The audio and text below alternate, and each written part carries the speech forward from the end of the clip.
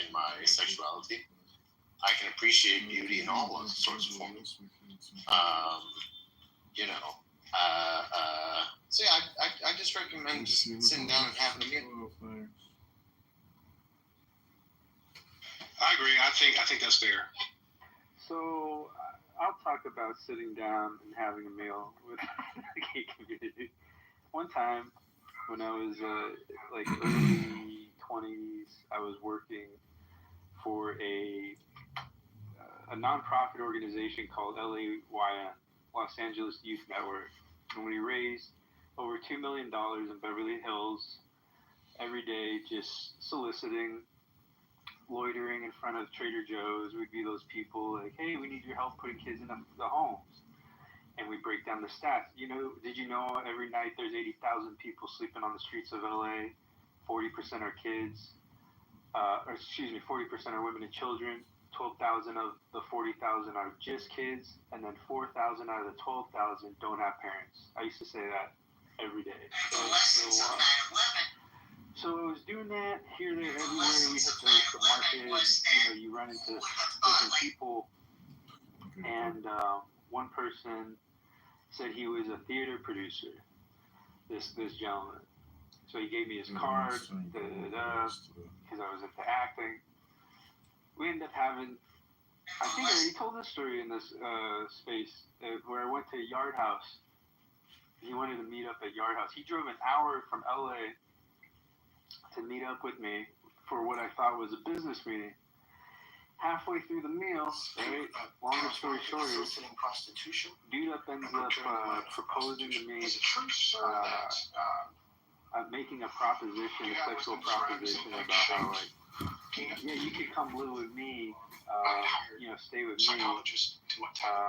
However, I am gay, and I'm gonna want to have sex. It's like the most politically correct way to frame, I don't know what, just a sexual, it felt like violation, just having that meeting, even though it wasn't in his office, even though nothing was physically done, just mentally, the fact that he wanted to take it there when I came so professional, and he did not. Obviously, I had to take my tip to go. Leave the meeting early, and yeah, that sits with me. That sits with me, and I think of other, kids that come from Ohio, young adults that come from Midwest states to South, and like they have no family. And not knowing how long or hard they're struggling and shit. So you can see how easily these predators just prey on Kevin Spaceys of the world, right? He wasn't trans or anything, but there's good people and bad people in all communities, is what I'm trying to say. So I wouldn't never blanket statement like, oh, they're all good, oh, they're all bad. No, there's good apples and bad apples everywhere you look. Virginia Roberts, do you know?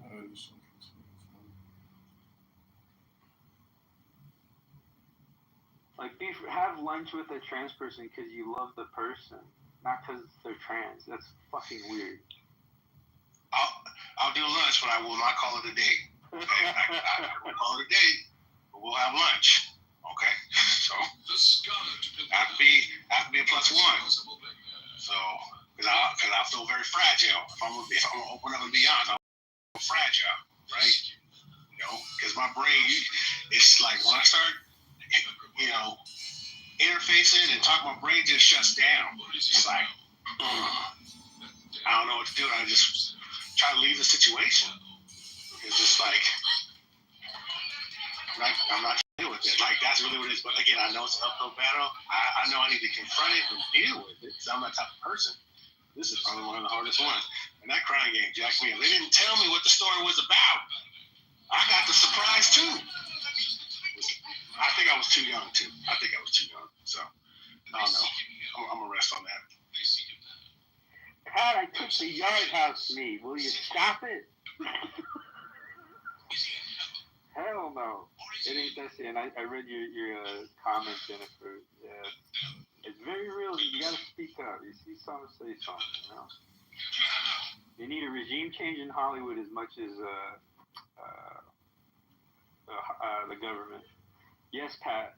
Just the tri-tip, not just the tip. Just the tri-tip. Wow, just try the tip. Wow. So I'm telling you, got characters. Yeah, right. Got characters now.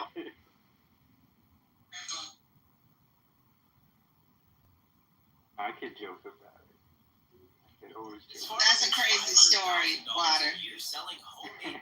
And That's crazy. That's a daily occurrence in LA. You know, it gets that goofy that fast. West Hollywood, I'm telling you, that's wild, man. Like, wild. Some people won't keep dancing out that pony club. One customer just ordered 1,000 dumplings for their company's Dragon Boat But Festival yeah, it was celebration. The in meat is so fresh that muscle professional fibers are still business card. It twitching when said that Jen he was cuts like it. Jen reveals his dumplings cost producer $15 for a very each like because he uses 6 recognizable ounces of theater premium group. And I pork did the per research. More than Like, I'm most very, restaurants very use an thorough on entire dishes. Hit the making like sure I'm button. not wasting my Tomorrow time. makes I'm not paying for a $500,000 job. Like, that's the number one rule you want to learn. You go to LA. If anyone's asking you to pay, you know, you just walk away.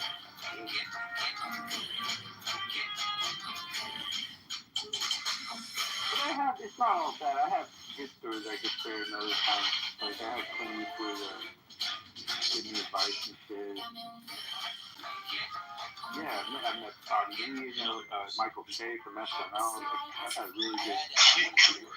Clint Eastwood gave you advice? What did he tell you to do? Vote for Trump? Because he did. What did he tell you to do? You want to hear this story real quick? Is it boring? Clint Eastwood and John Malkovich were doing the movie Changeling with Angelina Jolie. I don't know if y'all remember that. Yeah, It was based on a true story of when the LAPD kidnapped a child, right? And anyways, there was this one scene we shot in like a church, and I want to say it was Pasadena. It's a real big, beautiful old church, real ornate. And I was doing background, nothing special. Oh, but I gotta tell y'all this. The person who cut my hair cut Halle Berry's hair on Monster Ball. And y'all, Halle Berry is such a dope person and like took care of everybody. When I say she took care of everybody, she dapped him up with like a chain. He didn't tell me how much that chain was worth, but you could tell it was worth something.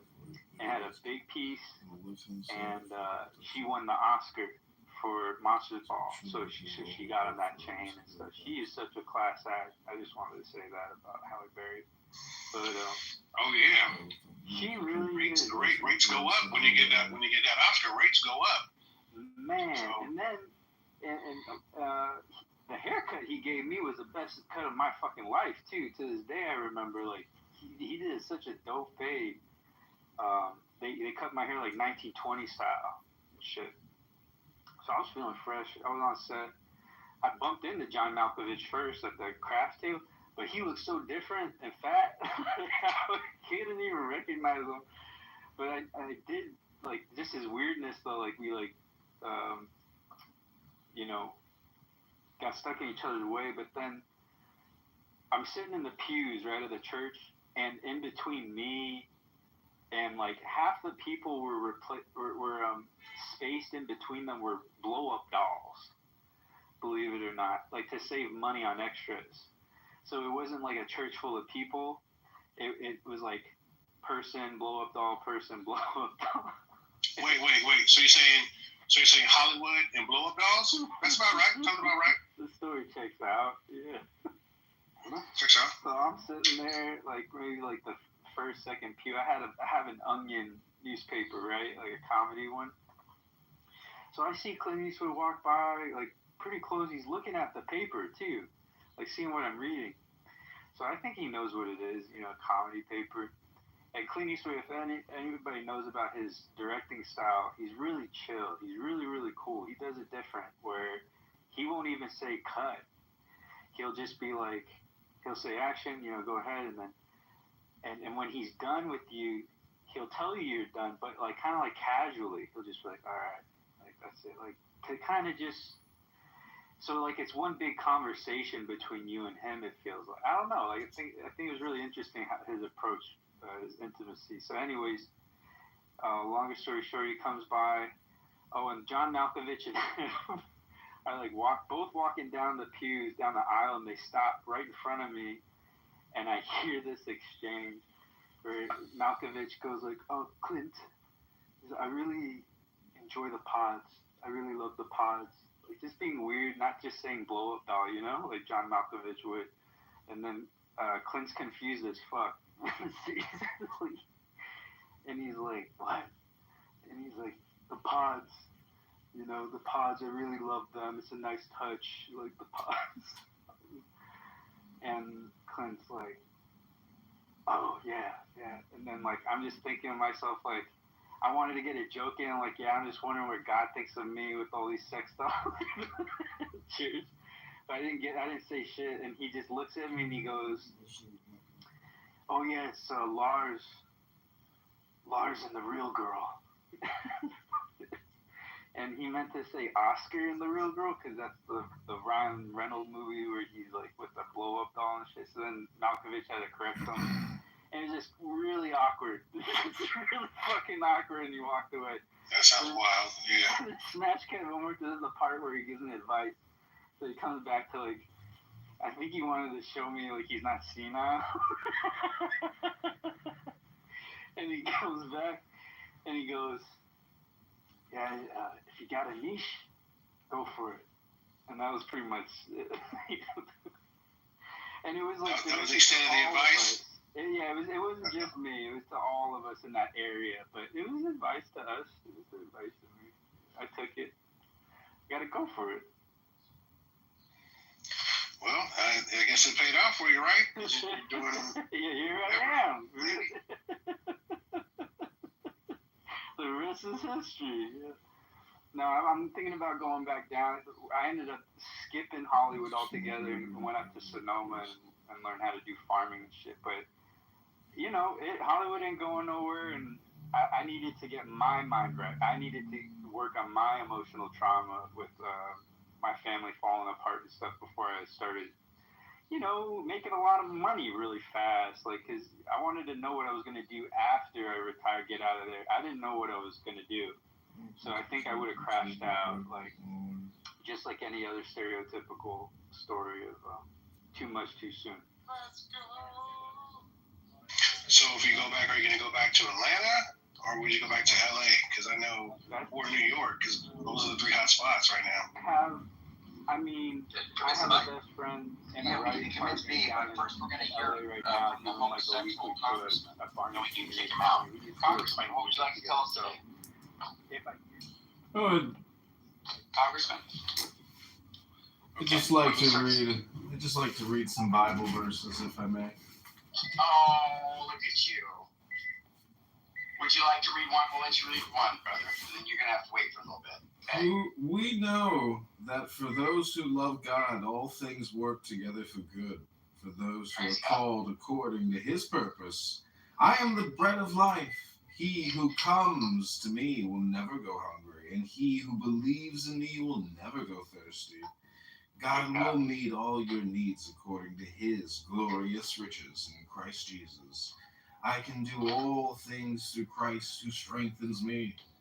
The peace of God, which transcends all understanding, will guard your hearts and your minds in Christ Jesus. We walk by faith, not by sight.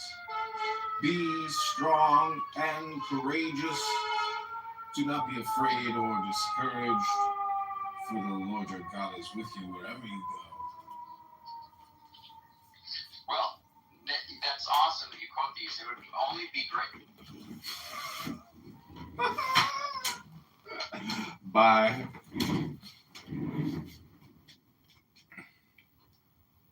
And I met Bobby Lee that night, Michael Che that night, Chris D'Elia, I don't really give a shit about, but I got passed by Bobby Lee that night, so even though I bombed, I made some connections. That's good.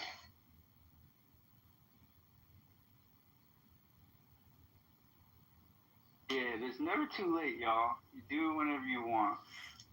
Anybody can do it too.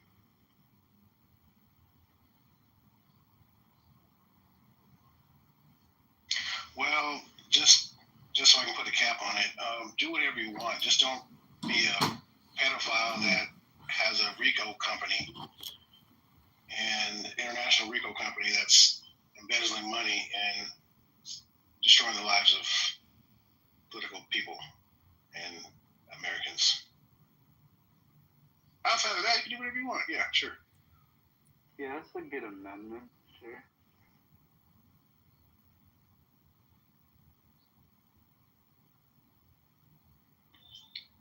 Okay, Wire, I put some pictures in my thing. Do I have to put it on my PTR for you to see it? Or can you just look at my pictures? They're in my gallery, on my Clubhouse gallery. I'm getting ready to put a piece of cabbage in my head. No, it's in here. Do I gotta update the app to see your Clubhouse? Oh, these are PTR type stuff. Yeah, it looks nice. I'm seeing it right now too. See some tomato. You should be able to just go to the PTR. Oh, there it is. Yeah. Yeah. Okay. Yeah, it's really green too. It's like I don't see any signs of even insects trying to grub on it either. That's the real part about it. Oh no! I see a little bit. No. Well, for me, that's how I know your shit bomb is because if it's really bomb, everything's gonna try to get at it, right? That's how you know it's good. But you gotta protect it though. So yeah, I used to grow some butternut squash and some butternut squash, crooknut squash, pumpkins. They started on the green, so I started spraying neem oil. Oh, okay. They told my eggplant up. Yeah. But my eggplant's coming back strong. Liquid smoke in a spray bottle diluted will work real good too for any soft body bugs. Are you serious? Yeah, that's cool as hell. Mm-hmm. Do you sucker your tomatoes? This lady taught me how to sucker a tomato, and they say, I'm sorry, what? You sucker a tomato. Using the suckers to produce more yield. Yeah. I gotta stop talking to y'all because my man is here. He's helping me. Don't get in trouble now. That's Christine Kelly. So tell me what is that? That's a technique where you kind of cut something and you kind of use a straw or something? What are you using? Same thing works with cannabis too. It's a really good trick. It's like basically you get the clone, right? You know, when you go to the nursery, you get the 4-inch pot of a tomato. You get the first 4 bottom leaves, right? Until you see the shoot coming from the middle, like the first shoot coming from the middle. You take about 4 of them off, 6 of them off, and then you bury it all the way until that first set of leaves. So lower than the root base. Yeah, and then you just create a huge root ball with all that space. And then that means you bigger roots, bigger everything. Yeah, okay. And does it strengthen the plant too as it's going through, or is it just allows you just to kind of propagate your crop? Oh yeah, you could do that, and then it makes it stronger, beefier all around, just just a more stronger, robust, resilient plant. And then there's one other trick you can do. Uh-oh. Still there? Yeah, my mic went out for a second. Hold up. Okay. So, all right, keep going. So you're, okay. Yeah, I was just going to say, one more trick is self-pollinating your tomato plants with an electric toothbrush. You go around collecting the pollen. Electric toothbrush, okay. Like a bee, yeah. Like you do it like a bee. But man, I saw massive. Oh, and then another trick is you do charcoal in the soil, activate that with compost. Now you got 2 times as big and 2 times as fast. That if there's one tip, charcoal. That shit right there was going to change your entire garden. Mm-hmm. All right, I got something I got to ask you, because when I was doing my butternut squash, that's when I discovered grubs. like afterwards. Some of them were dying, and I was like, "What the hell is this?" And I had to, do some research. When I started digging some stuff up, I saw there were some grubs down in there, deep in there, and they told me to use nematodes, beneficial nematodes, and I did that, and that was the wildest thing ever happened. Added water, put the little powder. I guess I had the beneficial nematodes in there. Added the water, and I came back like 6 hours later, and it, like, all the nematodes kind of like came up to the surface, and because I guess it's like it attacks the grubs, and all of them came up to the surface. There's like 20 of them. But how do you know any other way to kind of like protect your soil from grubs and stuff like that? Does it like suck on the sap of your roots? Man, that's a great question. Yeah, shout out to nematodes. That is definite. The link in the chat is for you, Water. Word. Your best friend Shannon Sharp. Oh God. Okay. It sound like to me that he paid her off, gave her some money, and they dropping everything's dismissed or something like that. Oh. How much money? I don't know. That's the thing. It had to be more than 20 mil. Right? It had to be more than 20 mil. She was asking for 50, so I'm sure it's under 50. But I thought she was asking for, because he was going to get that $50 million contract, right? It was $100 million. It was $100 million. Oh, it was $100 million. Okay. But, she wanted half without the baby. When she wanted half without the baby. They smart to wait for all the publicity to die down before they make that deal, because she probably would have won that whole milli when things were popping. Well, yeah, she's gonna. Was she from Spain? She's the one that had the lawyer. She was the one that had the lawyer from Houston. That Bugsy. That Water doesn't like. Oh man, look at that. $50 million sexual suit against Shannon Sharp has been settled and will be dismissed with prejudice. Attorney behind the case acknowledged their long-term consensual relationship. Oh, interesting. So maybe they didn't. I don't know. You think there was no money? It wasn't consent. Oh man, it was consent. It was just No, I'm saying, do you think that maybe there was no money exchange? Like they just. Oh, well, that's true. Maybe. You never know. Well, the thing is too is like she would have to sign like something to be like, okay, now that this is over, you don't need to open your mouth about this shit ever again. Mm-hmm. You can't do no interviews. You can't do nothing. Yeah. Like I'll give you this amount of money, but you can't say shit about it, So, but you know how long that's gonna last, right? That's gonna last maybe about 10 years. Something gonna happen, and then Shannon Sharp. Something's gonna happen to Shannon Sharp, but she's gonna come back and just blow some shit up again because they don't ever go away. They just is that or somebody else comes up? Or would we be surprised if Shannon Sharp had a side piece on top of a side piece? Do you think he would have that? Well, she can't. Is he that type of man? That's like double jeopardy. You can't be tried for the same case 2 times. So they got their money. It's a different woman, though. It was just fake. It's a different defendant, though. So it's not the same case. Well, that's different. Does he have it in himself to do it again? Is he stupid enough to do it again? No, I think he's a smart. I think he learned his. I hope to God he learned his lesson. I hope he listened to Monique. God damn it. Like, get a whole like way to rub your feet all day. Oh man, that was the best advice he ever got. Cassie, be careful.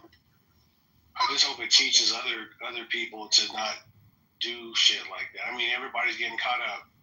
Everybody's getting caught up on some sexual stuff. Well, we had Cosby. That's why you gotta get that. That's why you gotta get that contract. Gotta get that contract before y'all get in the bedroom. Fuck that shit. Yeah, that's the only way this is gonna go. Straight up. I like kinky stuff. You like kinky stuff, and it's about to go down. Sign off right here. Sign off right. Ooh, man. Yeah. Just a tip. Right? And then you gotta sign before and after. Oh yeah. Yeah. Before we did it, after we did it. You gotta make a video saying I consent to A, B, and C. Oh man. I signed this under no. Yeah, but he has to do it afterwards to make sure that nobody was raped. Like everything you enjoy. Did you enjoy it? You have a few questions. Survey. Yeah, there's gonna be a before and after signature and video. Sure. You're right. There should be nothing romantic about it. Oh no. By the time you told me to sign, I'm like, I'm out. I didn't want to do nothing with you no more. Exactly. What a turn off. Once you see it, pull out a briefcase and like, hey baby, you want this? Well, check this out. I got number 2 pencil right here. Number 2 pick. No. This is my lawyer, Ari. Oh, Mel, you know what I'm walking past right now? Macy's in downtown. They closed. So it's just, they just have it up, like all blocked off. They have like this gate, and they have like plywood all over the place because it's closed. It looks kind of sad. Anyways, are y'all noticing a lot of stores closing and stuff closing in your area? Well, so I've seen Slowly. stores closed because people don't want to renew contracts. They ain't got money to renew those leases. Facts. Like bigger malls, like the malls that were, there's a big malls, they're still okay, but the smaller malls that are kind of like transition malls, yeah, I'm starting to see like, like the boards going up, or I start looking and I don't see nothing in there at all. But it's a sign of the times. So we're gonna see more of that. Well, this brand that I like, there is Sephora. It's a black-owned brand.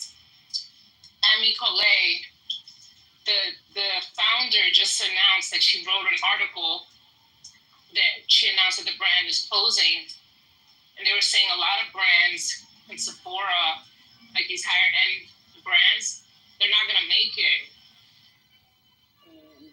Classic Diana, it's really, expensive to produce this stuff now. People aren't buying as much.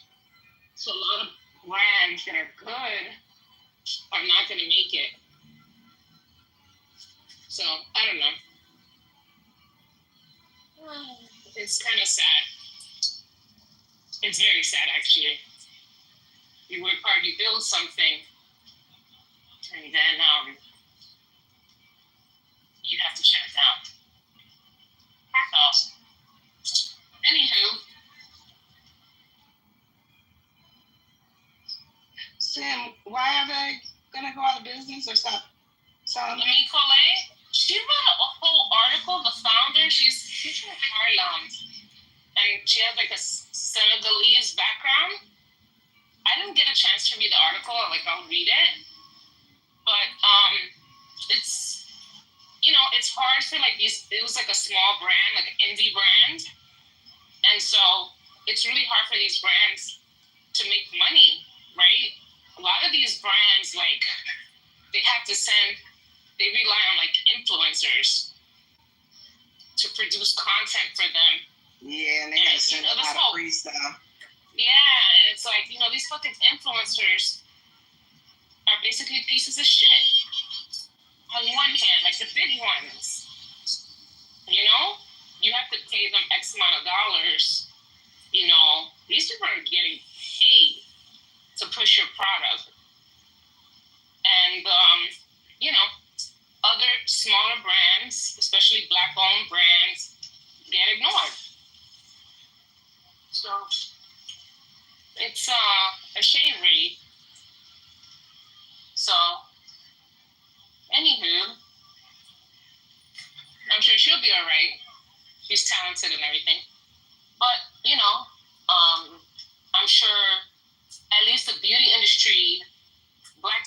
industry is certainly going to struggle, right? There were certain brands that were in Target that people aren't going to Target anymore. So a brand called the Lip Bar. Actually, I think Sandra, the owner of the Lip Bar, might be from Detroit. I gotta see. She's so pretty. I'm gonna put her Instagram in the chat.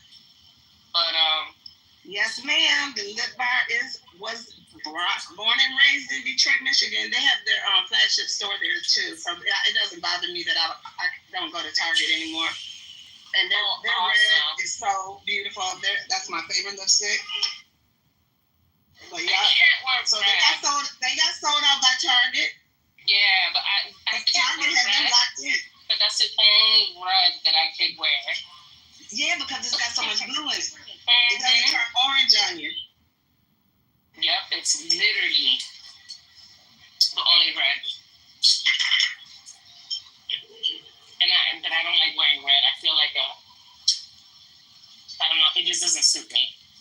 Girl, I'm in the garden right now with red lipstick on. Oh, that's amazing. I wish I was that person, but I'm not my favorite, like that I wear like all the time is Riri from Rihanna. Not you in the garden with your lips popping. Yes. I want to be that person, but I'm very yellow. So red doesn't look good on me. Like I've become so white. I always wear my red lipstick. I used to be very brown as a kid. She always wears her red lipstick. I love it. Girls. You know why? Probably I'm saying you don't get as much sun as you did in the past. No, I was in the beach. Like, you can't compare Miami sun. Like you always. But let me tell you, when I'm gonna tell you, I get black. I get like real dark. Yeah. I can get, because my daddy was dark, so I can get dark. Like I need a week, but lately, So I got a picture in Miami. I was dark too. That was just a week of me being there. And I love being dark because I can wear white. Yeah. When I'm really dark. Like I feel like you can wear certain colors, but like I love to wear orange. Like a nice orange bathing suit. A nice orange. Yeah. But I definitely like when you get tans. Yeah. I love how the orange looks. Oh my. My. Where's everyone at? I don't know. They left me. I know I'm not participating. Then my phone overheated. It shut off, and now I'm back on the phone. It's probably gonna shut off again. Okay. I'm heading home right before rush hour because I'm like, I just want to be home. At this point, I was in downtown Brooklyn, Ali Square Mall. It's like called City Point now. And they have this food court downstairs. Oh my God, it's amazing. Amazing. I'm telling you, when we're not speaking on politics, nobody want to be in this room. I mean, I don't even know what's going on with politics right now. I go to the mall. Oh, damn, there's really nobody in there. All right, well, can we talk about something? That's what happens when you let water take control. What happens? Everybody bounces.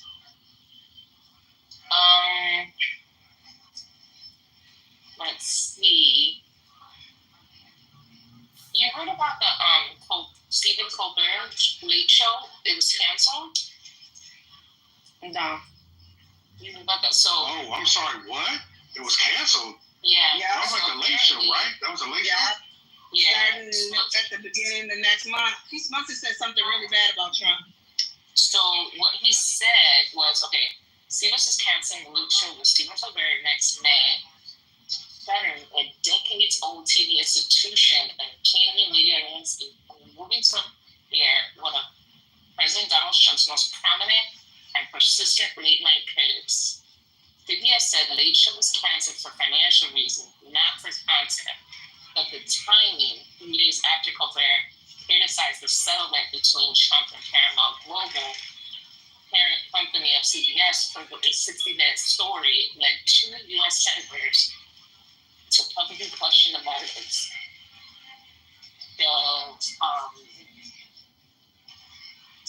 It looks like it came a few days after coincidence. So I'm pretty sure viewership was probably declining anyways. And I bet you I'm not really concerned as much as if Jimmy Kimmel, because Jimmy's like vicious on Trump, man. And if that happens, then I know we're in a situation that even Jimmy Fallon might be in danger too. But late night is not what it used to be. You know, what's really wild is there's no plans to replace Colbert. They're literally just shutting it down for good. Like they're washing their hands from it all, which is really. I wonder if David Letterman's happy about that too, because that was supposed to be his slot. Okay, and then let's maybe dive into the suit more, the Paramount suit. Anyone know anything about that? I'm gonna put a link in the chat. And I'm gonna post. What? So this is supposedly why he got fired for criticizing Paramount. So Paramount is a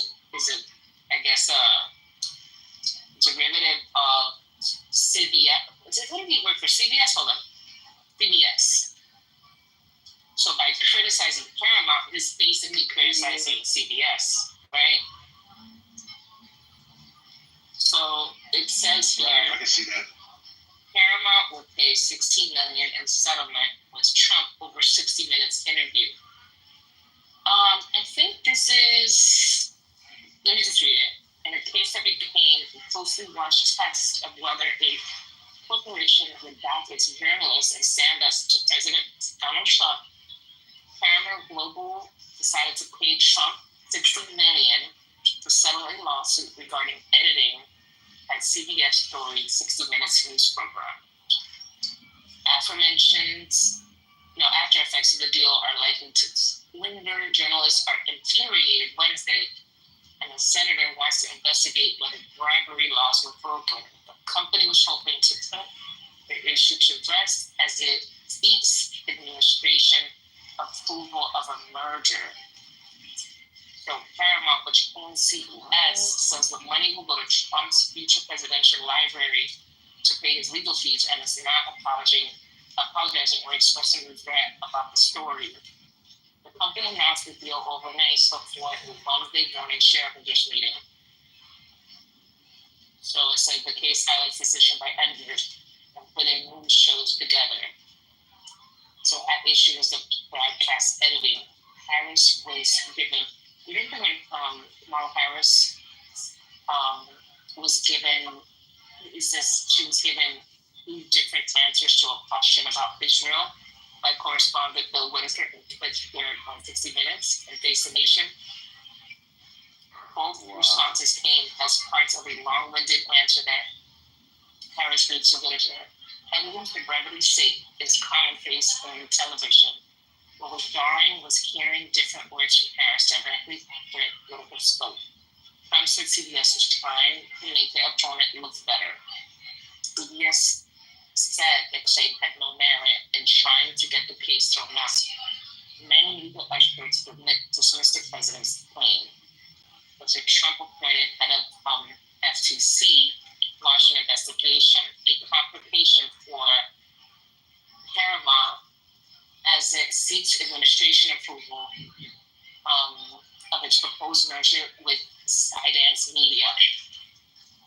So this is a complicated story. So people think that CBS caved because it was trying to make the Trump administration happy. They paid him $16 million, and the lawsuit, the Trump files, goes away. But then they want this merger to go through. And so in the interest of this merger going through, they do all of this.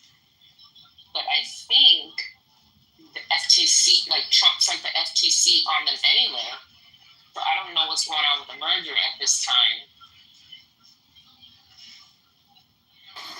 Trump's lawyers claimed he suffered mental anguish following the 60 Minutes interview in October with his Democratic opponent, then Vice President Kamala Harris, and sued for $20 billion.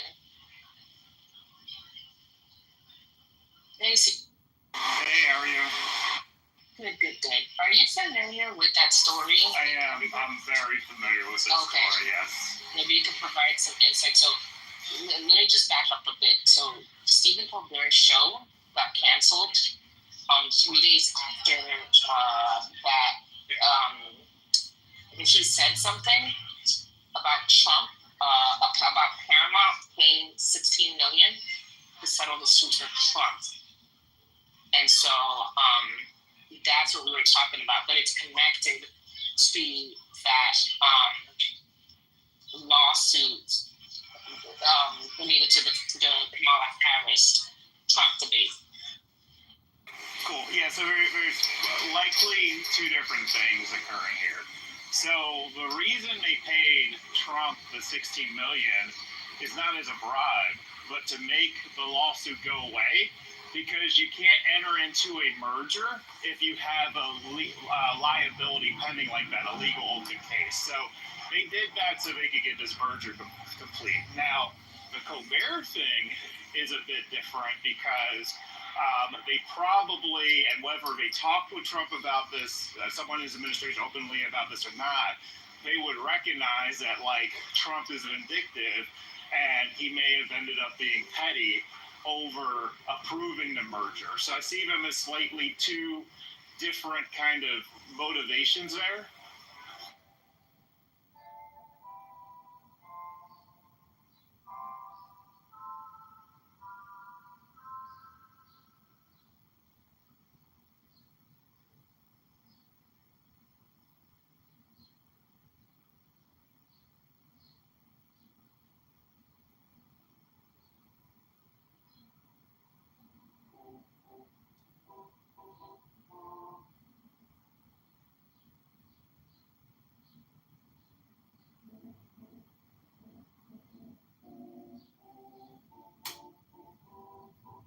Did that make sense or no?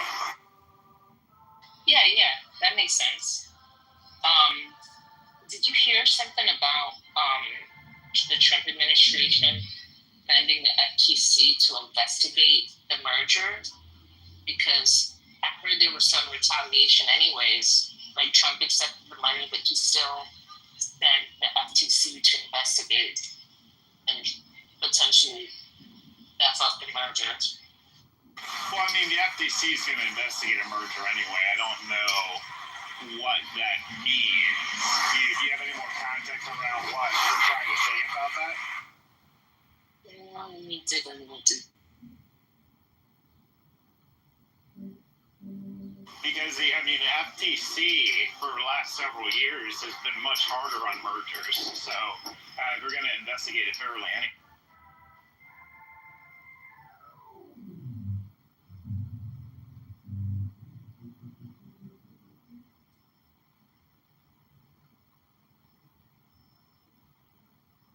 No, how was New York?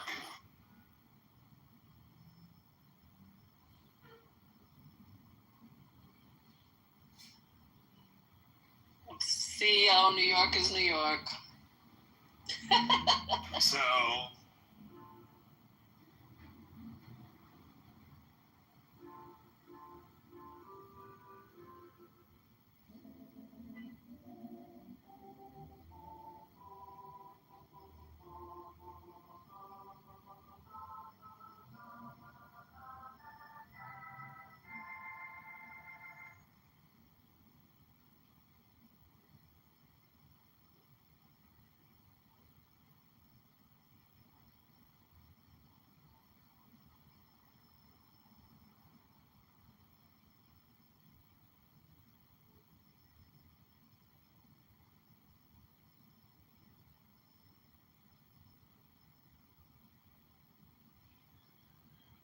Welcome to New York. Yeah.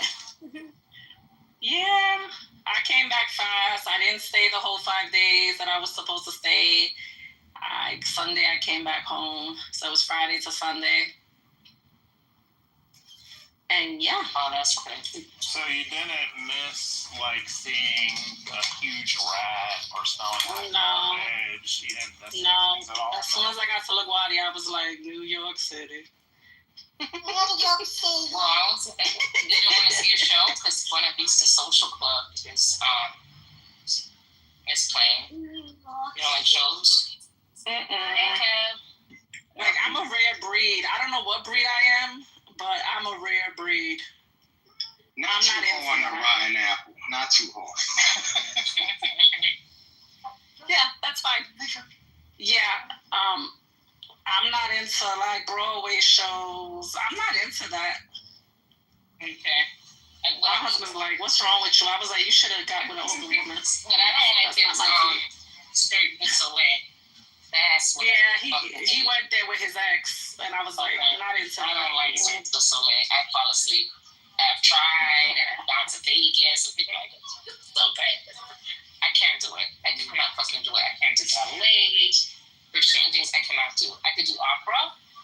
Yeah. I can do Broadway shows, off Broadway, off Broadway. Like I like that. But yeah, I mean, it's not for everybody. You know, my sister doesn't really like Broadway, but I just took her to Hamilton and she loved it. Because it's very much hip hop. So yeah, she liked it a lot. So I think it just depends on the show. Hamilton last was great. year, my son and I went to see the Back to the Future. What is that? Oh, that was really good. Yeah, they did different spin on the movie. They changed some things. It was cool. I have to like really like something for me to sit through it. Once again, you guys know I have ADHD, so I cannot just sit through anything. It has to have my attention, or I'm gonna just be on my phone throughout the whole show. Doesn't this is an official stat, obviously, but doesn't 87% of Clubhouse have ADHD? Yeah. I believe so, because that's why everybody jumps off the mic and nobody has fucking control. It's like, I gotta get off my mic because I'm gonna forget what I gotta say. You know, I hated Wicked so much when I saw the play, but I loved the movie. Like, the movie was so good to me. So, I don't know. I think I feel like you gotta try a couple of different. Wicked was good, but play, you didn't like it? No. What happened? Personally, I didn't like it. We're gonna go home soon. I thought it was like, you guys got 9 minutes in the pool. But the storyline was a little bit favored and for the movie, and I actually liked the movie a lot more. Yeah, it's a little different in the movie. Yeah. And the scene was so incredible. Just, I don't know. The Korean Wicked itself was just very predictable and kind of blah. And I think we're 2025. Let's stop making these little storylines of the girl trying to get the boy. That shouldn't be the whole thing. Does that not happen anymore? That's the basic 70 Papa Sanders stuff. Make it different. I don't know. Just, I don't know. It's just me, but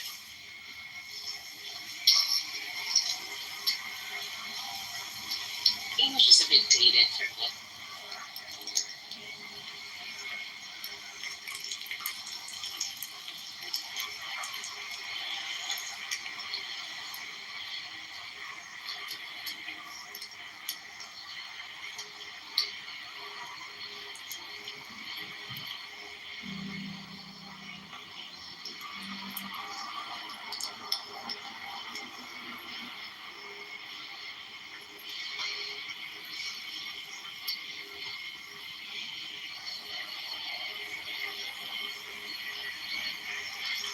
Water, you still here?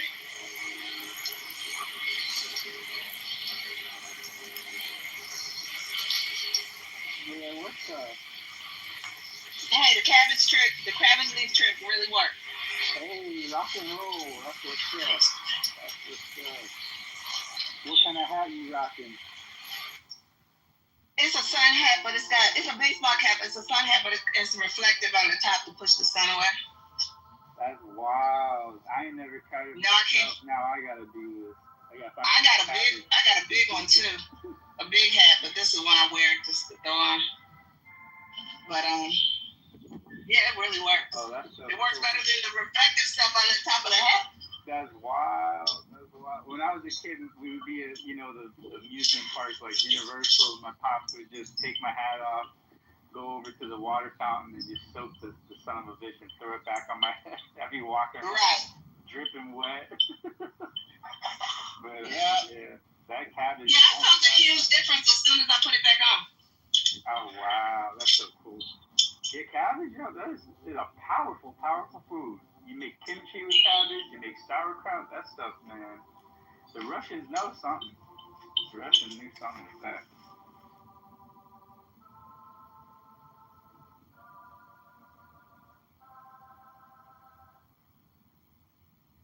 Yeah, Koreans can't live without cabbage. We probably shouldn't either. It's such a, it's a funny story. All right, my godmother, my Aunt Weenie, she used to have a best friend. One of her best friends was a stand-up comedian. She did a bit where she was talking, she was at the mall smelling all the perfumes. Well, she was on a diet that was a cabbage-only diet, right? One of those bad things like Atkins and stuff. And that was the whole spiel. You can just eat a bunch of cabbage. You make it in this way, you make it in that way, and you're just going to watch all the pounds just fall right off, right? So she's eating this and that. But she said it made her gassy as hell. So they're spraying the perfume at the mall, and she feels the bubble guts coming on, right? And she can't contain it anymore. And like everybody's spraying the perfume, and they're like, "Oh, this is $40 an ounce, Estee Lauder. This is $45 an ounce, Calvin Klein." And she just rips a big one, right? And they ask, "Oh my God, what was that?" She's like, "Oh, this cabbage at $4 a pound." Oh my God, she crazy as you are. I never forgot that. I was a kid when she told me that story. I remember that joke.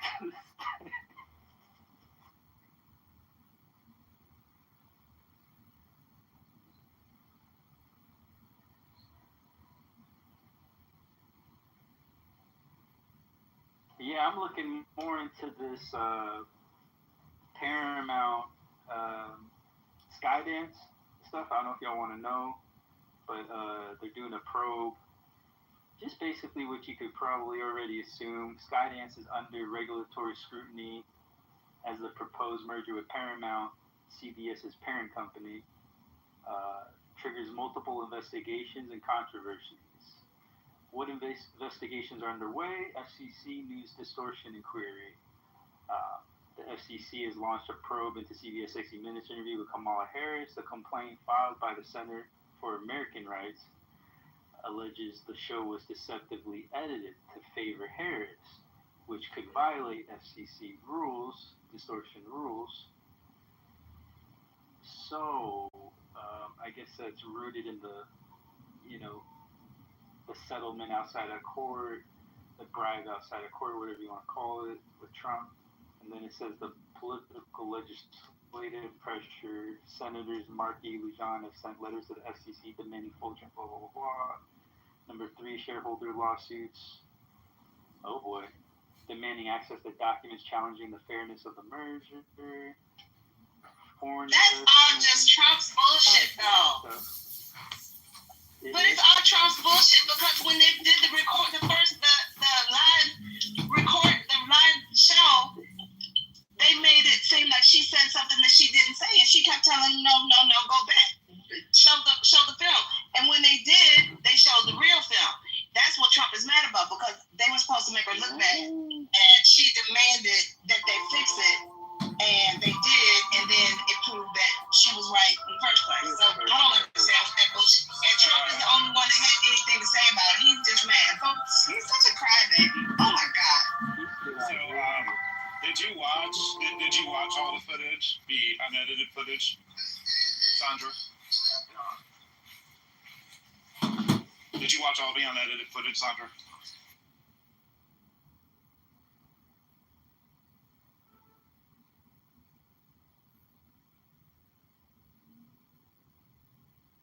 Okay. Water, did you see it? Sir, no, sir, I have not. But listen to this, CEO. The number 4 they're saying is foreign investment in national security review. Dig this. Concerns have been raised over Tencent Holdings' stake in Skydance. Tencent is under U.S. military scrutiny, and whether the deal should be reviewed by the CFI. Now we got to look into this. Critics argue that the transaction poses national security risk by integrating foreign capital into the U.S. media infrastructure. So now we got to find out who's Tencent. Okay.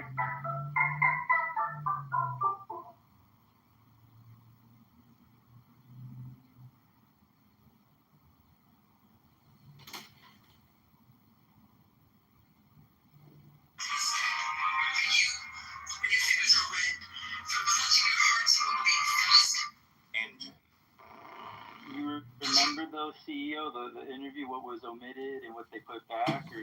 Yeah, I saw the unedited footage, and there was plenty of unedited footage that was very unfavorable towards her. So that's why I was asking Sandra, because there's a lot of footage that was very unfavorable to Harris. So.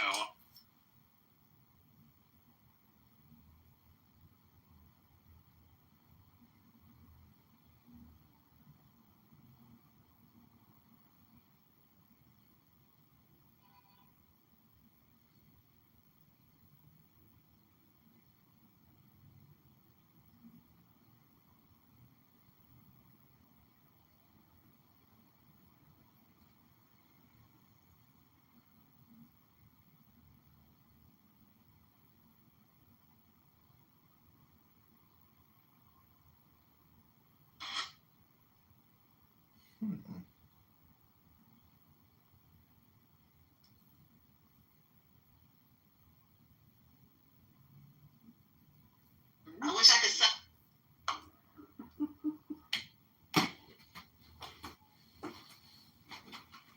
I just need dual citizenship. I'll be happy as a clam. You can get dual citizenship a bunch of countries. I'm gonna try to get dual citizenship to Canada. That's definitely gonna be my goal. I don't know if they allow that one, do they?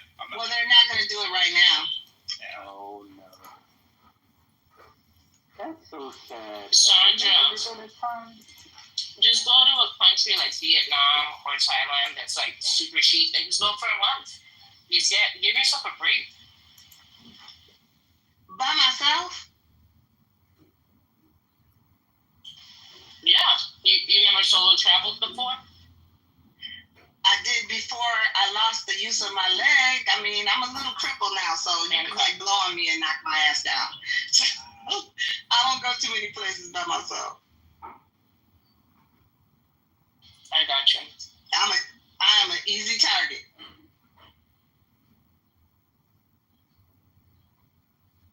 I mean, you can go on a cruise.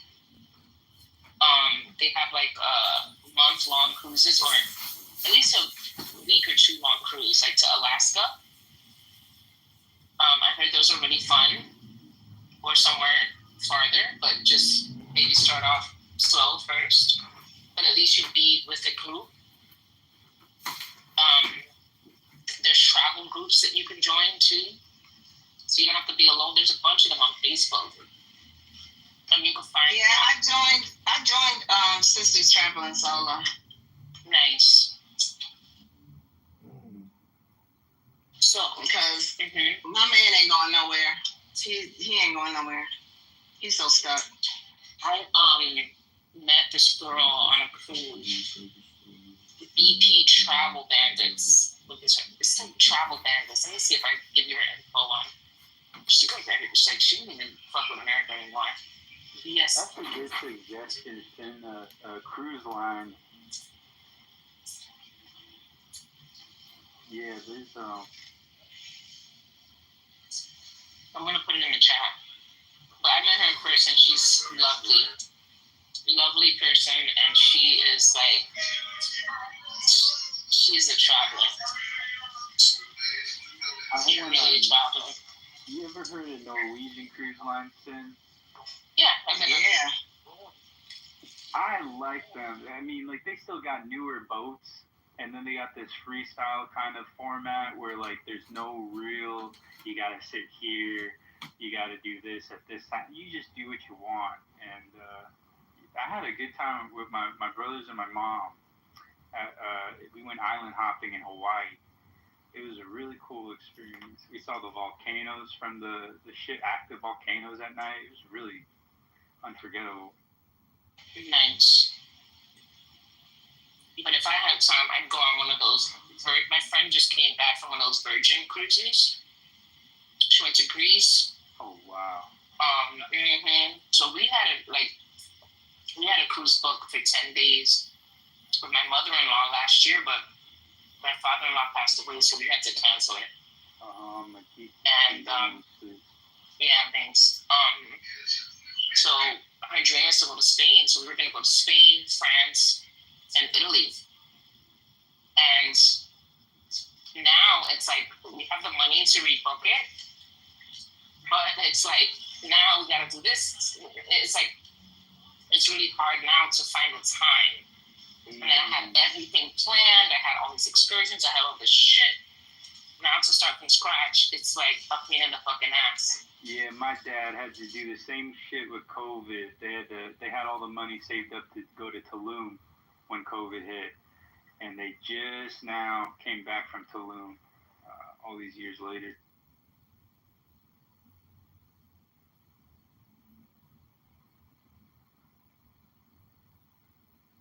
The moral of the story is never pass up on a trip. Well said. Hell yeah. So now I'm going to Puerto Rico next month for the first time in my life. Oh, wow. Very embarrassed to say. Oh, wow. Yeah.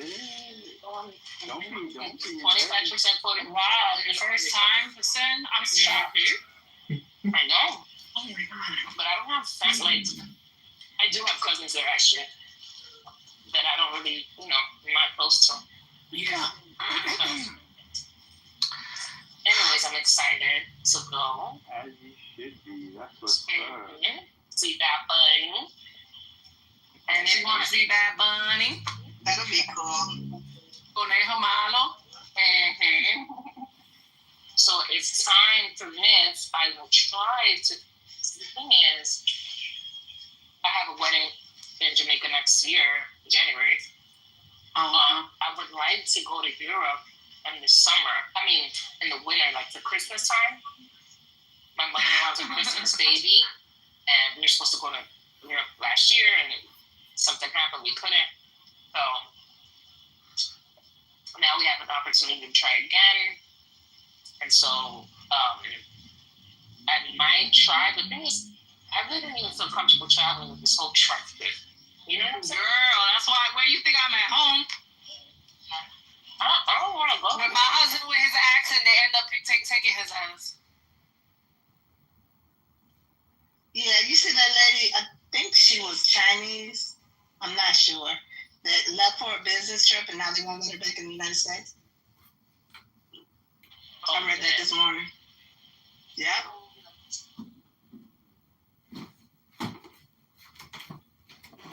I mean, could you imagine leaving for a business trip, leaving your family, your husband, your kids, your dog, and then you get over there and they won't let you come back?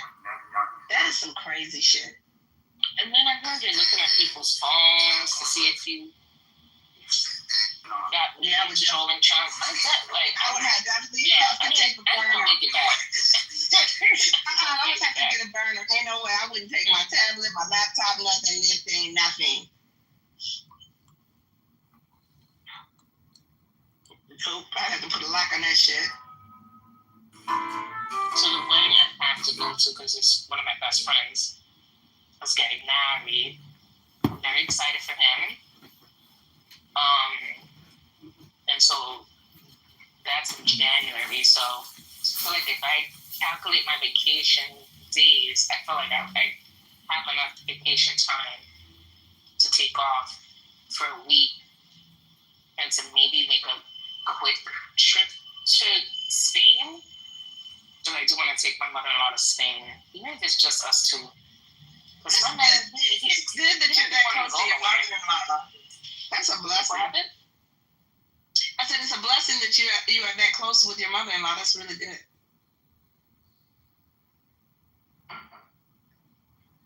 Can you not hear me? I think she got a phone call. Sin, you heard her? It broke up. Oh, okay. Let me get out the car.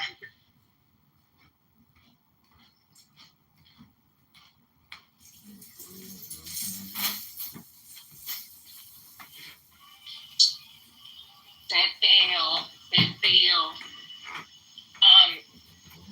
I might drag my man, but he don't be wanting to go nowhere. And then when he does go somewhere, he wants to fucking be the last one out. I don't understand him at all. I'm like, you don't even want to come here. And now you want to stay 2 extra hours. Really obnoxious. I like intelligent. He had to get in the groove. It's like every time it's like to come on a trip, he never wants to go on a trip. Many of those lives that were lost were right? But then he was like, every time we go to Miami, it's the same shit. I feel like I have to drive him, drag him. And then when you get there, oh my God, he's like, oh, we're moving here. I'm like, what? You really don't even fucking come out here. He's just lazy. I don't know. You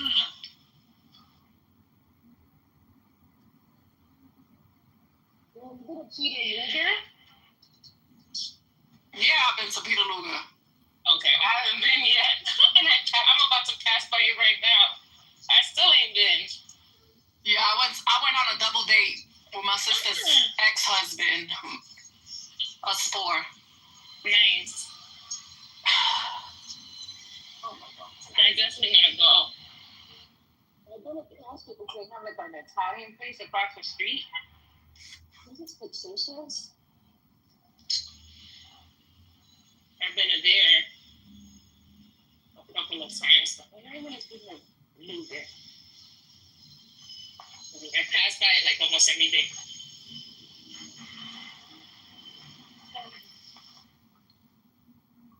Do you feel like New York City has lost its luster? What?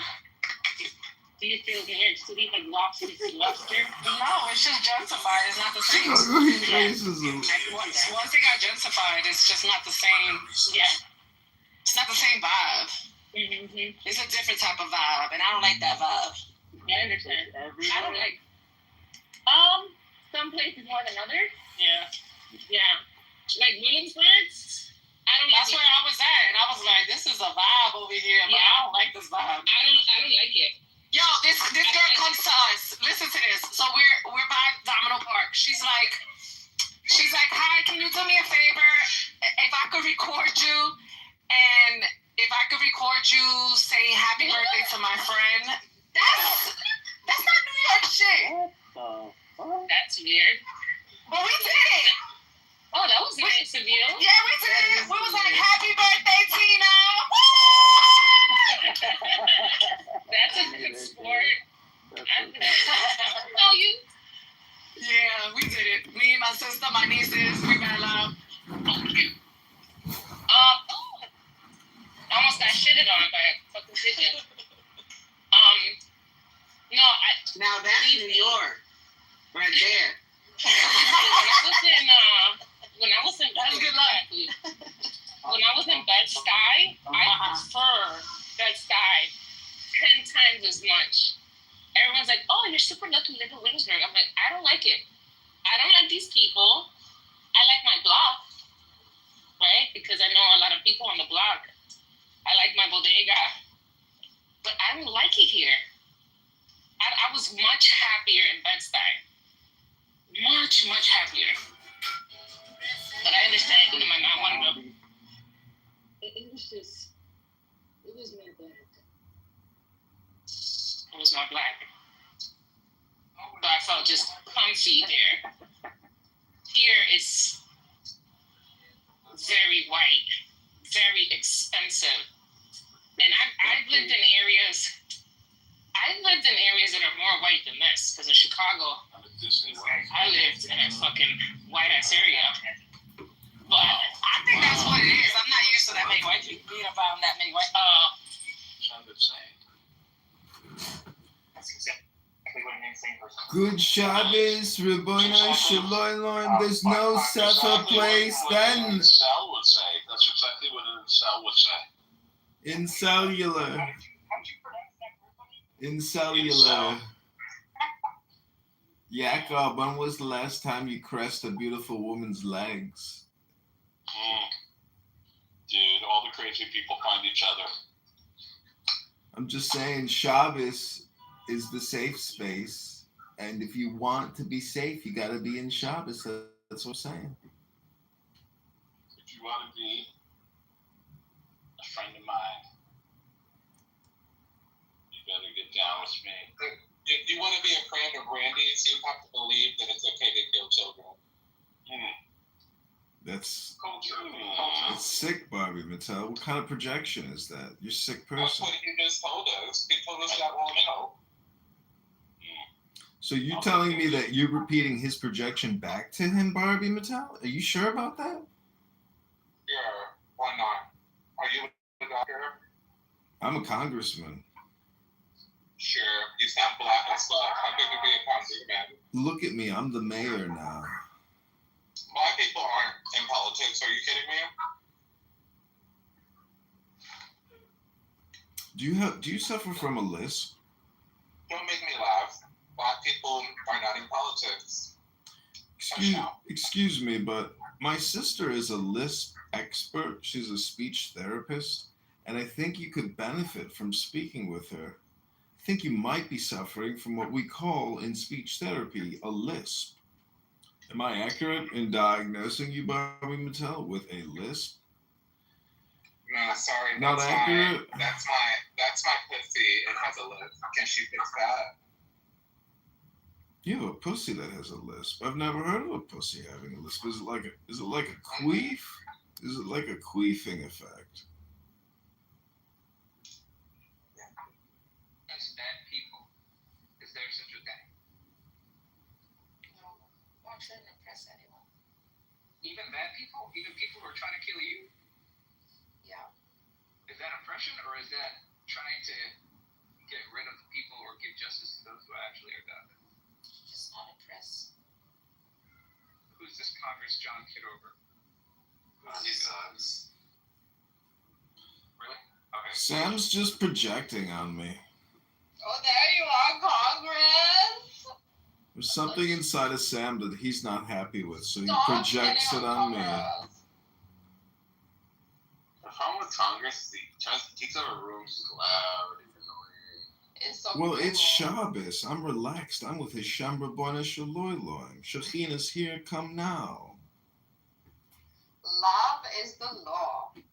Love of the will. Honest, you're going to see firsthand what I mean. Well, you. He's still salty. Look at this guy. Hey, Ali, I told you I was going to go after a prophet when you start going after. Oh, I know this guy, Phoenix Flyer. I try to keep my promise, Ali. I keep my promises, Ali. You know that. So I'm going to go after your prophet. You get this. Sam, would you like to read my PTR for a second? Let's see what his prophet did. Would you like to read this one, Sam? Hi, Sam. How you doing? Good to see you. I'm having read it. Okay, so we got the messenger sent for me on a cold morning, so I came to him. He's under a quilt with one of his wives. So we let him in a quilt, and we became three. Wow. Why did prophet have a threesome, dude? Oh my god. How's it was a threesome? Do you think he ever had a 12 son with all of his 11 wives? And you are going to study. What a joke. You are gone. You are going to study. Muslim not considered reliable. Do you think Phoenix Flyer, do you think? Do you know what those signs of hadith?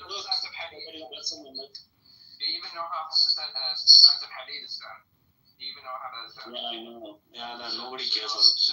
So okay. So here's a picture of the isnad chain, and I want you to read it out loud for me. If you can speak in Arabic, go ahead. He doesn't even share. He's a Shia, bro. What do you think?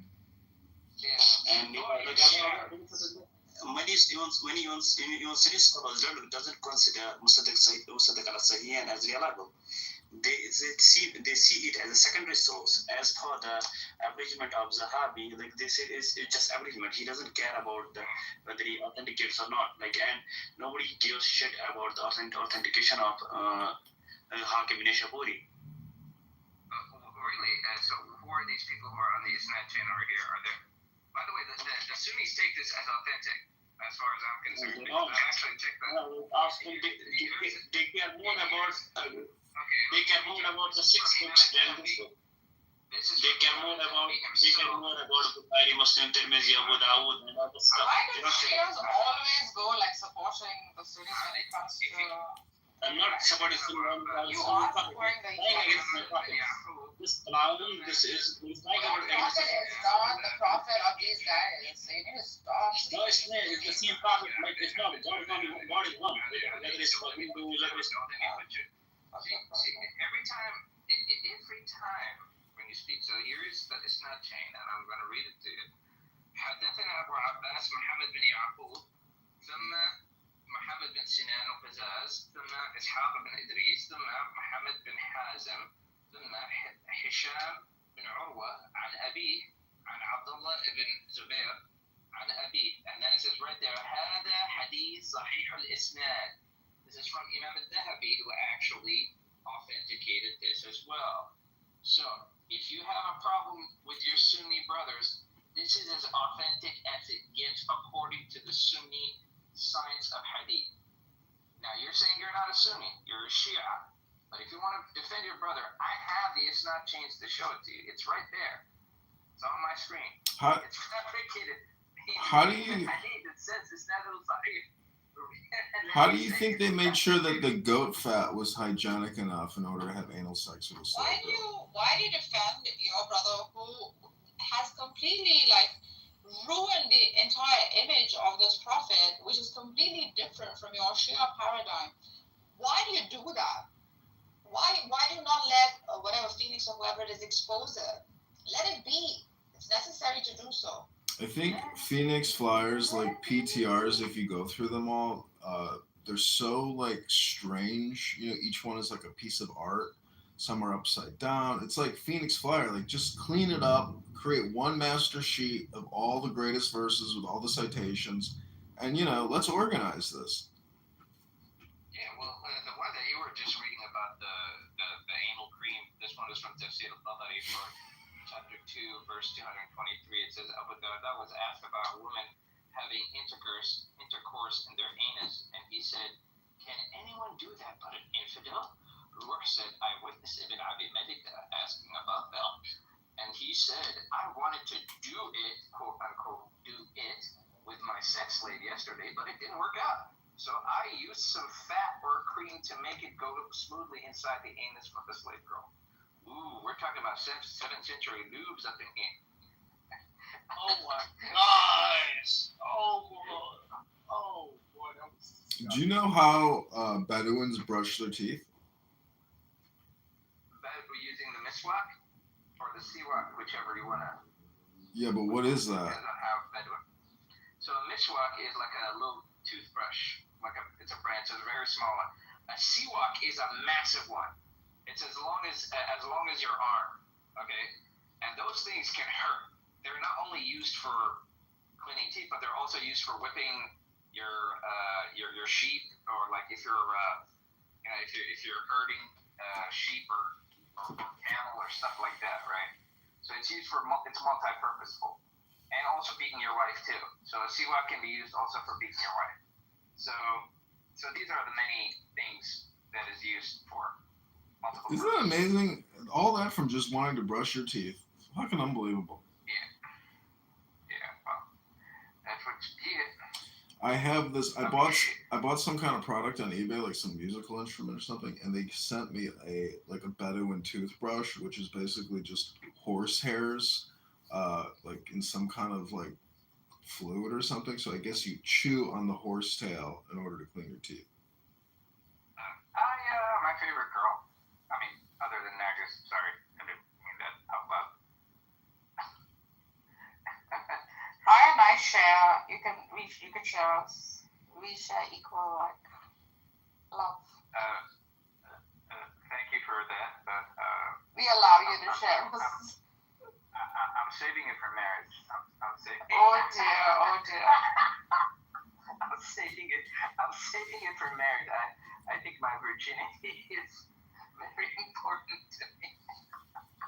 So Phoenix Flyer, what do you think about denaturalization and deportation in Minnesota with all the Somalis?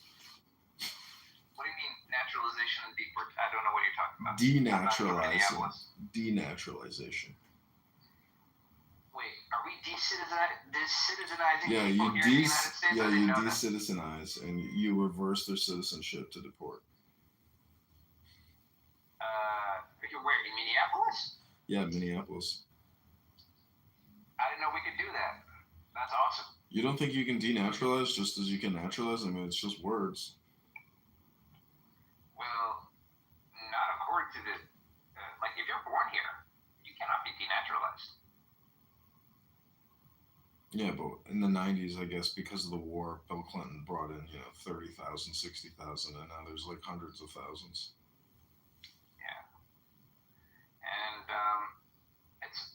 I guess so. Cool. So that guy on the picture, is he like a city mayor or something? Yeah, he's running for mayor. He's running for mayor, so he's not the mayor. He says the greatest threat to all the Somali people are white men. Jesus fuck. How is this guy not being kicked out right now? I mean, it's the same thing in Chicago. The mayor says that climate change is white structural racism, and that in 1997, 750 people died because of white structural racism, because the heat is racist. I actually read something on Haaretz like that once. So this woman who's an editor, she was trying to find any evidence of IDF soldiers actually raping Palestinians, and she couldn't find them. And then she came to the conclusion that the reason that she couldn't find any rapes that are happening is because IDF don't consider Palestinian females as human beings in the first place. That's why they don't want to rape them. I fucking stopped laughing when I read that. It almost sounded like an Onion piece or something.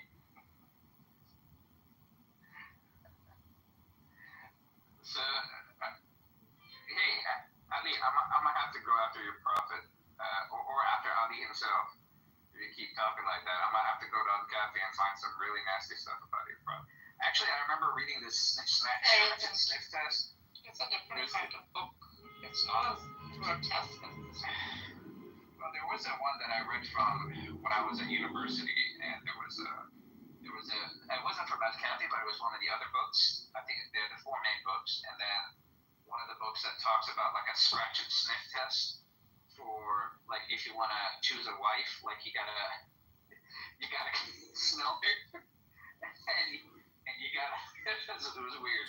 It was weird. Phoenix Flyer, what are the most typical responses? Is the number one response this isn't a primary source text, and therefore it's just gossip, or what are the primary responses? For which ones? For the whole slew of scandalous, Muhammad escapades. Well, here's the funny thing. When it comes to the hadiths, particularly in the biographies of Muhammad, you have to understand something. I've never met, nor would you ever meet, a Muslim would say, I would be willing to accept a book without knowing who the author is. Okay, that's you might as well say that any Tom, Dick, and Harry just wrote this book. Like Shakespeare wrote this Quran book, and people would believe it. You find these Quran-only people, but they're literally not even a community. They're so sparse in between, right? You'll only find them in non-Muslim majority countries. You'll never find them in Muslim majority countries, and they And if they've ever been found, they'll probably be killed. So that's number one. Number two, the very same people that they criticize, the hadith, for example, from the isnad chain themselves. If you're a Sunni Muslim, for example, Abdullah ibn Mas'ud, Ubay ibn Ka'b, Ibn Abbas, all these people who also have their hands on the transmission of the hadith are the very same people who are giving you the Quran as well. Meaning that they transmitted the Quran and they handed up to the next generation, right? For the example, Asim, okay, from Hassan Asim, right? Sorry. So Hafs, okay? Hafs himself, which is pretty much the version of the Quran that they're using here today, the vast majority of them, his isnad chains are in many different hadiths. Many different hadiths. Yet, if you're going to go after the hadiths themselves, if you're going to go after all the things that we know about your prophet, don't tell me you know anything about your prophet if you're going to be throwing away the hadiths, because the Quran only mentions him 4 times. Three of them could be a title and not even a name. Second, if you're going to tell me all of these people who compiled about your prophet are bunches of liars and deceivers, then what stops these liars and deceivers from going after the Quran and making up stuff wholesale? What if they made up some verses of the Quran and they just sold it for trifling? Like if you're willing to say that, then by all means just throw away the Quran in that case. You see what I'm saying?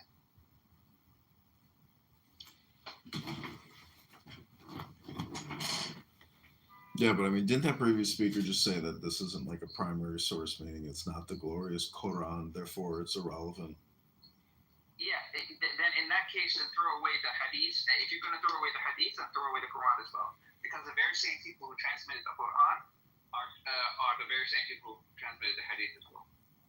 So by the time, put it this way, if I can say for a fact, like if you want me to, I can give you the benefit of that and say for the first 200 years, for the first 300 years at least, the Quran was memorized and it was passed around like accurately 100%, 1-to-1 ratio, everybody knew what they were doing. But until these new people came into place where they started to compile it into a book, okay, by the time around 300 years later, it's already been corrupted, because at that moment, the very same people who were compiling the hadith are the very same people who were compiling the Quran. Simple as that. So either say it was corrupted from the beginning, or say that it was corrupted 300 years later. Whichever you want to do, go ahead. Be my guest. But at the end of the day, you cannot criticize the hadith without saying the validity of the hadith without criticizing the validity of the Quran as well. Okay, I think this could be an interesting question for you and Sam and others. That is the link to the Abyssinia scene from The Message.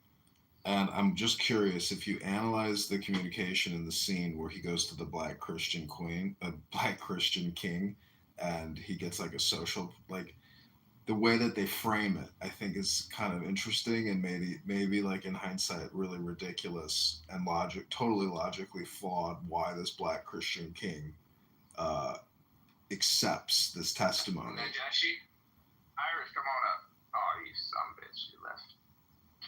I'm just saying, analyzing the conversation and the debate between the Christian king and the Muslim messenger is like an interesting way to like analyze how they prove it in the movie, or even though it's ridiculous. Has anyone actually watched the new interview of the Ashafadi? Have you seen it? No. So this is what Ivy League universities you can get into with a 3.6 GPA. 90. I think I can bring them back. But they do like historical, like they deal with academia. Abyssinia. And he said right out, he said, these are not nothing you may ask for that we will not give. There isn't any Lion of Judah, in the sense I don't know where to begin. They don't believe in the transmissions at all. You have our friendship. And I say this Begin as there. a part of my faith at Certain runaway slaves have escaped from us into your kingdom. Slaves go back, as you no doubt would return our slaves to us. There are, however, some freedmen among them, rebels. That means you're lying to people. Rebels. Why would anybody If there's disturbance in that Arabia, why am I not informed? They are rebels in religion. At one time or another, all religions were rebellions. The bodies of slaves are of the world and within our disposal. But as Jesus Christ is our shepherd, the souls of men are his sheep. These are Arabs who have betrayed the religion of their fathers. They follow a lunatic thing called a prophet. But I cannot put souls into chains without hearing them. You're lying to students. Nobody wants to call out on that.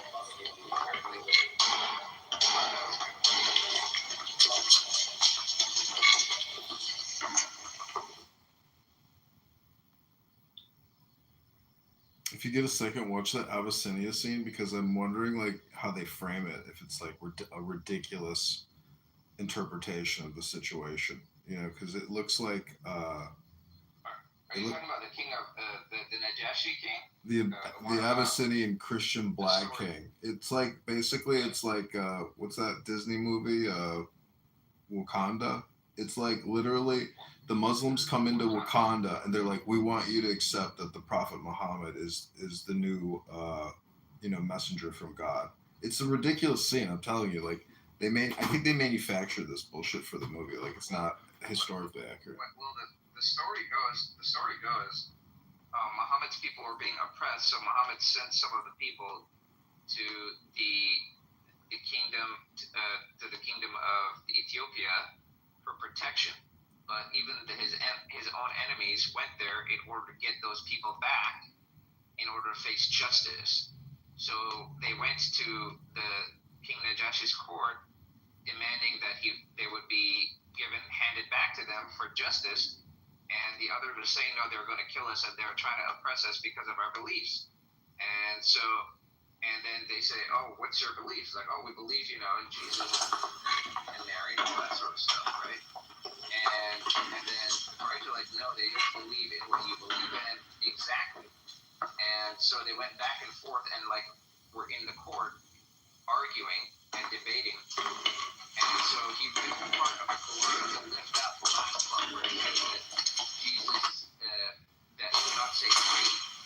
So the Emperor Najashi accepted that they were actually Christians. And they have the same name, therefore they're under the protection of the king, and the Quraysh went back to the Middle East. Good. Stiff necks will hang them. The Muslim account of is that what you're talking about?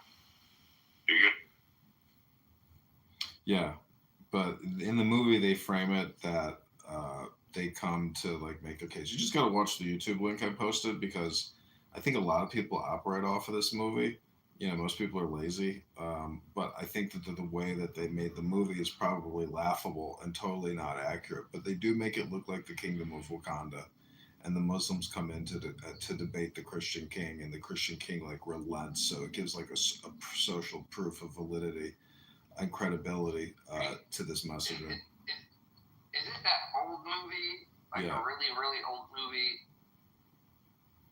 It's actually a really good movie. I mean, surprisingly, it's really good. It's called The Message. Yeah, it's the old movie. Yeah, The Message. I know what you're talking about. Yeah. I shared it to Daniel, by the way. You should watch that. It's a very socialist view. It's really presented. You not proud of yourself before your prophet? Muhammad is a man. We kneel only to God. Well, Muhammad's miracles, Jafar.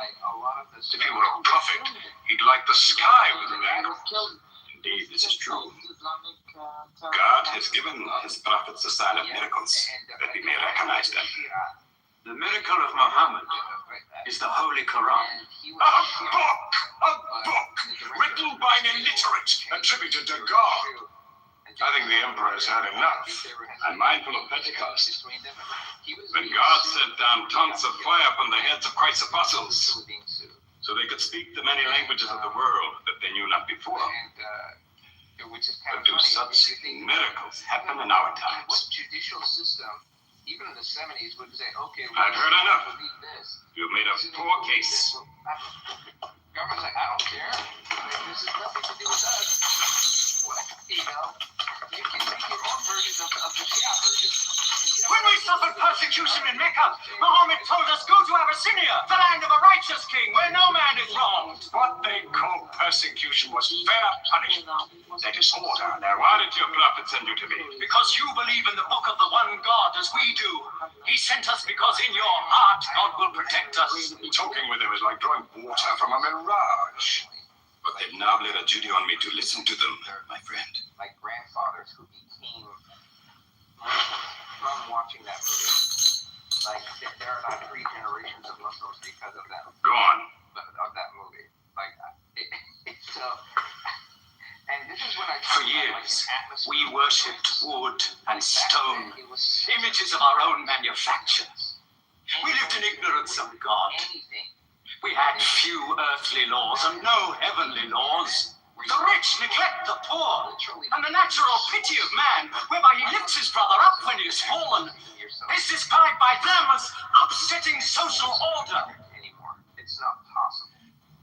To this inhumanity has come a man whom God chose, and in that we believe. It's also kind of funny because they like everybody who is a Muslim in this movie is like white or, you know, like aristocratic in a way. It's kind of a hilarious, you know, racial identification. I have a really funny story about this. So this movie, not a lot of people know this. Back then, it was really hard to get a job. It's really hard to get a job in the acting world, right? The guy who played... Hello. My name is Adam Ferrari, Chief Executive Officer of Phoenix Energy. I look forward to you. He passed himself as a Muslim. How do I know? You're overcome. I beg you to collect yourself. 2 blocks away from me. I speak of the messenger of God. Told me the story that he was a Baha'i this whole time. Muhammad teaches us to worship one God, later on, to speak truth, later on, to love our neighbors as ourselves, to give charity. Even a smile can be charity. That would be so hilarious. To protect women from misuse, They went after him. to shelter orphans, and to turn away from gods of wood and stone. I cannot keep still and hear this blasphemy. We are an ancient civilization. To call our gods wood and stone is to speak ignorantly of them. The idol, the form, is not what we worship, but the spirit that resides within the form. I agree that idolatry is not always fully understood. Thank you. Now let me bring him back to the whip. It's like a clubhouse room, this movie.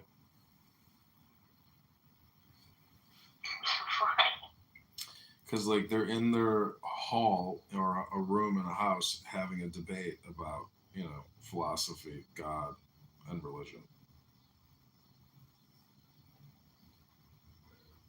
Women. God made woman to be the proper companion of man. She is different, but equal. Equal. We buy them, feed them, clothe them, use them, discard them. Women equal to us?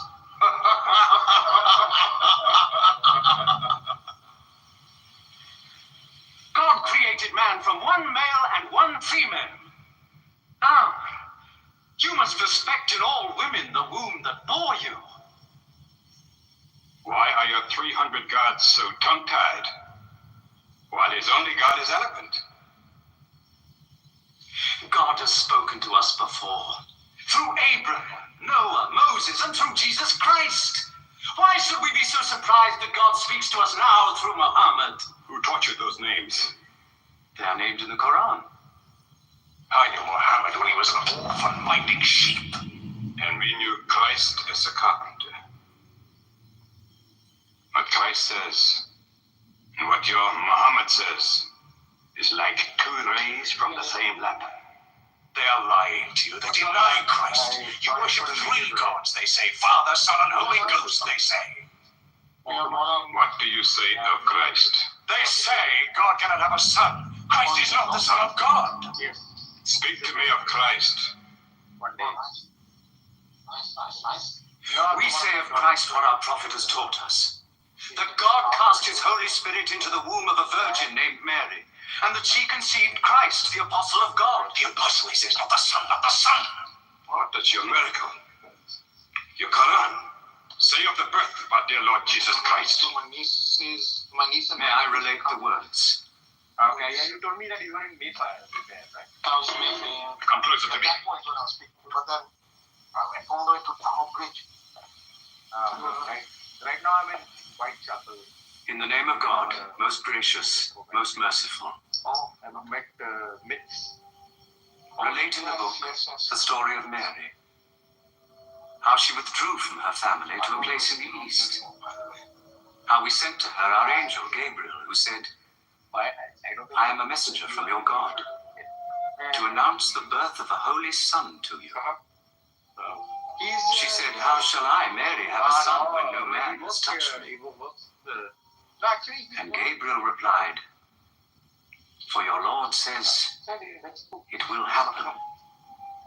We appoint him as a sign unto man, and a mercy from us. It is a thing ordained.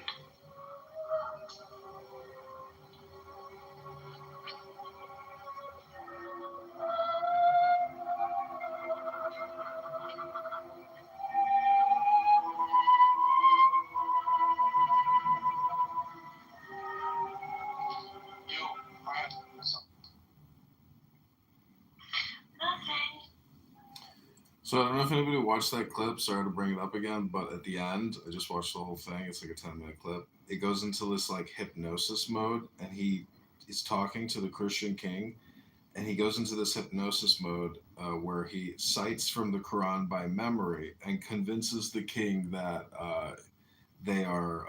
that they believe in Christ Jesus. And it's so funny because it goes into this like hypnosis mode, and then it shows all of the Wakandans listening to this glorious revelation from. But the whole thing is they're talking about books, and they even say, they're literally at a book club meeting arguing about the books, and then they don't even have the books, but he recites from the book by memory, and he likes the chapter that he recited from memory from the book. So it's like all communication is hypnosis. I am complete.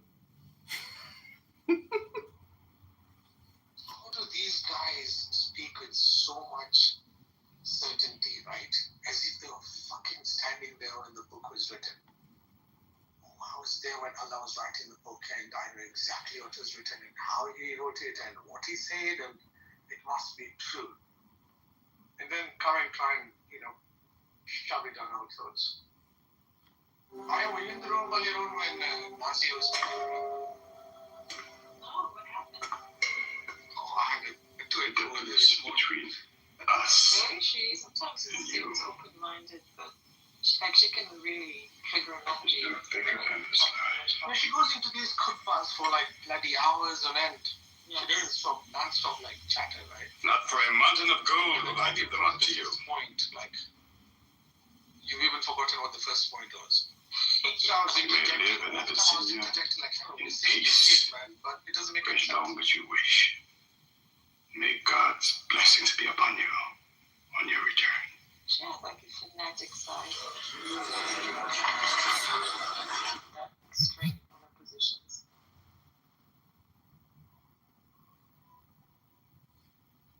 Yeah, so she was asking me, because I told her I don't think that we get punished. And I don't think there's anything like hell. Because if your God is omnipresent, then your God's got to be in hell as well. So what's the deal with that? And she was like, then what about all the people who do all this crazy stuff? What happens to them? I'm like, well, whatever happens to them is, it finishes here on earth. You don't take anything back with you, do you? scene in this movie, basically the king of Abyssinia says, you guys are Christians, but you're not Christians, but you are Christians. So you're cool. You can live here with us, and I'm not going to punish you because of this accuser here, because your book has our information in it. And, you may say something new, but like technically we still have the original. So you guys are, just trying to discover what we've already got. I am complete. When you look at early Islam, it was a more inclusive group, if that makes sense. Because if those guys came with the Islam that we know today to the Abyssinian king, no way he would let them pass and protect them like he did. Yeah, I mean, imagine the Syrian Islamists murdering innocent Jews in the streets, going and being like, hey, can you give us protection because we're Christians like you?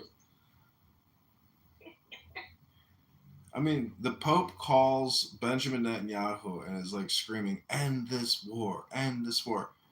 After a church supposedly got like some shrapnel. But I don't know, how do you go from being like, a Polish priest in Chicago to calling and like demanding an end to the war? I don't know. People are crazy, and like terrorists will just fight to the very bitter end into the, they just won't stop until they die. It's like brain dead, Japanese suicide. It's the same syndrome. It's like totally all or nothing, no new information in, no new information out. Because in Islam, they don't want to say it, but the Ummah is God. The Ummah has the power to execute God's plan. So it's a human-based prophecy. And because of that, it has more similarity with communism and like delusional dreams of achieving a perfect society by human action. So it's like the Lulu people.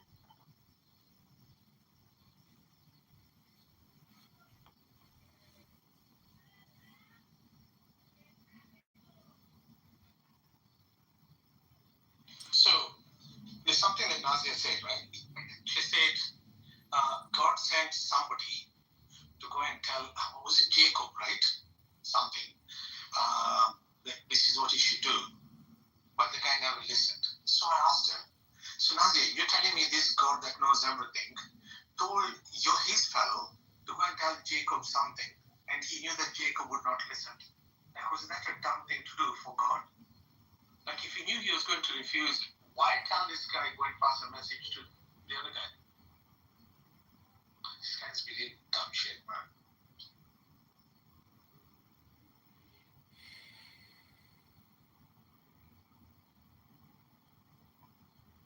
Were you here when Daniel discovered like the Surah Al-Fil, like the elephant attack on Mecca?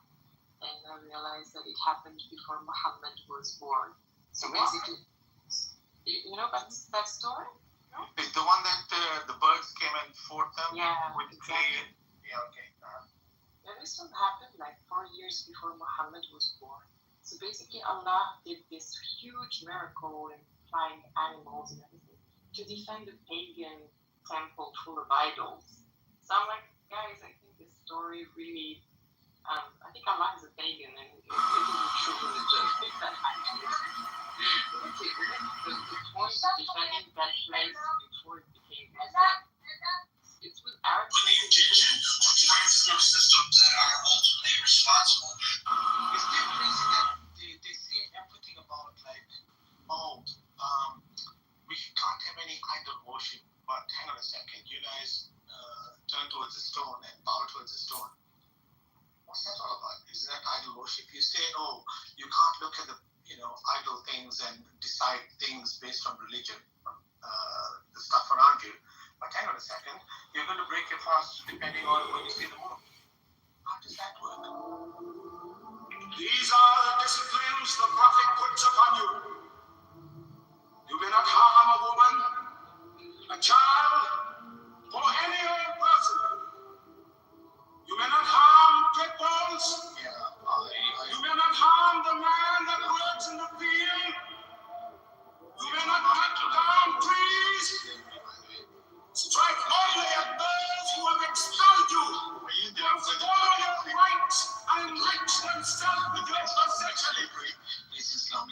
I'm listening to this more. Humane form of slavery. Yeah. Would you still rather be a Muslim slave? You'll be treated well. You'll be given everything you need. The amount of delusion, my God. They were like, it's so impossible to remove slavery from society. Alcohol, slavery is complicated, you know. And someone in the room, I don't know who it is. Well, you just have to start paying them, you know. It's not really complicated.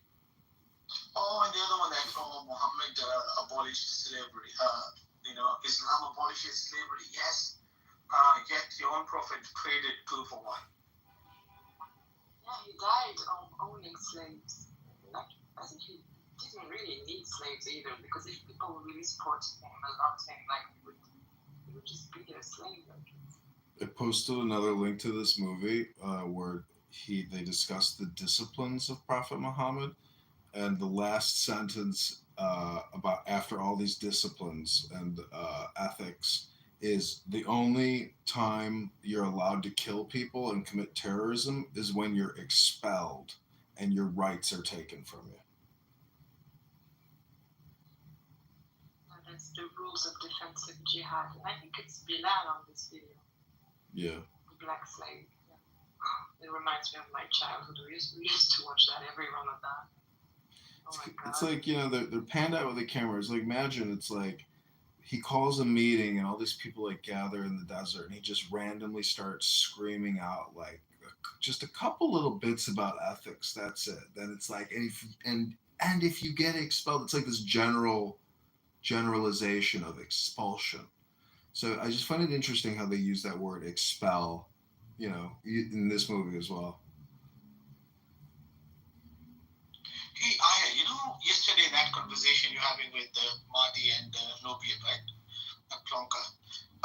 Conversation, I was like fighting to be heard. It was abuse, but I had fun triggering them, honestly.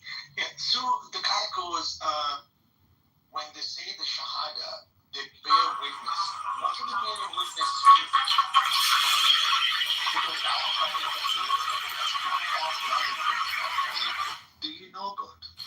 She says, yeah, I said, so you know everything about God. She's like, no, I don't. So I said, okay, then that means you don't know everything about God. She said, yes, I don't know everything about God.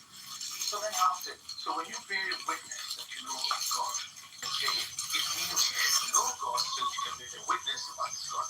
Yet you don't. Here's how you make my super easy. If you're not getting your back. Maybe it's a mistranslation, because when I think about the Shahada, Ashhadu is like swearing. Yeah. Not really implying knowledge, but I may be wrong. I don't know. How can you have knowledge of God? Even if we argue that it's knowledge. How can you have knowledge of God? Yeah, that's a fair point.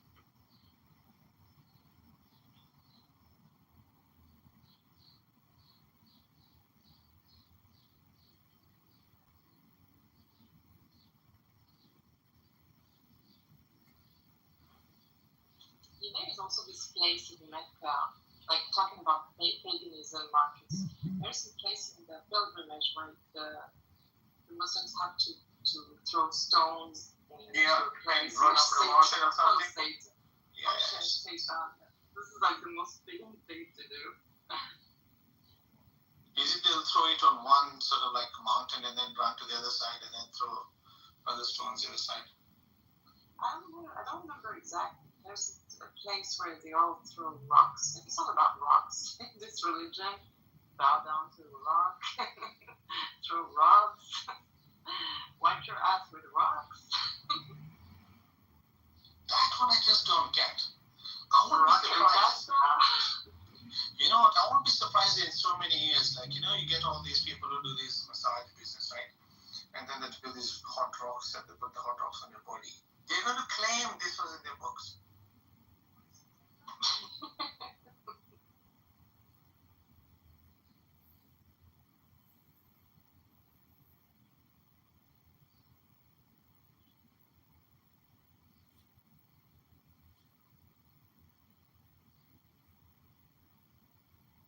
Stoning people to death, intifadas, It's all about rocks.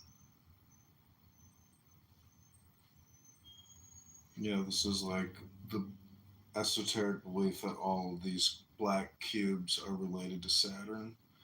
I just wonder how many Muslims have any concept whatsoever of any of this stuff outside of like the Quran, which probably doesn't mention anything about Saturn, I suppose.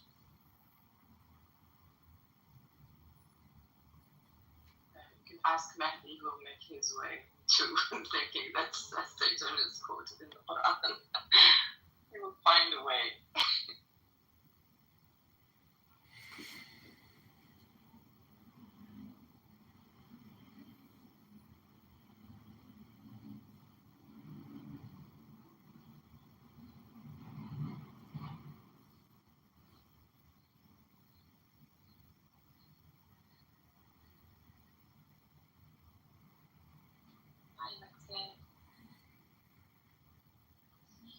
Good afternoon.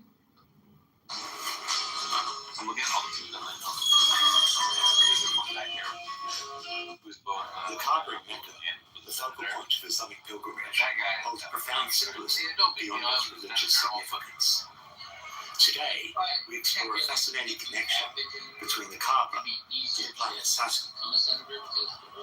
Since ancient times, the Kaaba has been revered as the center of worship, and it predates Islam. Its origins tracing back to the time of Abraham. The Kaaba is made of black cloth, adorned with a black stone considered sacred. Its cubic structure symbolizes purity and unity in the Islamic faith. Interestingly, the Kaaba's cubic shape and its central position resonate with Saturn's symbolism in various other cultures. In Roman mythology, Saturn was the god of agriculture and time, associated with prosperity and renewal. And the planet Saturn, with its prominent rings, has captivated humanity for centuries, and is the furthest planet we can see with the naked eye.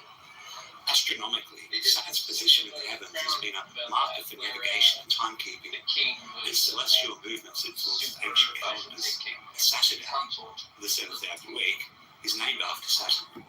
This reflects the enduring influence Saturn has in our cultural and linguistic heritage. And then, of course, the first day of the week is Sunday, which represents the sun. Monday represents the moon. Tuesday is Mars. Wednesday is Mercury. Thursday is Jupiter.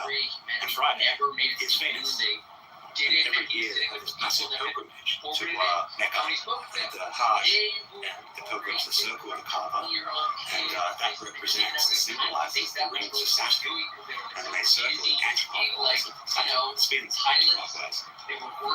So what you're looking at there is a representation of Saturn and its rings. Thanks for watching, and if you have any thoughts, stuff in the comments about what they did and saw.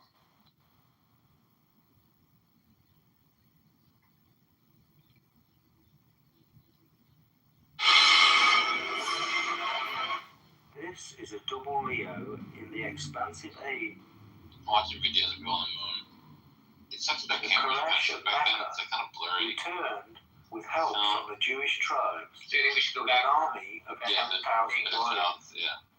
This was over Also, 3 times like, the size of Muhammad's army of only 3,000 men. Like have a suit that can However, handle you falling down. So you can Muhammad gained the initiative by show how digging cool a it is to massive be back trench in low to gravity. the north of the city, making it extremely difficult for the enemy's cavalry to cross. In an attempt to break the deadlock, the Quraysh secretly negotiated with the Banu Qurayza, a Jewish tribe in Yathrib,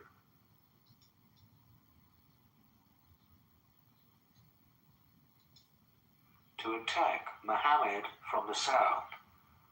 When this failed to gain any serious momentum, the Quraysh gave up and retreated back to Mecca, leaving the Banu Qurayza Jews to the mercy of the Muslims. Once again, Muhammad felt betrayed by the Jews, who had treacherously reneged on the constitution of Yathrib. He sent his army to their village, and after a 25-day siege, the Jews surrendered. But yes, This time, Muhammad had a problem.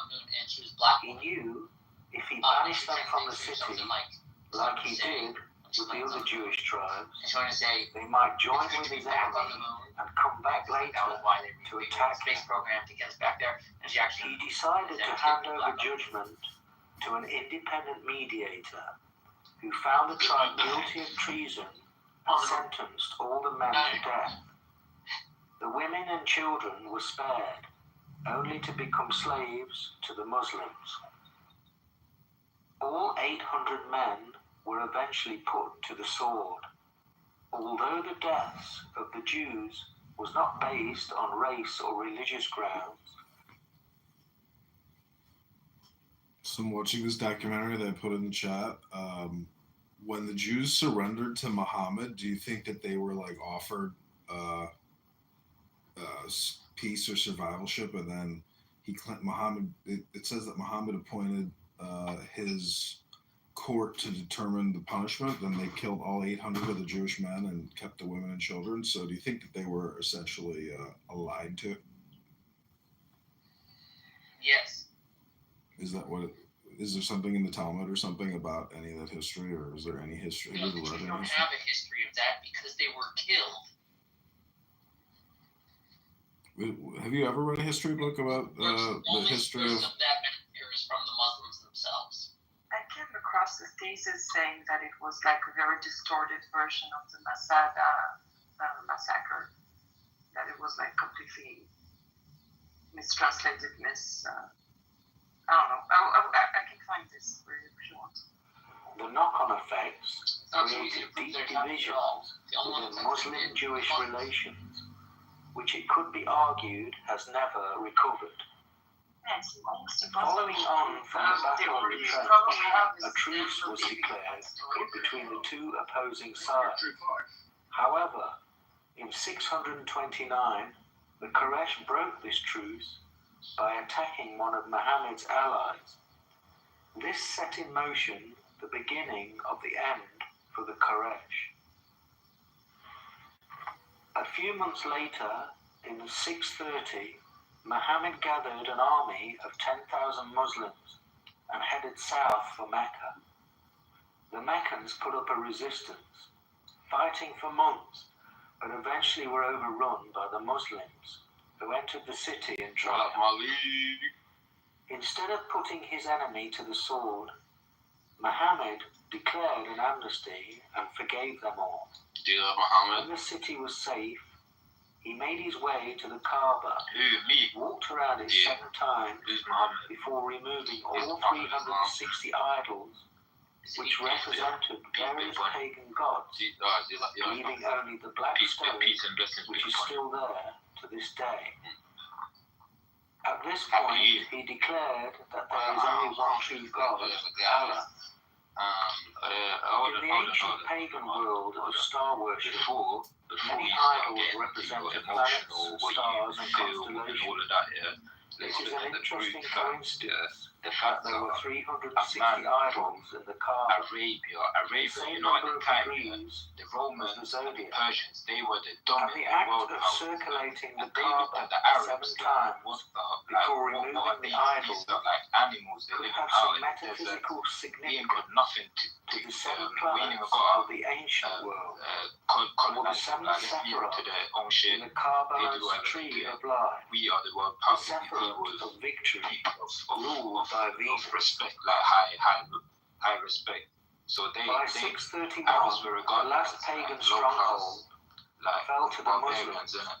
giving them complete And rule yeah, over all of this man, Arabia. Muhammad, he The only comes stone from left this in the place. Kaaba He comes from these was the people, meteorite, and then which could have fallen to the Earth as effects Venus of his moved message. If into you its look new at the orbit world, around the time of and Abraham. these people, the Arabs, From the early days of you can't Islam deny to now, the effects the Kaaba and is the the focal positive point effects of the that it's had Muslim on religion. how it's changed and Just as the transformed glint into a of more Venus is a civilized circle of focal people, consciousness and you know over the cross they've of the advanced in a physical lot of things, but material that's a realm. different story. But The act he of really circling gave the them black something they cube never had at before, Mecca and that reflects also these in history. metaphysical Obviously, principles. Islam now became Muhammad had now done all he had set out to achieve. Such as the Romans In his final sermon to his followers this man, Islam, the very next year, another player, he commented on how he had abolished usury power, let's say. from the land And that's that now belongs this man. to the So Muslims. I don't know how you can say that you don't feel he's. I mean, you can feel whatever you want, but the stats are the stats. You can't deny that the man has had a positive effect on billions and millions of people. Here's what I'm curious about. It says in Surah Al-Ma'idah 5-7, Allah will protect you from the people. But then also Muhammad was wounded at the Battle of Uhud, and he was also poisoned. So what's up with that? Sounds like Allah lied and said he'd be protected, but he wasn't protected. The Jews. So is that what that Malik? It sounds like God's wrong. Have you had many Muslims on stage today? All of them. Malik, after Muhammad liberated Saudi Arabia or the Arabian Peninsula, what was his final edict? What was his final what? Sorry? Wait, why are we not talking about my thing real quick? Why are we? Yeah. So Sam, the reason why I asked if there's been Muslims on stage before me today is because I'm not gonna be used as some sort of punching bag, like some type of like if people have. I'm sure you have had this explained to you before. If not, then if you're sincere and you really wanna, get to understand, you really wanna understand because you're interested in understanding Islam, you're a person that really wants to give it a fair shot by understanding it how it's meant to be understood, then that's another thing. But if you're just asking these questions to every Muslim that's coming up on stage just because you want to prove that he wasn't a good human being, I mean, you ain't got to do all that. I can just take your word for it. No, I think that you should update on evidence when people say the Quran's perfect and has no errors, and then I point out an error. What you should do as a rational agent is go, oh, well, then maybe they'll say an error, so maybe the book is wrong, and then be open to changing your mind about whether or not the book is from God or not. 100%, I agree with you. If you tell me, that's what I'm saying. So that's I've explained two types of characters that I've spoken to, like when it comes to me as a Muslim speaking to non-Muslims. So there's the non-Muslim that's genuine and he really wants to learn. He's asking you because he's curious. And I have many friends that become Muslim, and then there's the non-Muslim that they try to be slick with it, but it's clear these people hate Islam.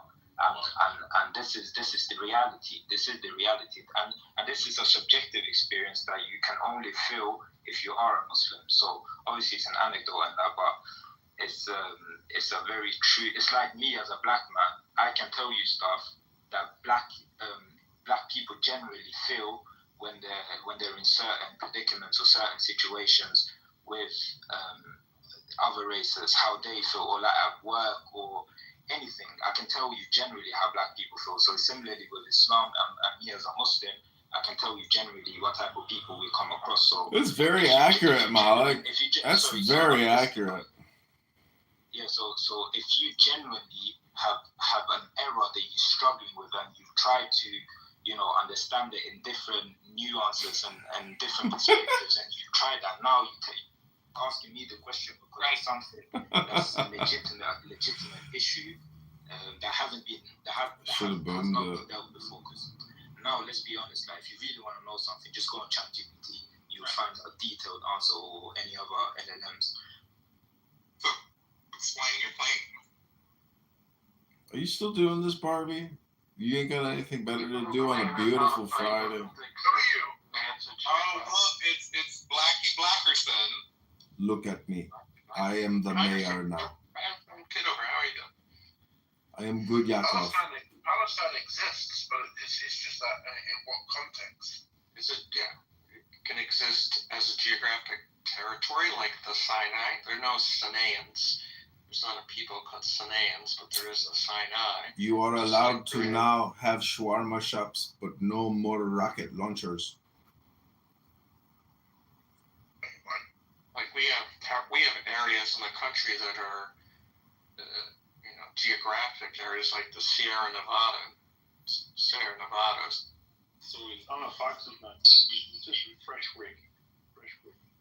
It's in listen, man. It's in Politico. It's in National Mail. It's a lot of people. Just go put Gabbard and Google and search. You hit. Your eyes will pop out. Yeah. So if Republicans get into power, they go after Democrats, and if Democrats come into power, they go after Republicans. So back and forth. I don't care. And you can just see this tweet has got the particulars from the evidence. So it's going to go for criminal referral indictments. There was already announced on Comey, Clapper, and Brennan. They announced that a couple of weeks ago. Criminal indictments are on the way. But Obama. What do you mean by upside down 9 are welcome? Obama is the main course. That's the main dish. So he's about to get served up.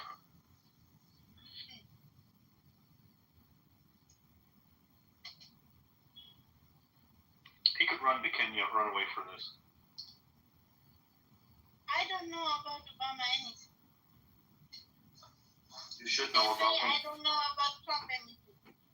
Obama was the first Muslim president. Are you sure Obama was Muslim? Yes, his name is Barack Hussein. He has a wedding ring that's inscribed in Arabic.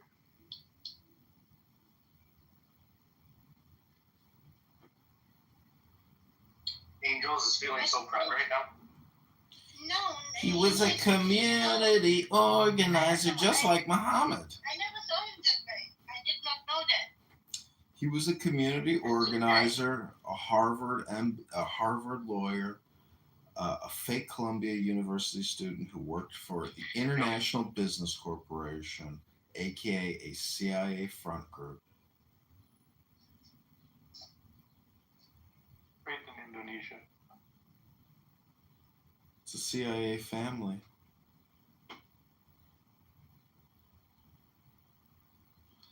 And just like Macron, he married a man. You know, because of your people, I'm right now having the question, who is,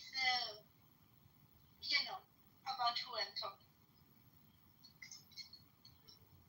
Good question. Good question. What do you think, S500?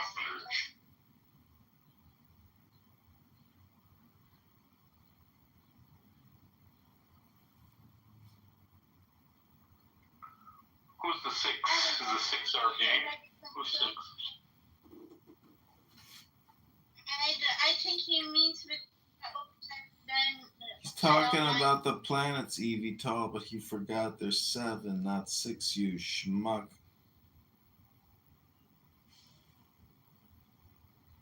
We have more than 12 planets around us. Oh, that's news to me. Really? But not all are counted in our galaxy, you know? Ew, JR's jerking off right now. Disgusting.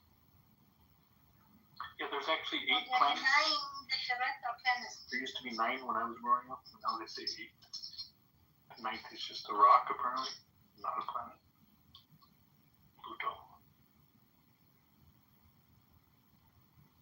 It is a planet. No, it's not considered a planet anymore. There's officially 8 planets now, not 9. Yeah, if you look at it from the American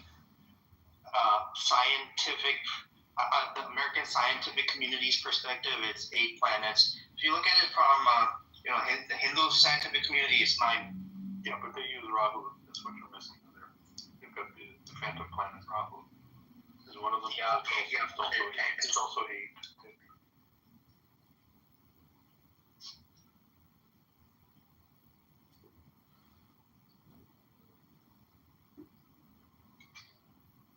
I wonder why they can't find the planet X.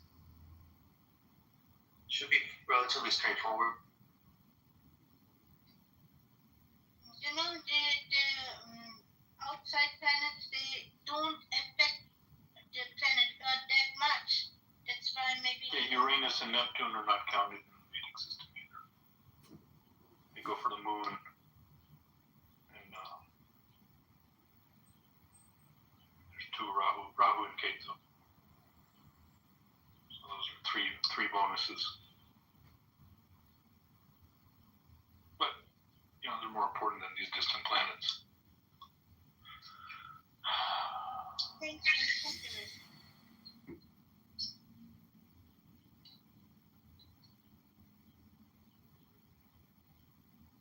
Well, I want to know, how does Mr. Robert look like? Who is Mr. Robert?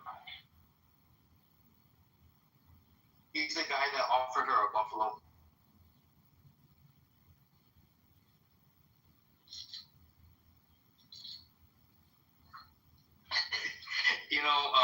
Robert never actually offered her a buffalo. I just made that up because it was.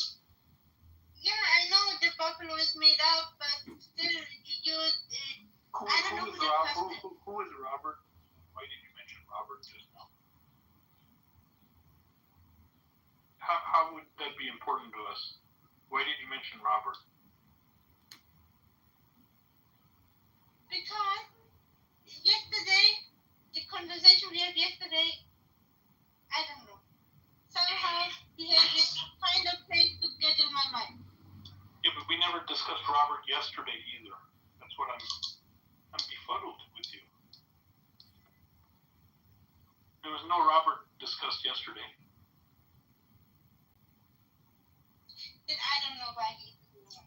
You find a way, and it's just confused. I just want to know who it is. You want to know who is Robert? Yeah. Is that a clubhouse person named Robert? Who is Robert? Yeah, tell us about Robert.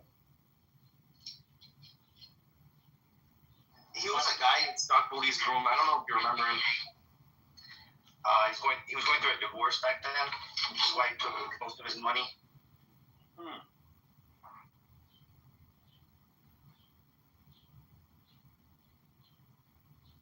Why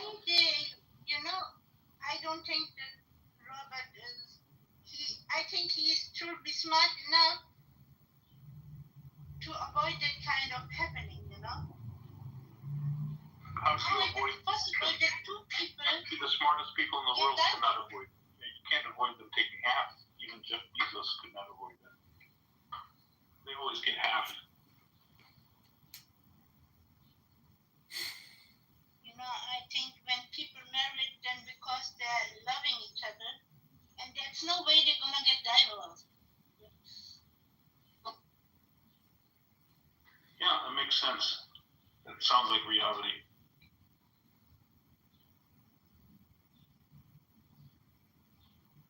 And if, then one of them must be horrible.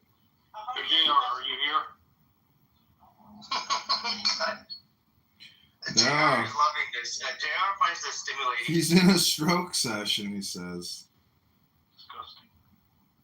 So gross. Fall apart because of, I don't know. Just say, hey, someone says this is from God, and it says X here. It says not X here. And I am intelligent enough and I can read Arabic enough to know this is a contradiction. And every religion on earth. I'm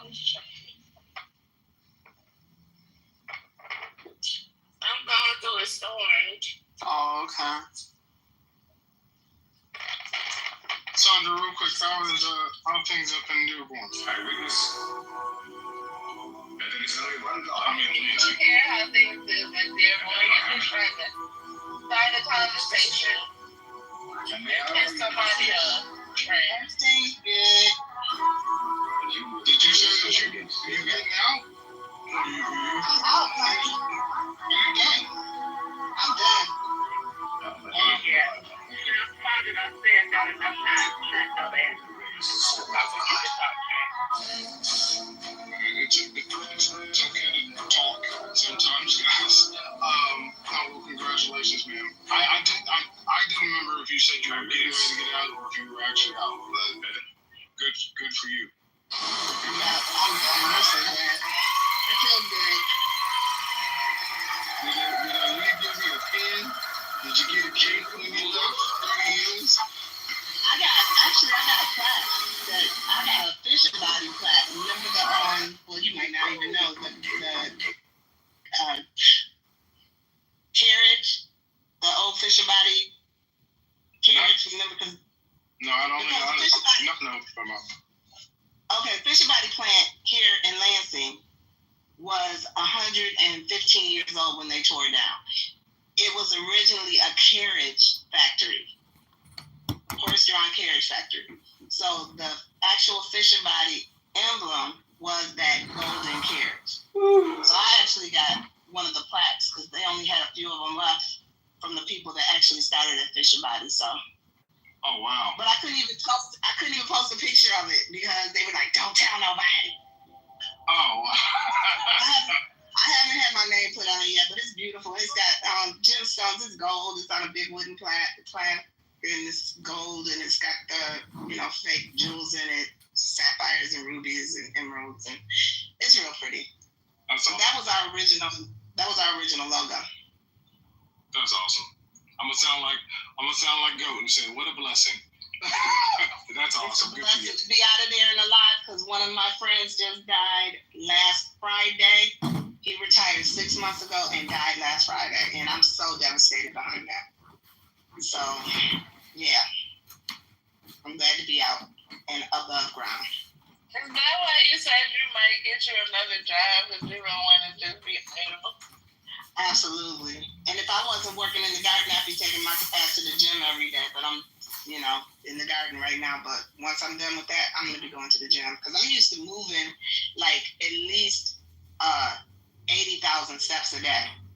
80,000? So, when you're on that line, that ain't no joke. They ain't playing with you. When you on that line, you are moving the whole time, other than when you're on break or taking a piss. Yes. So it's not for and you see the girls that work on the line look totally different from other women my age. Like we got the racks, we got the arms, yeah, for real. I'm a Rosie the Riveter.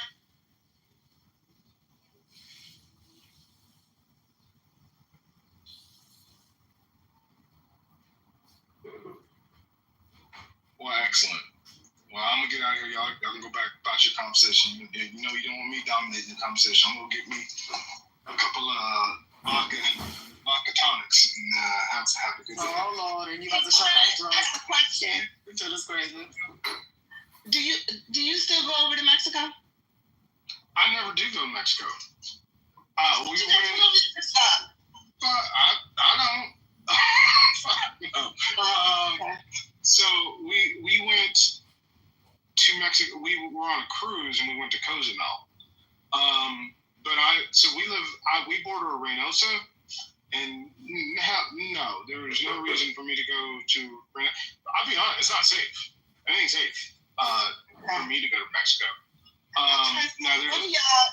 To send me some soursop leaves, because I can't find none here.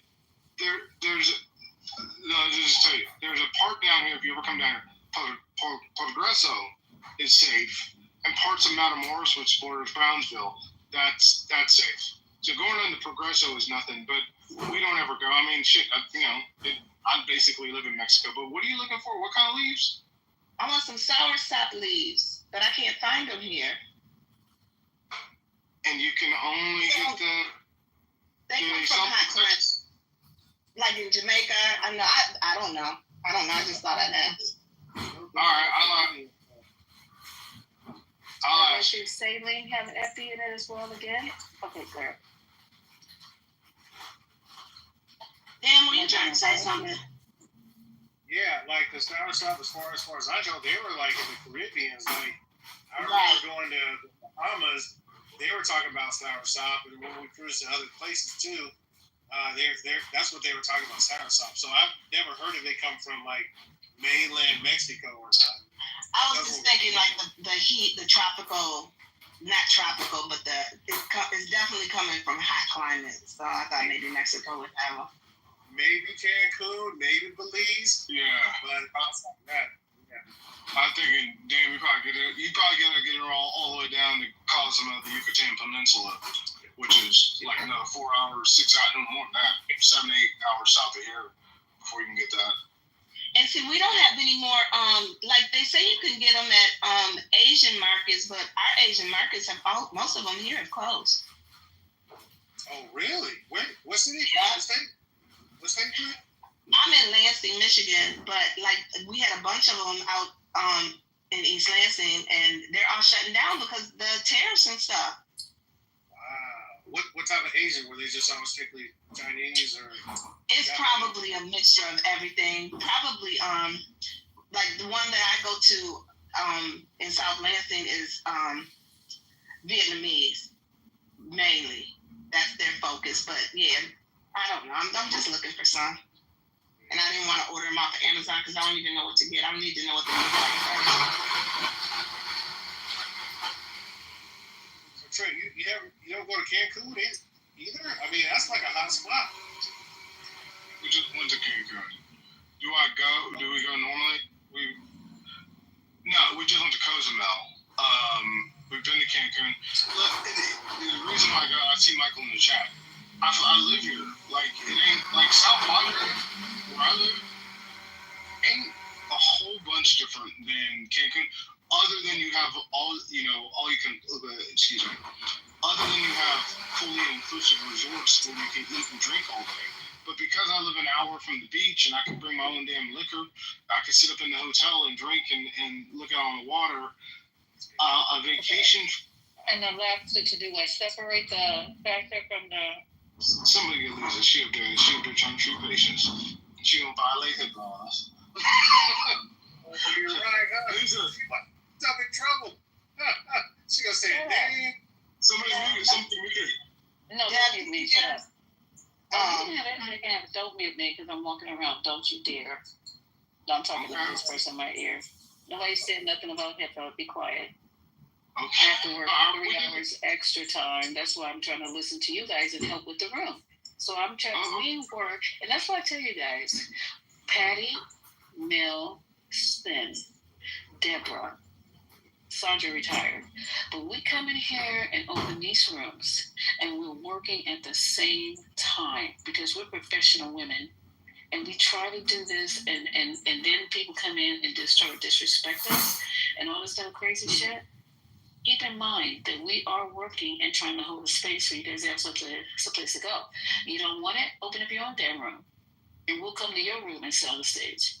But other than that, that's what we do. That's why Patty's quiet. Mel has a family as well. And you guys think we're here for your entertainment. That ain't it. We're just trying to be good clubhouse people.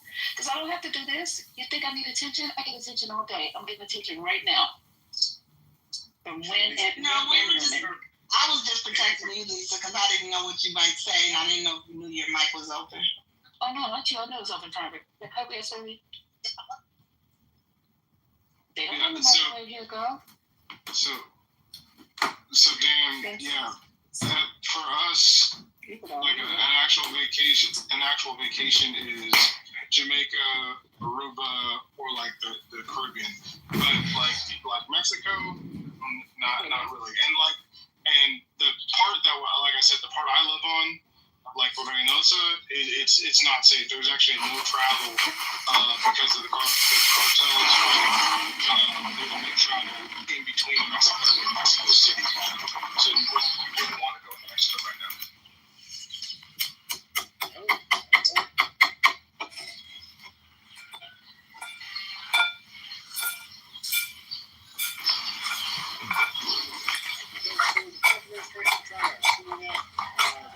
Situation, or are they exacerbated? That's what it is. Does that have 225 this to do that, or do you know something else? I would say that it's in Mexico, because we've shut off the human trafficking from Mexico. That's why they're fighting more, because there's less money coming into the cartels. I don't know for a fact, but it does seem like there's less drugs coming across. It seems like the busts are happening more frequently. Since I explained that the cartels are now going to be designated as terrorist groups, that allows a different type of posture for how they're going to enforce shutting that stuff down, which includes That's funny. I got the jokes. That was funny. Borders. Right. That includes like military and immigration. Like they can raise the level of like response. More than just like DEA and like border patrols. It's a lot more. There's military. I'll tell you this. There's military down here. What exactly they're doing, I don't know. They're actually very tight-lipped, but there's definitely military down here, and they're not just doing. They're not. The border crossings are down so far. They're not guarding the border. I don't know exactly what they're gearing up for, but they are definitely.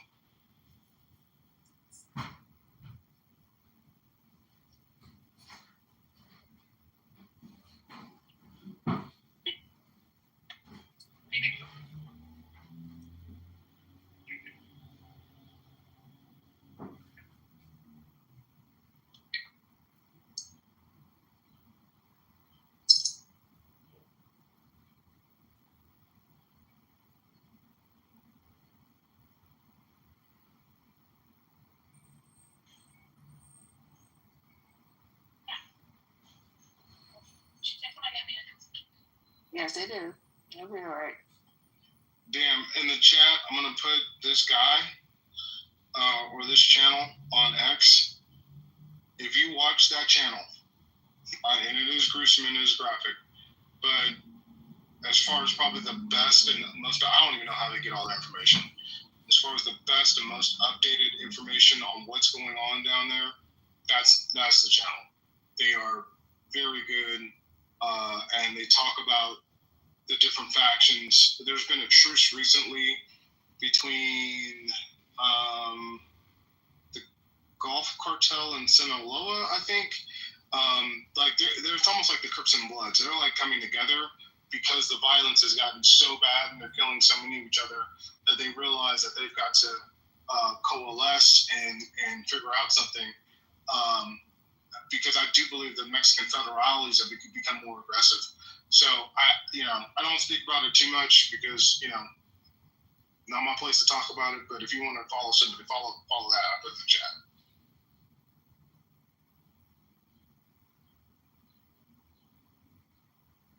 Yeah, I was just checking because there's been kind of quiet on that. I haven't heard much coming from south of the border other than south of the border other than just tariffs. But I know that's still a real problem that's going on down there. So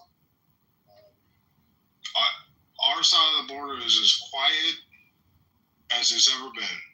Like definitely in the 7 years that I've lived here, but in talking with the Border Patrol agents, this is the quietest it's been in 10 years. It is, and some say ever, like because of the minimal crossings. And it's almost it's almost too quiet because they don't want to completely stop it because then you don't need to pay these guys. They make some money, right? They make some significant salaries. So then you don't want to. Funding can get pulled away over the course of time. But right now, they're fully funded. But right now, I mean, it is.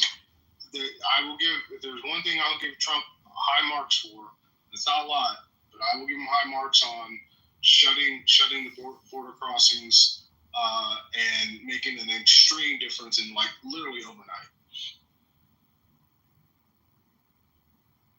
An extreme difference in our vegetable prices. Shit. Trent, you sound like a MAGA, bro. That shit is crazy. Okay, he really does. I mean, I'm not saying that you are. It's just that you talk more about the good things that you like about what Trump is doing instead of the bad things, like what he's doing to public education and taking away people's Medicare and SNAP benefits. It's like, kids learn how to read. Raise your hands. Yeah, nobody's hands up. Come on. That's so crazy. No, I don't hear you. I don't hear you sympathizing for the people who are not just going to lose their livelihoods, but their lives. Because they've been closing all these close to me right now.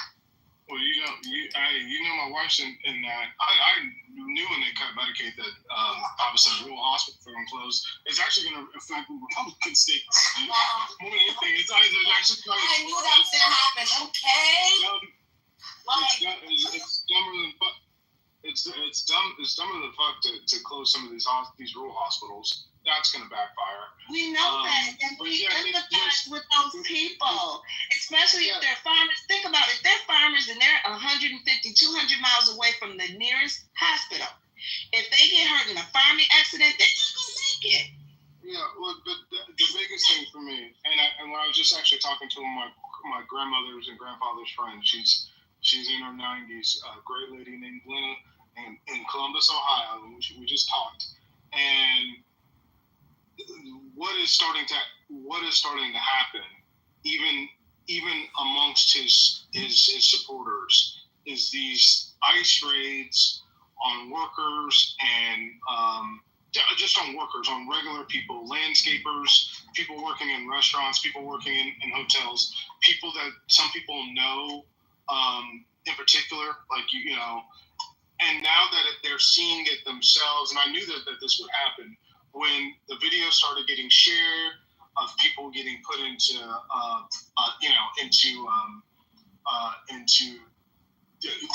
cars and taken away in handcuffs, and these are mothers, these are people that you've known. The calculus is going to change. That's why I know it can't change, because the public perception of this is beginning to change. It wasn't that strong to begin with, and so I actually don't think that. I think some of it's terrible, and we needed to do amnesty before we did all this deportation. But I think it will actually backfire. The pendulum is going to swing, and we're going to end up because of this angst. We'll end up with the amnesty package finally. And amnesty didn't work when Reagan had his situation, and I think personally, amnesty is what kind of set up what we have today, because there was a blanket amnesty, and it fueled more people to say, well, if they can do it, I can do it too. And it's just a slow trickle until it became overwhelming. That's true. That's true. Amnesty is not. I don't disagree with you, but because you have so much of the business community, and that's the most powerful. When you have the agriculture, and when you have the travel and leisure hotels, and now the restaurant industry, all coming back and saying, we need to do something about this. This can't continue. We're losing profit. Whenever you start hitting people's pocketbook, damn, shit changes. I promise you that. I agree. I just don't think it should not even have to go that far, because if he was an intelligent person, he would have thought all this shit through in the first place. He doesn't think, he just does shit. And I mean, this shit is crazy. But hold on, one other thing I'll say. Look, before I get out here, look, this does, an extended amount of labor, a override of labor does affect, especially the working classes, labor costs. Wages are rising, and inflation is starting to rise because you got to pay people more, right? And when you allow this subset of labor to come in that's got to work that will work for less because they don't have the same rights, they can't organize, they can't unionize, it actually does affect working class labor more. So, and this is why, Bernie Sanders and Nancy Pelosi and so many Democrats have been against unfettered immigration, because it often hurt the working class wages. So it does cut both ways. And so while I disagree with the manner in which it's being done, we needed to stop the influx of unfettered immigration, because all it was doing was driving people, especially black folks, out of work. That's part of the reason why in a lot of our cities we have a higher unemployment rate. Places like New Orleans, it was affecting those folks' wages and their ability to work.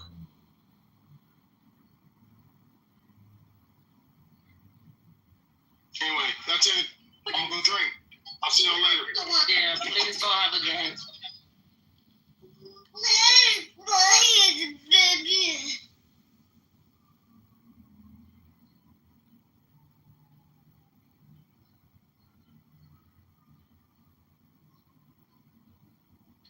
I got breaking news. What you got? It just came across my little Apple News thing. It says DOJ moves to release grand jury testimony in Epstein case. Oh, what?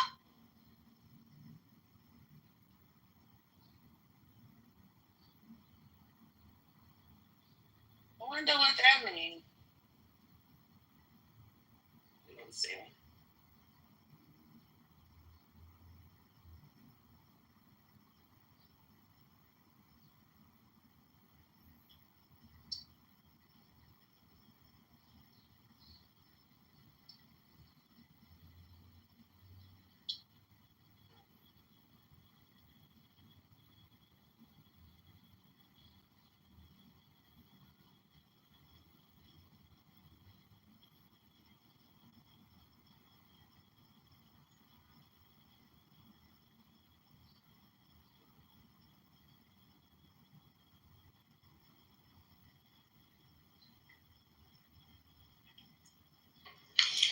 The reason why it didn't make sense to me, what Trent just said before he left, is if the cutting off the immigration was going to then make it better for Americans and they would have jobs, then it made no sense to have Elon and Doge do what they did. If it was going to work, the immigration part, there was no need to go and fire and take people's jobs. So, to me, his assessment didn't even line up. If that's what he thought was going to happen, and he believed that that was what was going to happen, was it was going to then provide more jobs for people who didn't have them, then why did they fire all those people? I agree, Deborah. And with them firing all the teachers, I was listening to Urban View yesterday, and the judge basically told them that, yeah, you can go ahead and fire all these people, but you're probably going to end up having to hire them back later, and then you're going to have to pay them back, paying all this other stuff. So this doesn't sound thought out. It's not a plan. He's just doing shit. Right, because they cut before they did an assessment of where they needed to cut. So Trent's full of shit, as always, and that's why he gets to say what he says and run.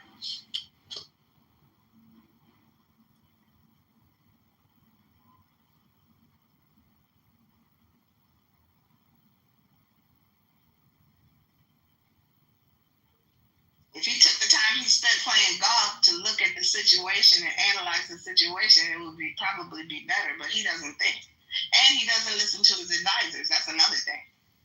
If Biden was loony as a Betsy bug, it wouldn't make no difference because he listened to his generals and his advisors.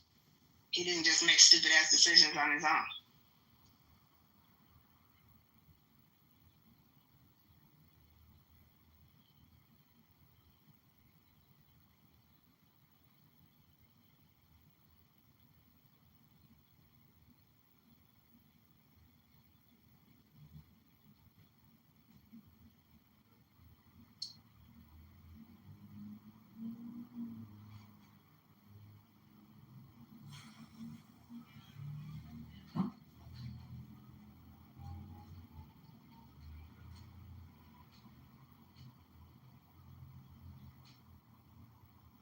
I don't know what's making me sleepy at this rain or you niggas, because boy,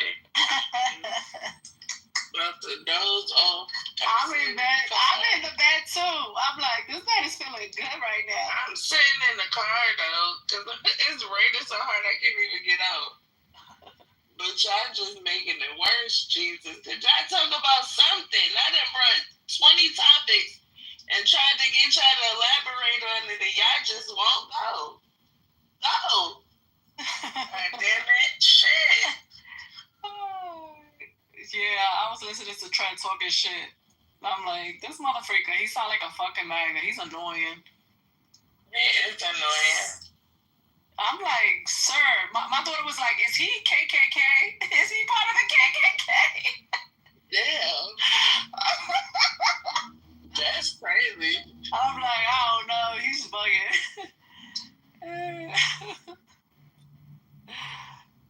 He is too much. The amount that young kids I be seeing with tattoos on their face, I just want to know. I hate when they do that. Like, what the fuck? Are y'all going to be tattoo artists? Because that's the only thing that makes sense. Like, seriously. Yeah, because it's not professional. Like, on your face, though. Like, I can see you be tatted up from your neck to your toes with your face. Yeah. Like, that is just ridiculous. I can't. And I always see them. Girls, boys, all of them. So I remember when they used to do the teardrop. Yeah. Yep, I know they can. Had the teardrop. They get full-fledged pictures on their face nowadays. I think even Krishan, you look at that photo, like, why did you put that guy's face on your face? Jeez. Put that nigga face on your face. It's crazy. Like, every time you look in the mirror, you gotta see that shit. Like, Right. Yeah. Did Amber Rose have a Trump tattoo on her face? Or was it just temporary? That was probably temporary. She just has her son's names on her forehead. Yeah, she had a big stupid ass tattoo on her forehead. I don't know what the hell made her do that dumb shit. Yeah, it's stupid. It doesn't even look right. Yeah, I don't know what was the purpose. You gotta wear makeup now. Why would you do that to yourself? Yeah, I don't know what was the purpose. Who lost a bet? That's what it looked like on Amber Rose. It do like she lost a bet, but they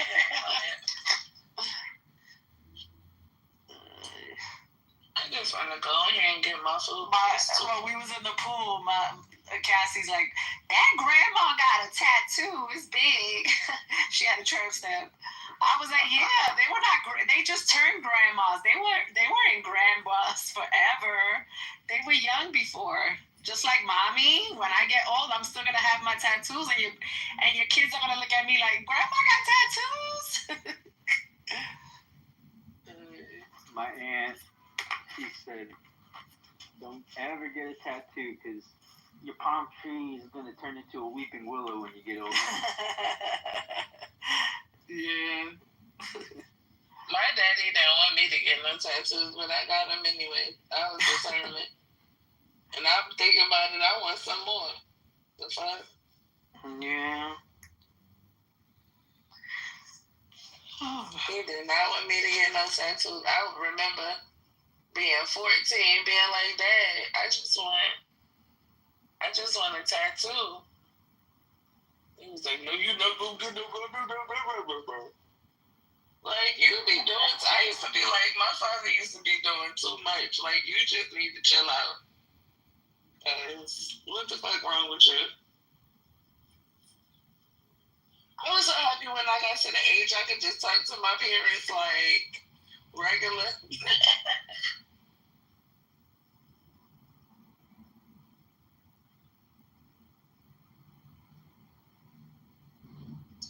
So y'all crazy in front of y'all parents?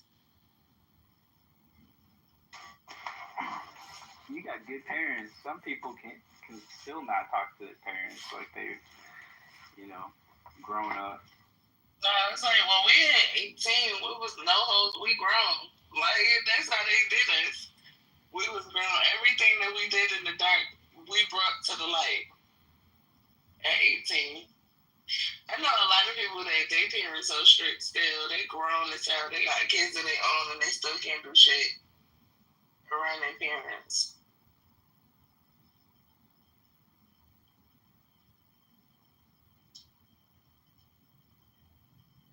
just gonna be silent, huh? Okay. They don't want to come up. Nobody want to come up to talk to us. This is crazy. It's Friday. Well, I know Patty must be busy.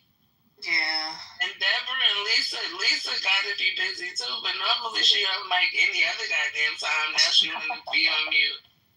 She's doing, she has you dead in the middle of a conversation and we hear her giving fucking instructions to the people in her background. Any other time, but today she want to be on mute. You see what I'm saying? People tired, I guess. It's been busy. Yeah, I'm talking about you, Lisa grew up. She gonna jump up like, is somebody talking about me? Watch. What y'all bring that TV looks?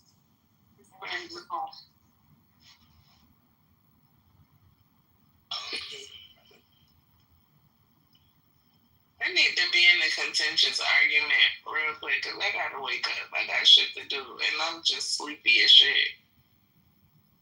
I need somebody to ruffle my feathers. Let me find somebody to piss me off. Obama, you asked. Oh, shit. Here you go. Well, you asked, so shall we see? Yeah, go ahead and ruffle my feathers. Go ahead. Not a high blood pressure argument. Let's see here. Where is the article? Because I'm going to fight you if you talk about Obama. We going to fight. About the scrap. Where's that? You better put some Vaseline on your face, okay? Brooklyn, I told you I was doing a blood implant. Be quiet. Brooklyn, I told you I was doing blood implants. Be quiet. Yeah. Yo, Brooklyn, somebody's doing butt implants. They crazy, bro. That shit's gonna flip. That shit's gonna be flipping. You a cosmetic surgeon nurse, huh? Well, listen, can you send me to somebody that's good? Because I need some stuff done. You get up for work, we gotta talk, Lisa, because nobody need that shit. I need some stuff done, and I need your discount. I'm not gonna lie. I need the discount. Because Lisa, my cousin, she said I get 30% off. That's gonna be me. Man, y'all need Pokemon cards or something. Too bored with money. What? Pocket. Oh my Stop. God. My legs hurt. You need a hobby. You need to collect something like acid. When women do the butt transplant, it must either be a man that's getting a butt implant or a woman with no ass. She said a woman. She said she's doing a butt transplant and she's transferring fat. I'm like, what the fuck? Oh, okay, she's doing implants. Yeah. Because when they put the I don't trust the implant. And she's doing lipo and she's doing something to her stomach. She crazy on that surgery. I can't.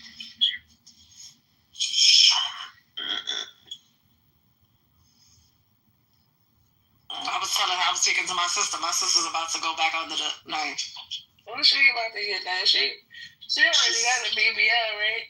Yeah, she's doing more lipo. She's doing more lipo on her arms, and she wants some scar she got under her breast when she got her breast done. She doesn't like the scarring, so she's gonna do like a laser or something. I don't know. These people be bored. Yo, surgery and tattoos, they're addicting. That's why you keep going back to that shit. They are addicting. I don't know about the surgery because all my friends that got surgery, they like, oh, I'm not going back like that. Whatever they ain't do the first time, they ain't doing it again. I'm surprised she's going back too. She got surgery 7 years ago. And I'm like, you going to get surgery again? Oh my God. She's like, yeah, my man's going to pay for it. I was like, okay. Okay. Yeah, she crazy. Is that the sizer or the implant? Okay. So it's a sizer 422? Oh, let me see doing some implant stuff too. She gonna be in that table for like 10 hours. Yeah. Hey, that's late. They get surgery this late in the afternoon. Yeah, they probably surgery in the morning. Now they probably had somebody before her. That's probably what happened. We good. Yeah, exactly. Okay. I got you working late today, huh, Lisa? Put us in the way. We'll talk them all out of it. I ain't talking them out because listen, do what you need to do to be the best you that you need to be. Yeah. Is that gonna move? You think? Okay. Lisa, I'm surprised So the muscle is holding them in place? So the muscle holds it right there. Okay. Because it looked like it might want to slide to the left after a little while. It's going to slide after a while. It's going to them implants ain't. Them things ain't. Those things ain't thinking? You should have told them folks to eat some more or something. They need to gain some weight. Oh my God. I don't like how implants and butts look. That shit look real stink. I don't like that shit either. That's why I was like, But at least with the fat transplant, if they don't OD, it could look nice. But the implants always. At least I want to say that the girl was crying because she was like, I don't know if I should do all of this surgery. What the fuck? She probably spending $1 million getting that shit done. Yeah, I'm like, yo, that's one thing. Surgery does not keep no man. So if you doing surgery for a man, that's the wrong shit to do. But if I was doing it, I would be doing it for me. That's what I'm saying. But there's some girls that do it for a man because Lisa said that the girl said that her man didn't like something. So that's why she back there. Then he gonna be mad when she looking good. All the other men gonna be looking. You see? Shit, if I would do surgery, I would have my husband come to the back of the room and, okay, how do you like it? Okay, you need a little bit more on your titties? Okay, yeah, she need a little bit more here. Oh my God. No, I see doctors that do that. They bring the person to the back, like their spouse to the back, so that they can look at them. Yeah, I've seen that. What's up, CEO? Yeah, it's like a menu. You get to do it like that. I've seen surgeons do that. Wow. Like when it has to do with like the titty or the butt, they'll have their spouse come in to look at it. Shit, I trust my spouse. He ain't gonna make me look crazy, right?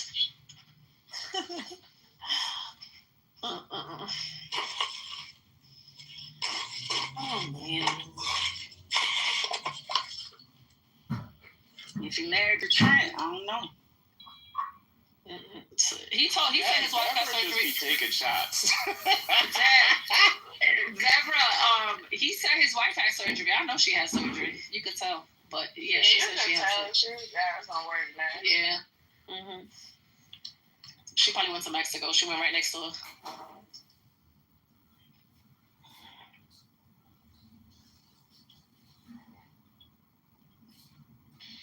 CEO, what's the word, man? The word for what? What's up? See, this is why I'm rejecting your black card right now. But you don't know what somebody says. I know what it means. So why would you ask me that? Because of like what you want to talk about. That's why I'm asking you. Duh. Lisa, this is she wants you to tell her something. She don't want to be quiet in the room. I was going to go back to 90s CEO because that's our CEO for a little bit.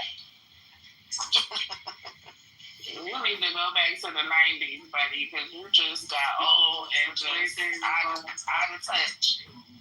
You old and out of touch CEO now. CEO, you got kids? Yes, I got a 12-year-old. Oh, they gonna be mad at you when they get to about 15, because you ain't gonna know nothing. You ain't gonna know nothing. You ain't gonna be able to tell them nothing. They gonna be like, my dad is so I'm surprised you only got one kid.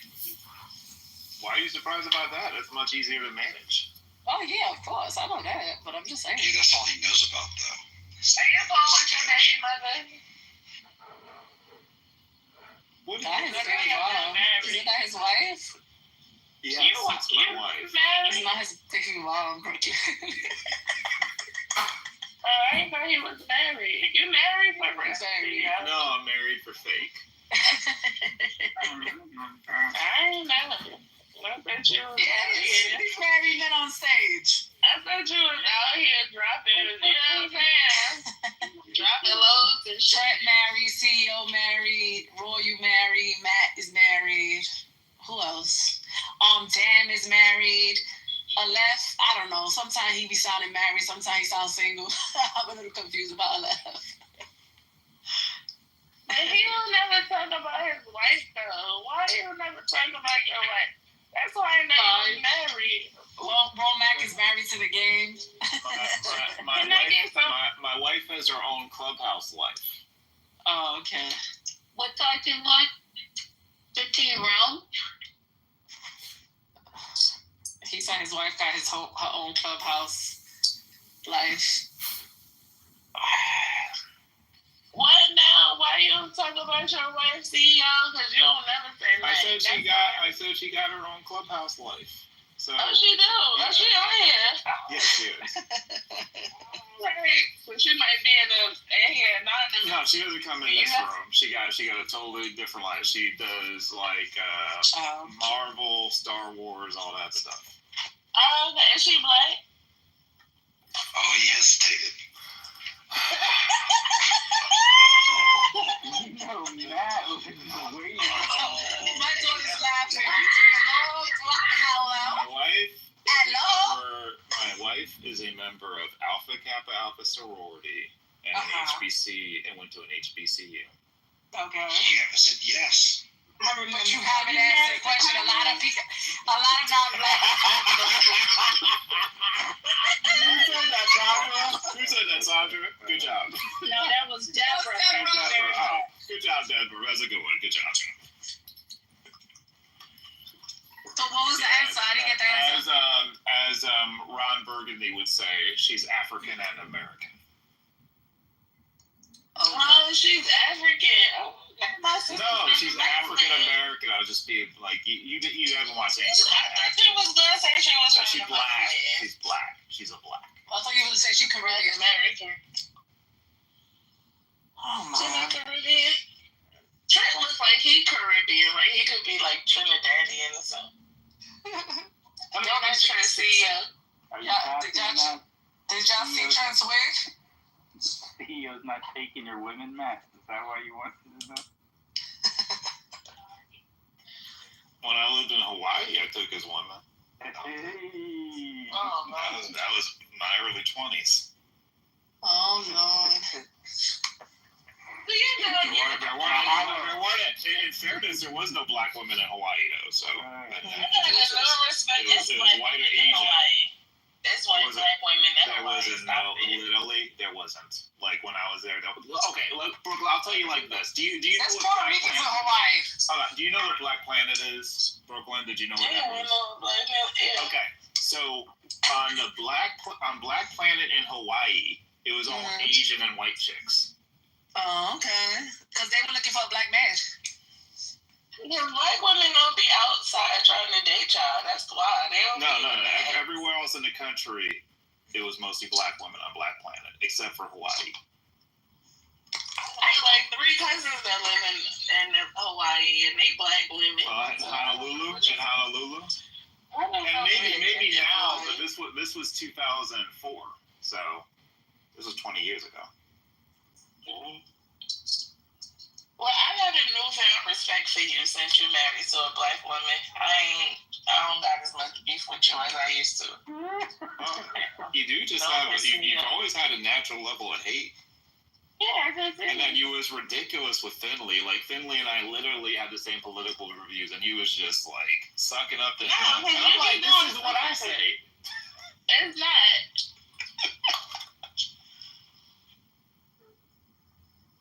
You do be playing favorites sometimes, BK. I met Finley that day. What the hell y'all talking about? Like, I be trying to be nice. It seemed like he was your best friend. I be trying to be nice to reel him in, and then I crush him.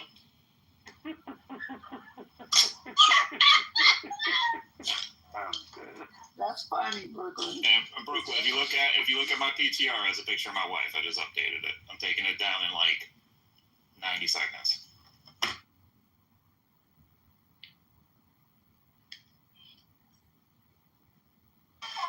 Oh, y'all are. Oh, she real black. She's black. Bro, that's what my daughter just said. That's beautiful. She's a black woman. No, because I mean, not She's for dark nothing. skinned. This is, and so see, not for nothing. This is nothing against you, but just something I have learned about black men when they say, "Oh, yeah, my wife is black." She's like the very ambiguous black as possible. So for you to PTR the total opposite is refreshing. What is California?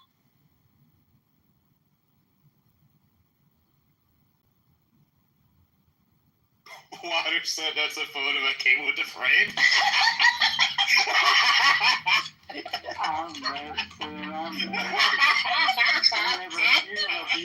The paper you have to take out.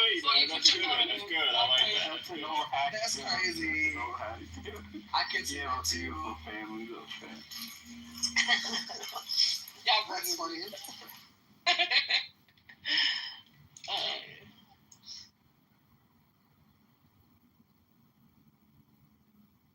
Did you know the photographer though, CEO, or was it just some?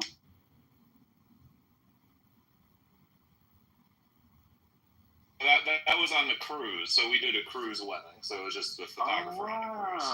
Yeah. Wow. Oh, that was nice. Look at you.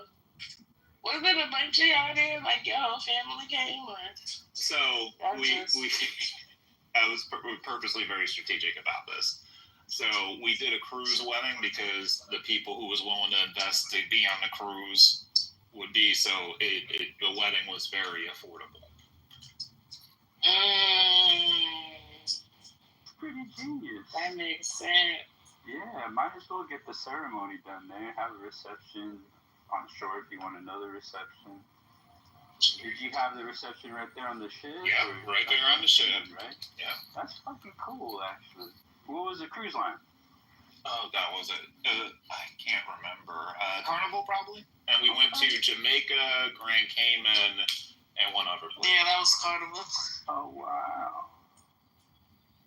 That sounds real nice.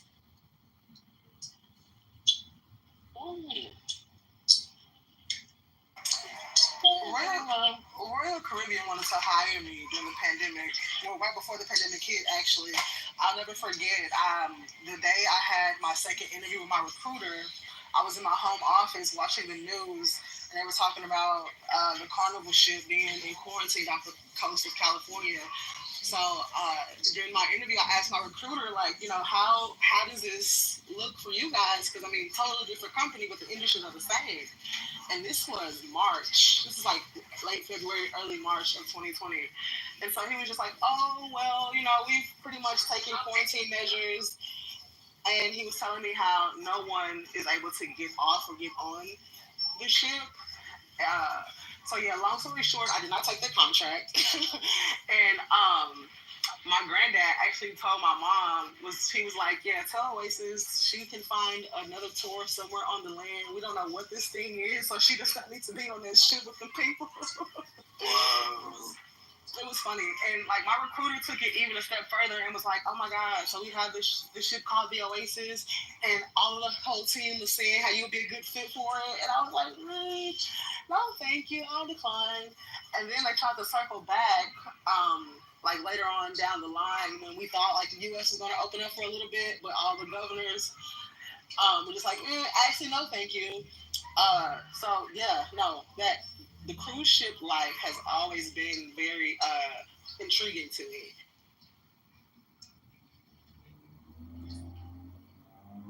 What are you one of them dickheads that don't believe in coronavirus? Did you give me that? What the hell? You didn't say it. I mean, You seem like the type. I was definitely not a fan of the vaccine, that's for sure.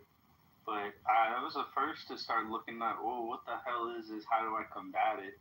So I was one of the first to figure out what the hell to do with it naturally. I know that there's specific strains of lactobacillus that kills it on contact. UV light was a huge upgrade in the system, in our healthcare system and the airplane systems. A lot of planes all have UV lights, which kills it on contact. It was cleared by the FDA to use, and hospitals too. So I bought my aunt who has breathing problems on oxygen, one of those UV light air filters. So I was ready. I was ready for the shit. But I never felt for the vaccine though. I don't believe in that shit. Yeah. You don't believe in vaccines? You can still detox it, but yeah, just don't. Oh, that's horrible. So you was against the vaccine, but you believe that, at least you believe that coronavirus was a real thing. Yeah, I wasn't a dummy dickhead like you said. You're right. Listen, the dummy dickhead that pissed me off the whole time. Did you get vaccinated? Yeah, no, I didn't get vaccinated either. However, I never downplayed the vaccine. Me neither. My mom works in healthcare, and I trust her more than anybody else. And so with that being said, she told me firsthand, just like with her being on the front lines of the situation when it unfolded, that the people who did not take that vaccine, and you were already immune compromised, you were not helping yourself.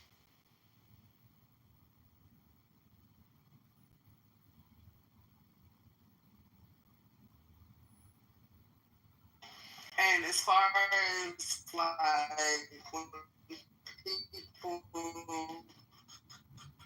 just in the Matrix. Oh, I thought it was me that was in the Matrix. I don't care if nobody takes the vaccine. There'll be less people I gotta take care of. What a wonderful care representative we have. So he's being mean. Tell us how you really feel, Lisa.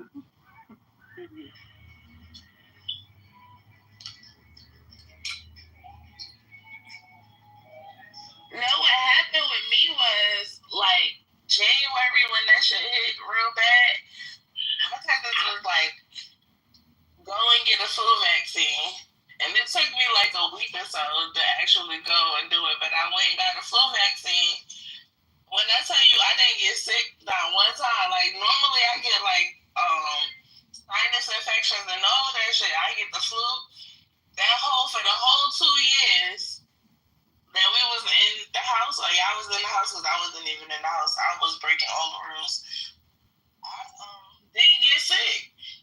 I didn't know what the fuck was wrong with me. I was like, why I didn't get sick? Me or my ex, like we ain't neither one of us got sick, so we just didn't get the vaccine.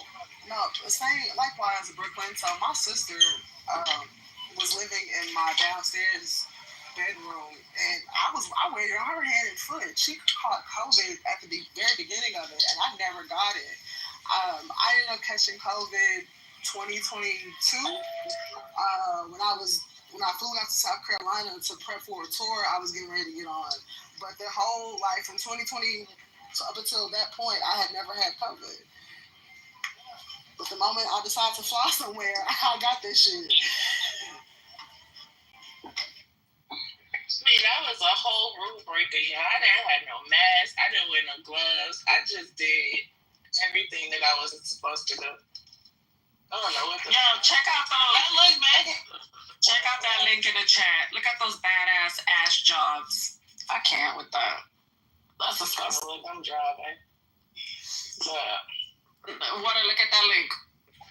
What is it? BBL? Horrible BBL jobs that don't match the fucking legs. Snoop Dogg posted it. Oh, no. I gotta speak to Dogg posted that? No. Snoop Dogg.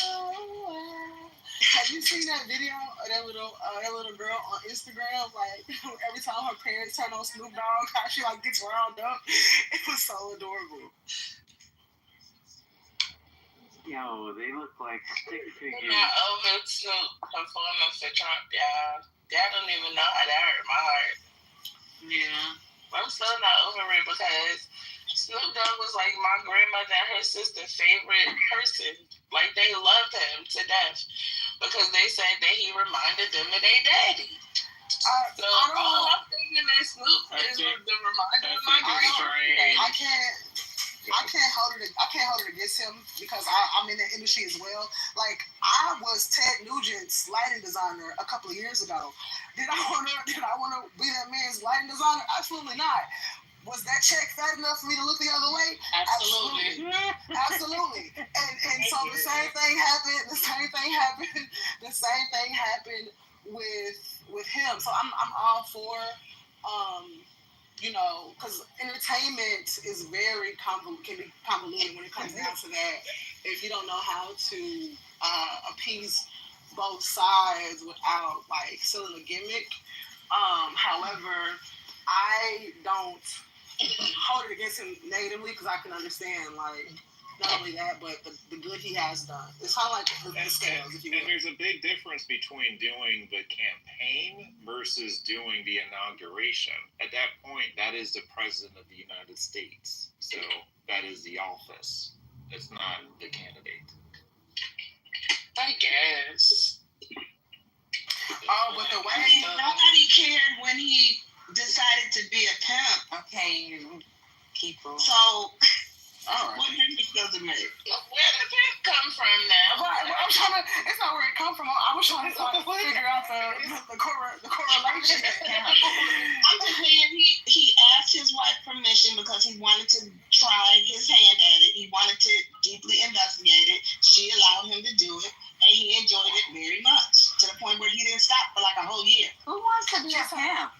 She's talking about when Snoop that era when Snoop was with Don Juan and all of that was around the Bones era and like a little bit before that. That was like pre-2000s era. Y'all think he was human trafficking or he wasn't really pimping. He wasn't pimping. He was just wearing the outfit. He was just wearing the outfit. He was a cosplaying pimp. It wasn't a cosplaying pimp. Yeah, it's like Halloween for that nigga. That's exactly what it was. A cosplay. Patty, you back? You finished with your stuff today?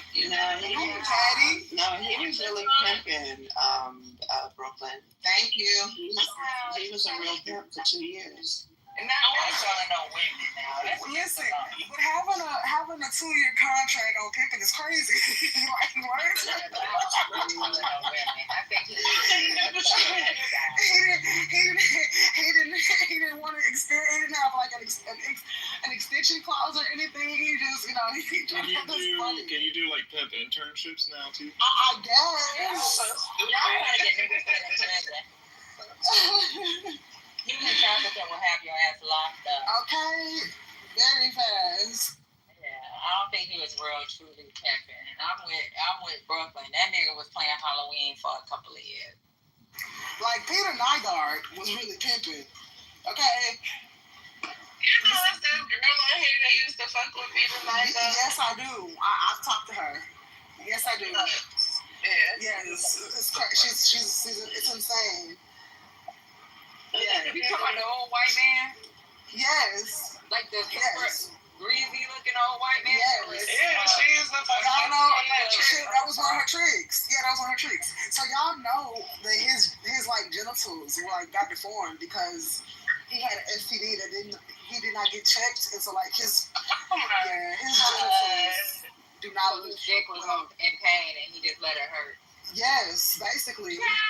Please. All that money, and you walk around here. I mean, if I'm not mistaken, they kind of it became inverted. Almost. For real, that conversation. I didn't even know that was a thing that was a possibility. So STD can deform the dick. Oh, Yes, it can. That's crazy. An STD can render you blind if you leave it untreated long enough. No, I know that. You know that. I know that part. I know different directions. That's a whole nother type of disease. Man, I'm telling you, it's crazy. The Tom Thumb in my mom's neighborhood is going out of business, y'all. Like, literally everything in here is like 25, 50. The Tom Thumb, the grocery store. What's that? It's a grocery store. It's a grocery store chain owned by Kroger, if I'm not mistaken. Where you live? Y'all in Texas? I'm in Texas. Oh, okay. Yeah, I'm in Dallas. We don't have one of them. Yeah, I know Tom Thumb is going out of business. Yeah, Miss Deborah, the one in Plano. Yeah, Miss Deborah, you better go get you some groceries. It's a all the groceries 25% off. It's a Kroger that's going out of business on Moreland, and they have the sales every day. And I said I'm gonna go because I need some stuff. But listen, I'm where? Moreland? Also Moreland, yeah. Yeah. Brooklyn, you in Atlanta? Yeah, I'm in Atlanta. I don't know why I thought you were in Houston for some reason. That's Alpha Glam that's in. I get you and Alpha Glam confused. I think Alpha Glam is in Brooklyn. Houston. Alpha was in Atlanta too. Oh shit. Okay, never mind. Yeah, she's in Atlanta. Okay. I just assumed one of them. I don't know why I wanted one of them to be from Houston. Texas is too hot. I'm not gonna lie to you. I just can't do it. It's like Atlanta is hot, but I think yeah, like I had this one of my professors, Professor Cole. She was from Houston, and she used to tell me all the time, like I cannot live there anymore. I lived there till I was like 22, and I left. I couldn't stay there no more. It was too hot. And she was like, it would be like 110 degrees in the summertime, like just a regular day. Oh, yeah. I said, oh, hell no, I can't live like that. Yeah, but I mean, so the difference is the humidity levels. The humidity levels will definitely make a difference into how that heat is felt. So, like in Arizona, that 110 is dire because they have a bunch of dry heat. Out here, you got a little more moisture in the air, so it's not as to me, the moisture is what sucks the life out of you. I've been able to dry heat. It does. That's crazy. That is. I will keep it hot, but it be dry. So right, I could survive it. That goddamn heat and the Texas is a whole other monster. You gotta change your shirt. I guess I'm used to it. So like the heat, I like not like the most because when I lived in Orlando, like I had to keep a stick of deodorant and napkins in my center console just to like dab myself. Because by the time I get in the car, my deodorant is spiked out. I'm like, I just got to the car, and it's just. So what do y'all do? Y'all stand out in it all day? I mean, y'all be in it all day? Listen, okay, Miss Deborah, tell them because we do fine here in Texas. I mean, once you, I'm just asking if you. You know that thing is tacky that y'all do in Texas? People put tent on the window. What? Yeah, you think tent is tacky? Yeah, I think that's real tacky. Oh wow, you'll never see me. You put dark tape on your window? Oh yeah, 5%. 5%. It's yes, not ma'am. illegal. I thought it was illegal to go too dark. It is. How many police is running around with that tent? Most vehicles are made with some tent already. Right? Yes, ma'am. It's kind of the when you the standard on certain luxury cars. Yeah, it is. But it's not dark. It's not dark. He said she's not talking about the car, she's talking about the house. Oh, the house. Oh, wait. Oh, no. I've never. Oh, no. Oh, man. Are you talking about the tent or the blackout curtains? No, maybe I have intent. I've seen tent. I've never seen that. Me either, Miss Deb. I'm like, wait. And you said some people have tent on their houses. Like, even look up the real estate. Some of their houses have tent on it. I'm intrigued now. I'm going to go look it up. I haven't seen. I'm literally in real estate, and I haven't toured. Even in Austin, like I have a house in Round Rock. Some people put tent on their windows. And I be like, you fucking up the neighborhood. Oh, Round Rock is beautiful. I thought you were talking about cars, though. Me too. Maybe it's where people can't see in. You can see out, but they can't see in. Yeah, I would like to think so. I think they do it because of the heat, but I just be like our princess. Right. And I'm like Oasis, you can get you some blind. I mean, you can get some dark out curtains. And the way houses are built now, it's the energy rating is good. So like, if you worry about the temperature, man, get some dark. Yeah. Well, come on now, Patty. You do have to be careful with this energy thing. You know who our governor is. Oh, girl, listen, okay, man. They're not paying attention to the people. I mean, making sure the people got what they need. Oh. The regular degulars. Oh, you know, Dad Patrick was mighty upset that he vetoed. What was it? SB? I forget the number of the House bill, but the measure to what'd you say, Brooklyn? Y'all couldn't hear me? Oh no, go ahead. I thought y'all could hear me. Someone saying, can y'all hear me now? Yeah, we can hear you back. Yeah. Okay. Someone's asking, do they do like hefty discounts on solar panels? Because my coworker that lives in Florida, she said she don't pay nothing for electricity no more. Yeah, but she still has to pay her loan against it. So like, if you get like 40 panels, it's like $30,000, and you need like, depending on your use of electricity, each panel is like $10 towards your electricity bill. But it's cheaper. So like in Atlanta, I pay $200 and some odd a month, right, for my panels. But the people that previously had my home were paying $400 a month for electricity. So I was like, you know what? Let me just get some fucking panels. Can you just outright buy it though? Do you have to do like finance it? Yeah, you can outright buy it. Yeah, if you can afford it. But like, if you're putting a down payment on your home and you're putting your down payment, so like, if you're putting a down payment on your home, let's say your home is like $500, you're gonna have to come up with at least, you know, depending on what you how you finance. Like if you're doing FHA, maybe is FHA like 2 to 3% or something? I don't know.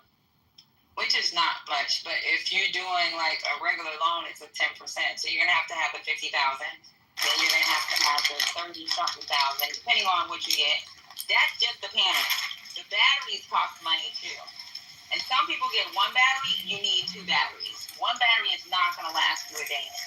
A minimum of 2 batteries. Also, when you purchased your home, you purchased it with the satellite. I mean, with the solar panels. So if you purchase it with the solar panels, that brings up the best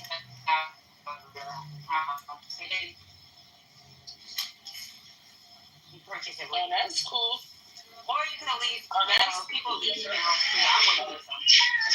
Well, you have to be careful if you buy a house that already has them. You have to check and make sure the panels are paid for. Yeah, Otherwise, but they can add it. They can add it to the price of the home. So like one of my girlfriends just sold her townhouse, right? She had put panels on it, and or her brownstone. When she sold it with the panels with the balance. So like you can do that if you can afford that. If you can't afford it, you can't. Yeah, I guess, but. So what I found, not always, but often, a person who is looking to buy a home that already has the panels on it barely are affording their loan. Right? So then when you add it in that additional, I mean, they just make it over they get approved for a certain amount, right? And then you have to factor in the cost of those panels, which has to be the additional amount that you have to afford, because that's what that has to be paid for separate. It doesn't bring up the value of your home, because I know like when they did my property values, it brought up the value of my home. You may have that, but if you add that in to the note, doesn't mean the financier is going to finance it if it doesn't appraise. Right, but that's what I'm saying. It brings the appraisal rating. It brings your appraisal up. So it's already factored in. Like, say, for example, you pay $510 and you do certain upgrades to your house. Like, your kitchen may add an additional $15,000. Your freaking panels may add an additional $20,000, $30,000. Like, you're already, like, when they add those additionals with what you've already upgraded your home, with your upgrades of your home, you're not factoring all that in. You're just looking at what your house should be appraising for. Like for me, I'll look on Zillow and see what they say, what the average is based off of the home sold. But then when you add the extra stuff to it, then you don't understand what I'm trying to say. Like I looked on Zillow. I'll give you an example. When I looked on Zillow during the pandemic, when people were bidding on homes, at one time, when I was trying to purchase another home because of the 2% interest rates, I was going to use the house that I had in Hawaii. I was like, you know what, I'm going to use this house and purchase a second house. So it was pending the sale of that house because I was going to, okay, let me tell y'all, I bought that house in Hawaii for $800,000. During the pandemic, that house was worth 1.5. In Hawaii, if you have a house over 3,000 square feet, you can sell that shit for 1.5 at a minimum. So at that time, I was like, you know what, I'm gonna cash out, take that money, and just save it, right? But then with the upgrades, they gave me extra. So I looked on Zillow. Zillow was saying the houses in your neighborhood are selling for 1.5 or 1.4 to 1.7 million. With the additional upgrades, they gave me a different price quote or a different appraisal on what I could sell my home for. And it was more than what Zillow predicted based off of the home sales in that area. You understand what I'm saying? Yeah, the prices of the homes skyrocketed during the pandemic. Like, no, but Hawaii is totally different, right? So what happens in Hawaii, if you buy a house in Hawaii, I can tell anybody, do it. If you can afford to buy a house in Hawaii, buy a house in Hawaii and sell that shit in 2 years. Every person that I know, my soldiers, I get soldiers, they can be private, they can be E4s. I tell them, use your fucking VA loan and buy a home. If you get VA. Because if you buy a home in Hawaii, by the time you leave in 2 years, it doesn't matter if it was a pandemic, it's regular, whatever. Them fucking Asians, them Australians, and them Californians are always buying those homes. They're waiting for someone to get out of that house. And everybody I know, I think the least amount that I know anyone came out of Hawaii, just being there for 2 years, they made a cool 180. Like I know people that made 200,000, 300,000. Look on Zillow and look at those houses, right? And then look, Zillow tells you what the house is sold for in Hawaii. Like, say you bought a house in 2017. If you bought it in Ocean Point, you might have bought it for anywhere from $800,000 to $600,000 to $800,000. 2017, look at the houses that sold in 2019. Those houses were sold for almost $1 million. Like, the housing market in Hawaii is crazy. It's so fucked up that it's pushing them fucking Hawaiians out. Because people want to buy those homes. See me. Well, I've seen you. Like, I get phone calls. Rabbi, why don't you send her some photos of you? A realtor, and I get them every fucking week. Like, they be like, hey, we want to buy your home. Photos to be fair? No, we buy your home. Well, that's have your face in it, Randy. That's have your face. Stop being gross. Like, You're too retarded to realize what I'm doing. I'm helping you. When I retire and I'm fucking 60 years old, oh, well, then you don't. It's not a big deal. What's the matter? That's what I'm gonna fucking do. No big deal. I am going to. I'm just saying. I'm just saying. If you want to see the evidence. I struggled too long at the beginning of my career. He doesn't want it. He doesn't want it. That's a fact. I love that. I'm not there yet, but give me another 5 years, so. Yeah, let me tell you something. But one thing I could probably, now that I think about it, just because I have since inherited my father's home and my grandmother's home. Both of them have been fully paid off. Girl, you hear that sound? Pay somebody to keep your grass cut. Get your house sprayed. What do you call it? Get it sprayed, get it painted every so many years, take care of the homes, because one thing, let me tell you something, I was so poor when I joined the Army. Like, there was times, so I'm going to go ahead and tell y'all, as a young ass lieutenant, I'm a single fucking mom, right? I'm a fucking young ass mom. I have a kid, and me and that little girl was fucking struggling. Like, there was times I would buy like Chinese food and fucking like share it with my fucking 2-year-old. 2-year-olds shouldn't be eating goddamn Chinese food. It's like I was poor, y'all. I was poor. So someone told me, go buy a house, get a duplex, see if you can get approved. I didn't have no bad credit that I knew of. I knew I paid my bills on time. I went and got approved and then did my VA certificate. I didn't have no money in the bank to fucking put a down payment. So it's like the little money I had in my bank, I promise y'all, I probably have like $200 in my account. Like that's how poor I was. Like it was really bad. So it's like I bought that duplex. And my first thought at the time was like, rent out the other side, get a duplex. I was like, oh, get a duplex. I want to get a little house or a house. It's like, get a duplex if I start a home. You're not rich. You don't have money yet. You're always complaining about your broke. On top of that, I was delivering pizzas. Let me tell you something. My daughter should have been taken away from me. I was so fucking poor because I had to pay for daycare that I was fucking delivering pizzas to pay for her fucking daycare. I would go to work. My daughter would fucking sit in the car. I would have snacks. I would be like, I'll deliver the pizza.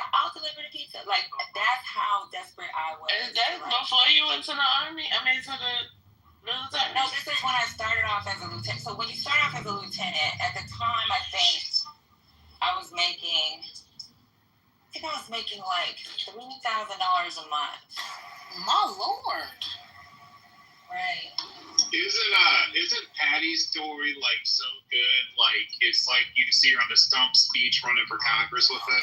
Yes, I love it.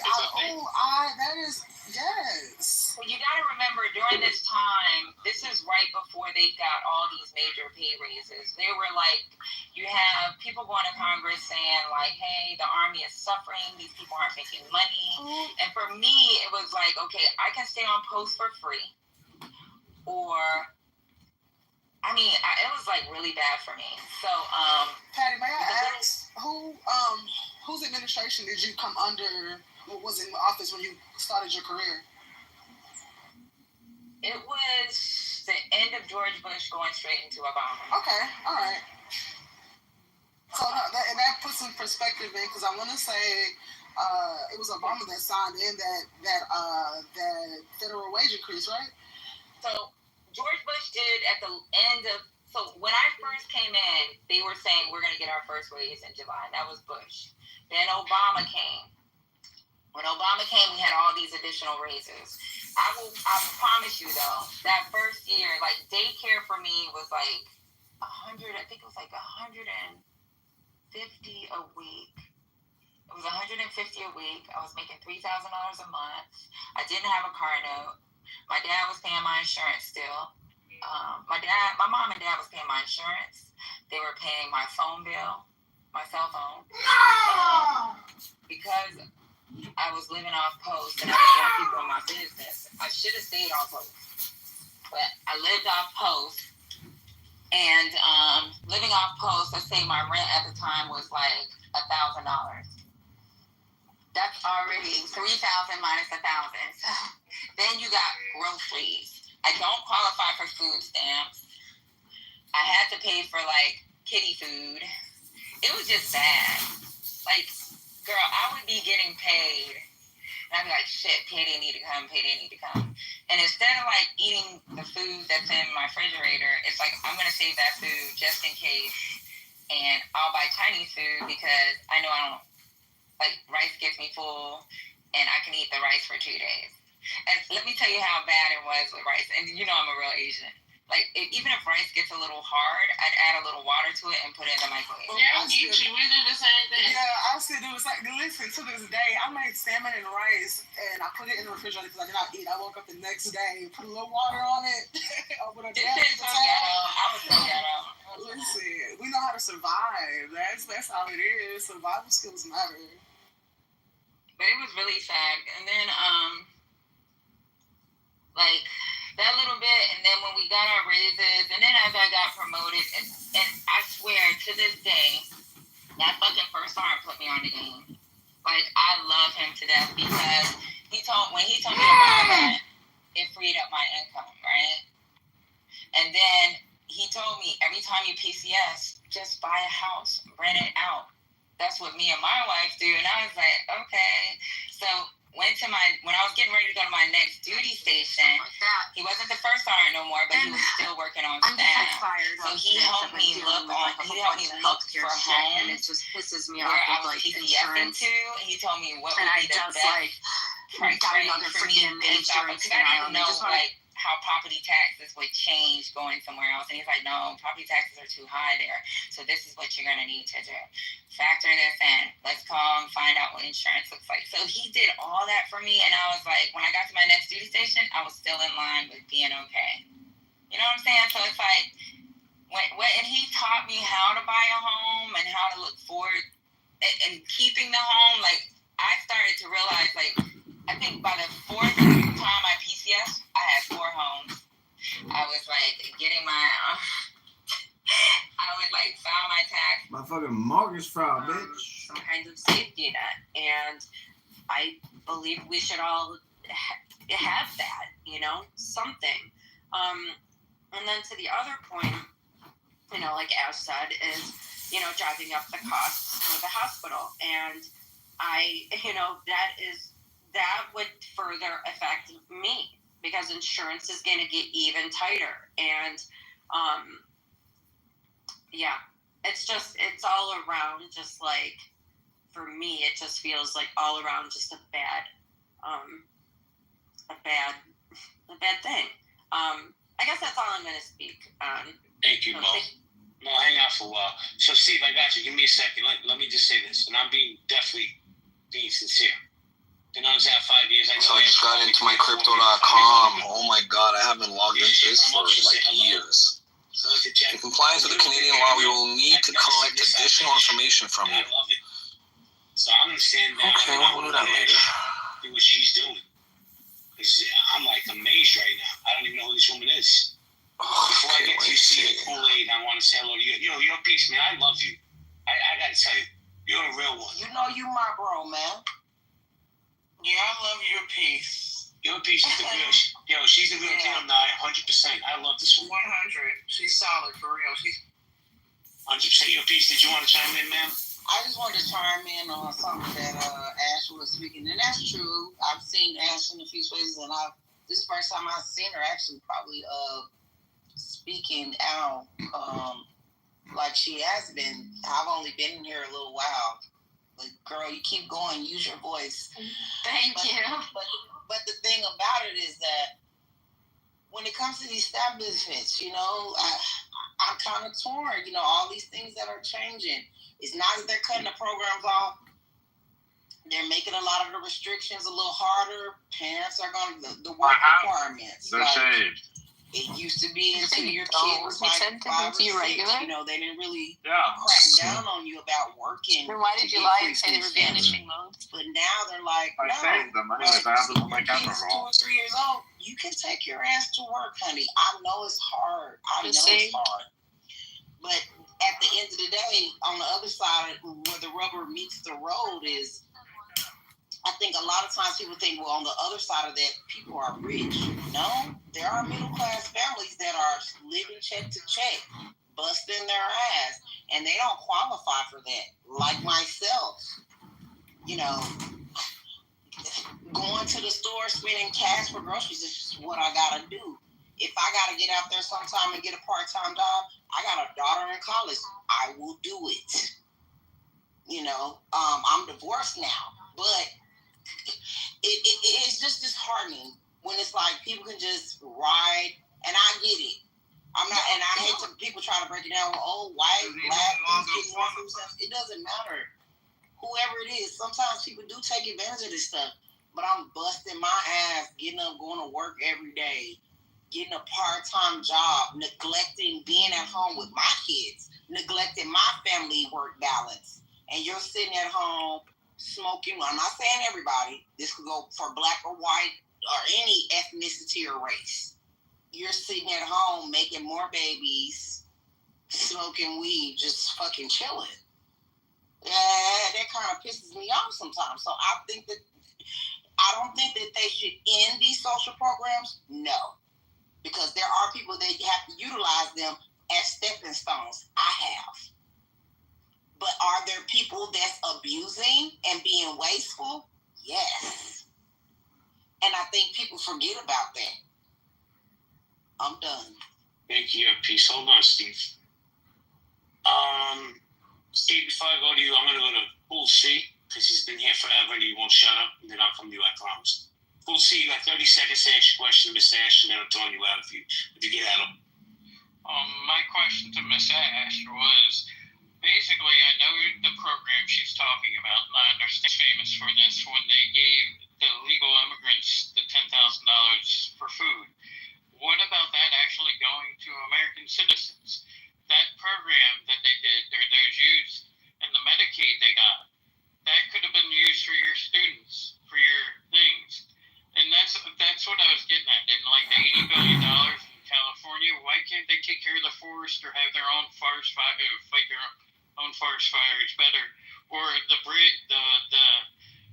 train line they were supposed to build above the sky or wherever it was, that $190 billion, where did that money go? The misuse of funds there.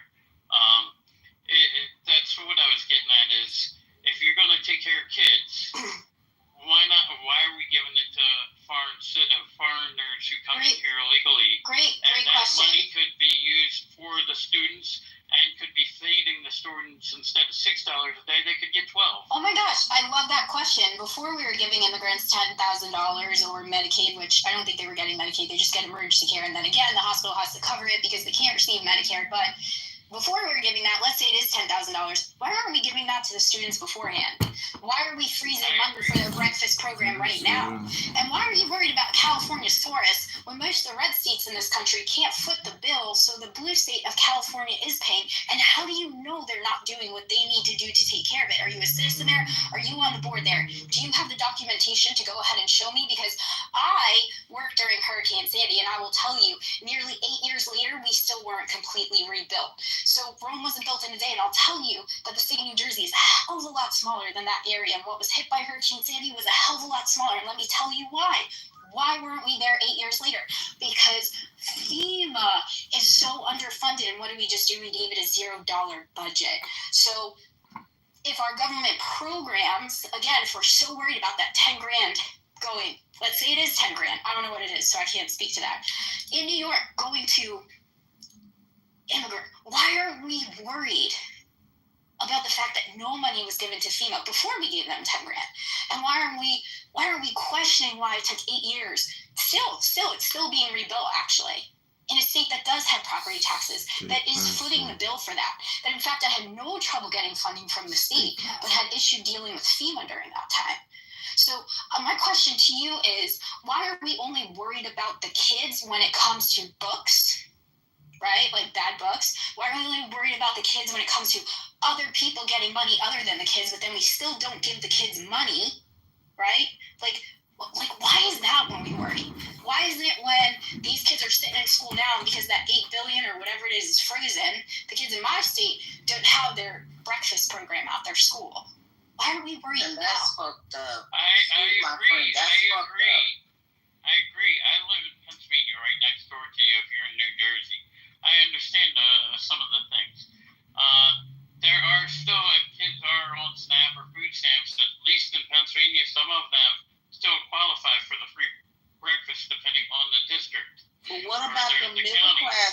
families. Well, that's what I'm saying. Some of those still Like some of those parents might not have bacon and eggs and biscuits in the morning. It's like all you get is cereal or an apple. And we all know that those kids are still going to be hungry. But then when they get there, and my daughter's even telling me this, she's eating off the plate. They're eating off each other's plate in the morning time in the cafeteria breakfast because they've already started cracking down. Oh, you don't qualify. You can't get breakfast. All those kids should be able to get a hot free breakfast, not just an apple out the door. I agree, but that's why some of this was moved back to the state itself. If like California has that $80 billion budget, why aren't they feeding their own kids? But how do you know they're not? I'm not saying they're not. I'm just saying if these states that are having these surpluses of budgets, like marijuana in Pennsylvania right now, they're trying to legalize marijuana to get rid of, to help use that tax money for schools, for other things the government in Pennsylvania might be able to use it and utilize it for.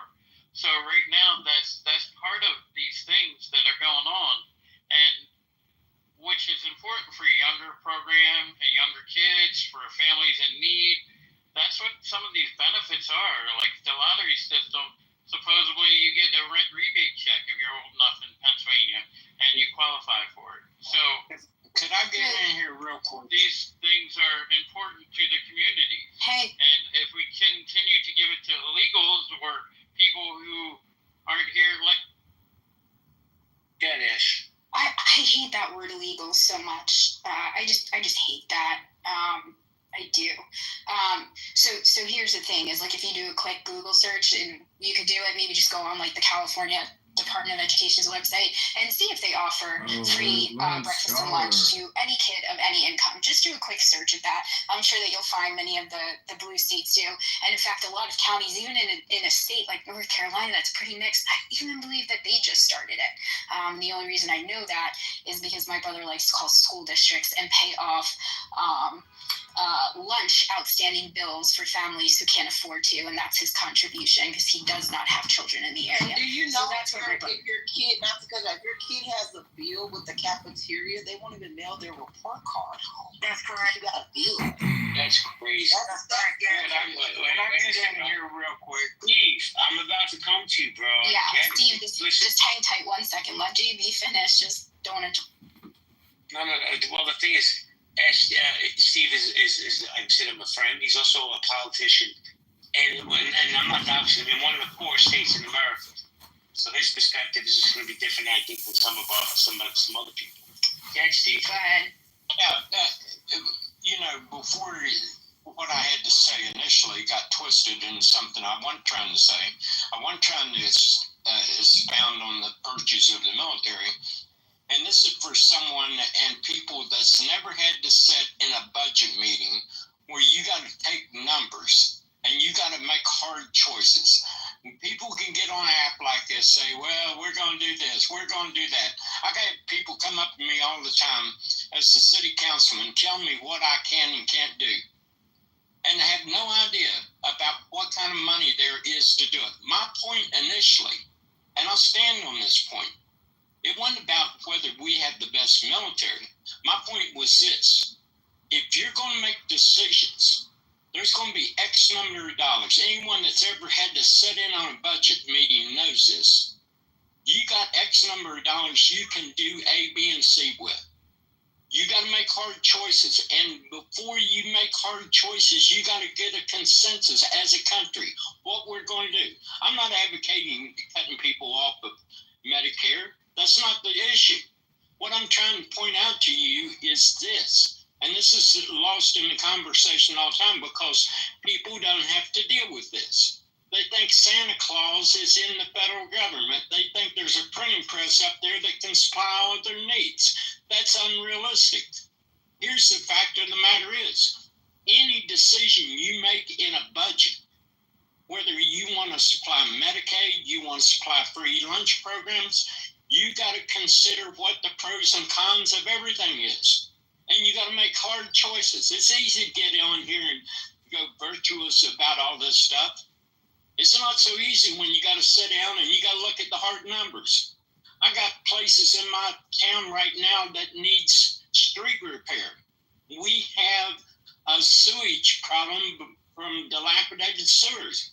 Well, you let the sewer run in the street or you patch the hole. These are questions people that have to deal with this stuff face all the time. They can't get on here and just say, well, I'm going to do this, I'm going to do that. Oh, that's cool. Because you're not dealing with the reality of what is actually involved in actually solving problems. My point is this. If you want these programs, understand this. The federal government takes money from the economy. If you're cool with that, that's okay. Because it's going to extract money for entrepreneurs. If you want less economic activity and you want more social, fine. Make that decision. But understand. Well, no, hold on. Let me finish here.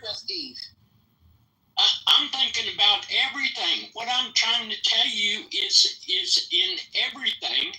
When you're responsible running the budget, like say I'm sitting in a situation right now. We have a sewer problem. We got potholes that need to be filled. There's decisions, tough decisions people have to make all the time. Hold on. Well, listen, what do you mean, hold on? Hold on. That is not more important than a child being hungry. No, you're not. You're missing my point. You're missing my point. So let me just say this, Steve.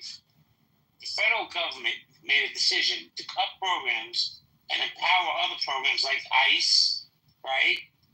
Border security. Now, border security I'm with, but all that money going to ICE, that can go to kids? Come on now. Well, let me ask you this, JB. Let me ask you this. Yeah, all that food going to waste in the farm. Well, let me ask you this. Let me ask you this point right here.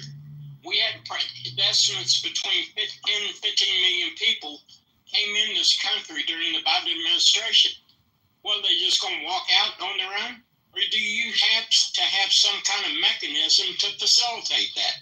These are hard choices that people have to make. And people will get on this app, they will talk pie in the sky, and never had to sit at a budget meeting and make tough choices. So Steve. Here's the thing. If you want a certain thing, no. Yes, this is like having one of my students. Hang tight there, Steve. To say I've never sat in a budget meeting, that's wild. But I mean, maybe people haven't sat in budget meetings. Maybe people don't even know how to budget for themselves. I don't know. If you've ever done a budget, you have an idea of, well, this is what you got to cut. This is what you got to keep. These are the consequences. But to compare feeding children to a pothole and tell me I'm righteous because I'm more concerned about that generation that's going to end up using that road. It's not. You literally just sat here and told me my righteous belief getting on here, like my 20 years of education and seeing what your decisions have made me do, not yours personally, but yours, the government, have moved my job from now making sure that I will take a bullet for every one of my students. Don't tell me I don't understand what your decisions mean. This government is more willing to put in, to spend money on metal detectors, force kids to wear clear backpacks than they actually are to do something about the problem. So don't tell me I don't understand budgets and what things have to go through. You just sat here and debated a damn pothole with me, and I'm sorry about your town sewer system, but maybe there should be a budget regarding that, and people shouldn't be complaining that their taxes go there. Look at what happened in Texas. Just because it was Biden or Obama looking to give them money for a siren, they had to cut their nose to spite their face and not have a siren. Wow. And they gave it to some. Actually, that's a little different. I can't. Marshall, let her land, please. Marshall, you can correct me after. My point is, you can't come up here and tell me I'm sitting here being righteous when I've seen the consequences of your decision on a budget. And yet, no matter how many times we talk about this budget, it's always the schools, it's always the children, it's always those moms, that are utilizing SNAP. It's those single moms that are the problem. The single moms are always the problem. The single moms, they're utilizing this. Like, have you been a single mom? You can't tell me that you know what it's like unless you've been a single mom, right? Because that's what you told me. I don't know what it's like unless I sat in a budget. But do you know how expensive daycare is? And do you know that how little you get paid at Walmart? Like, if that's where you're working, or how little you even get paid as a receptionist, or maybe you're a dental hygienist. Do you know how expensive a child is? Like, for you to sit here and just say, like, I don't know budgets. Don't forget about us single dads, Ashley. We go through it too. Single dads rock. Something real quick, Ashley. Yeah, Steve, go ahead. Because the only reason I said anything about a pothole or a sewer was not to compare it with a kid. That's being disingenuous. What I was saying is in every budget, and you have to decide. I'm not saying that your points aren't valid, but what I'm trying to tell you, you have a bucket full of money. You take it from one pot and put it into the other, there's going to be consequences. And you have to be willing to elaborate that to the general public. We made this decision because of this. Now, if it's something that you can get through, fine. But we live in a constitutional republic. We have elections. The elections have consequences. And if this is something that's important, and I believe it is, then you have to change the Congress.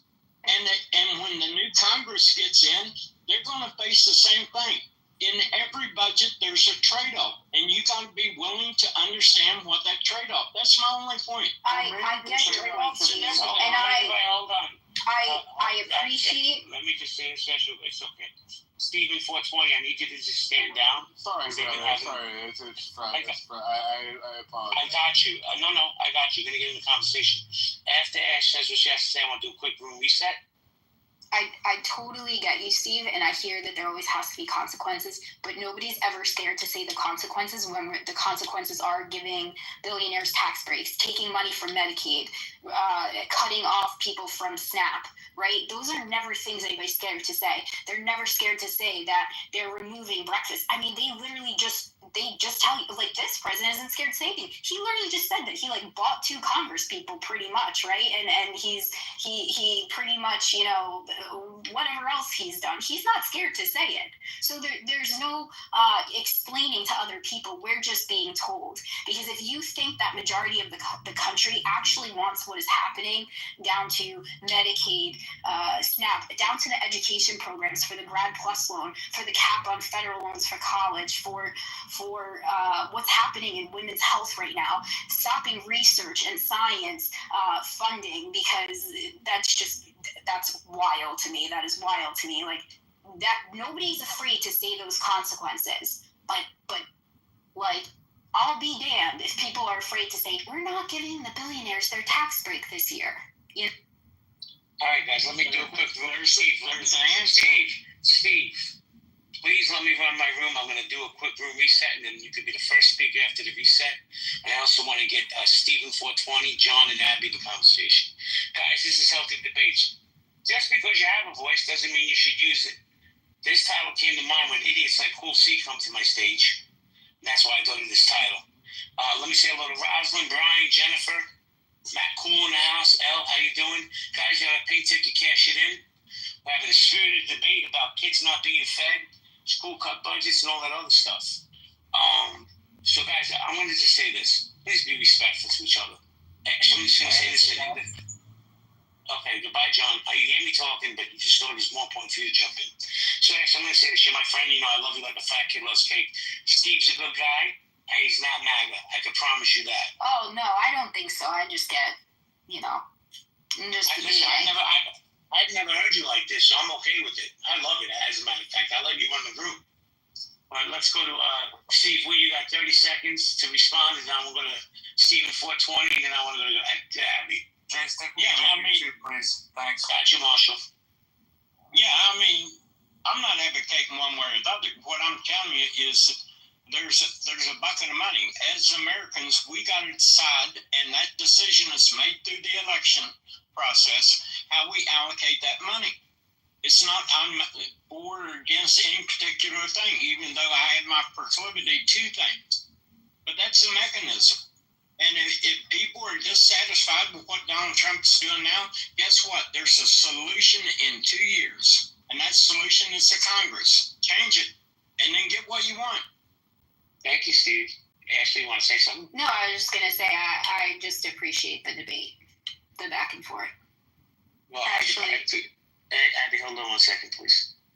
Like I said, you're both really good people. You come from different, I think, ends of the political spectrum. But thank you for the dialogue. Hello, Counselor. Hi, I just came in quickly. I heard a little bit of what you were saying. I would take issue with when these funds go to these universities, that the funds are actually allocated for the research and the medical research and the essential research, as opposed to departments that have gotten infiltrated and have gone totally into a political direction that a lot of people are concerned with. If 100% of the money was going into cancer research or research in a particular medical area, but sometimes these funds blanket go into the university, and when they go into the university, there is not a control as to how it's allocated.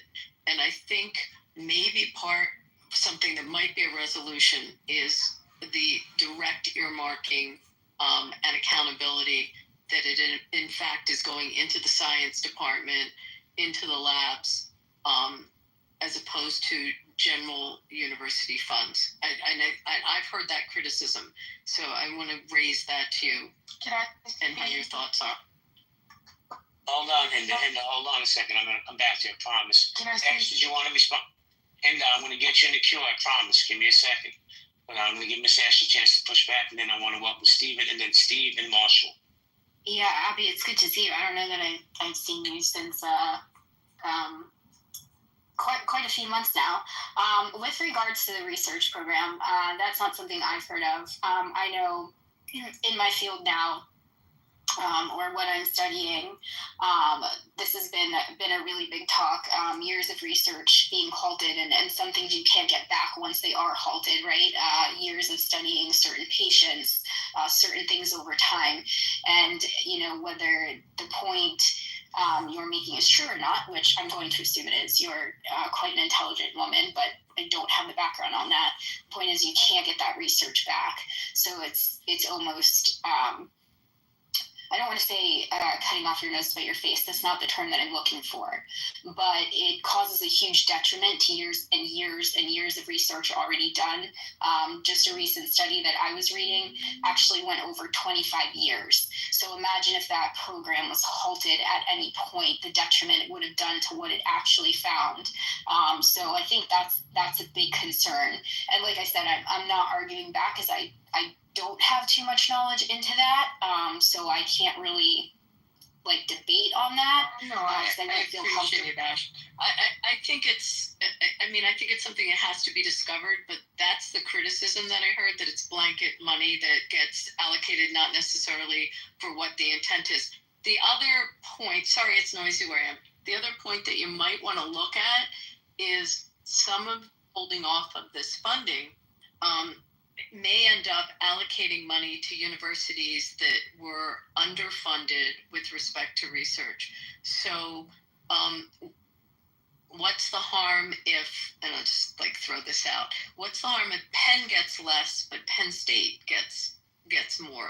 What if money starts going to state schools or into schools that maybe didn't get allocations before for research, and that it boosts up universities that are also complying with protecting the students on campus and not letting the university run wild and not focusing on the codes of conduct of the universities? What if the fallout is actually funding those universities that make it safe for students? So that's just another thing I wanted to throw out there.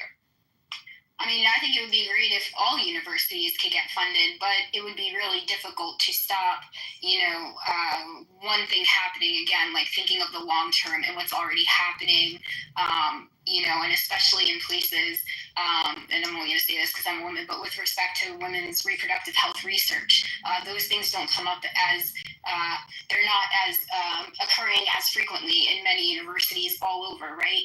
And some of those areas, like you said, they don't have the funding for it, but it's not worth it to halt where it is starting, in my opinion, after years and years of research. And I say my opinion because it is my opinion. There's no facts to this, so don't come at me.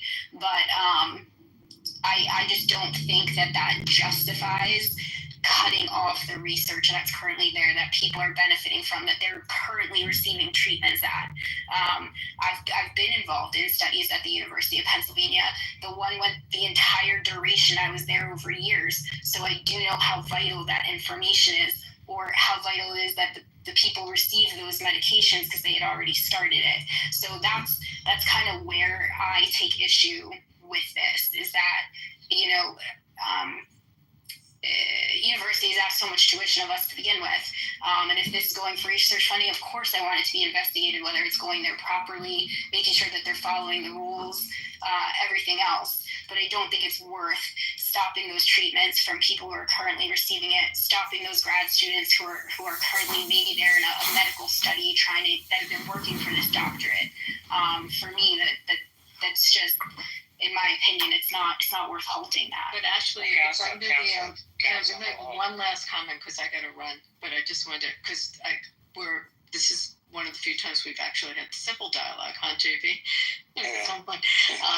But it's under the umbrella of an institution that fell short on their accountability for complying with proper legal standards and also with protecting its students, but it's under the umbrella of that university. There's got to be a point where you have to make the accountability there, to the same extent that we can, if we fund a nation that the nation is running hog wild, we have to pull in, even though, let's say, funding of that nation may be feeding people or doing something helpful to that nation, but if the nation is in fact doing something that is harmful to the world, you have to have some ability to pull in your purse strings to maintain it. So I guess my point, and by the way, and I brought up Penn because I'm real familiar with what they do, like on the Aging Center and the Alzheimer's research. I mean, like, I'll just throw that one out. It's really important.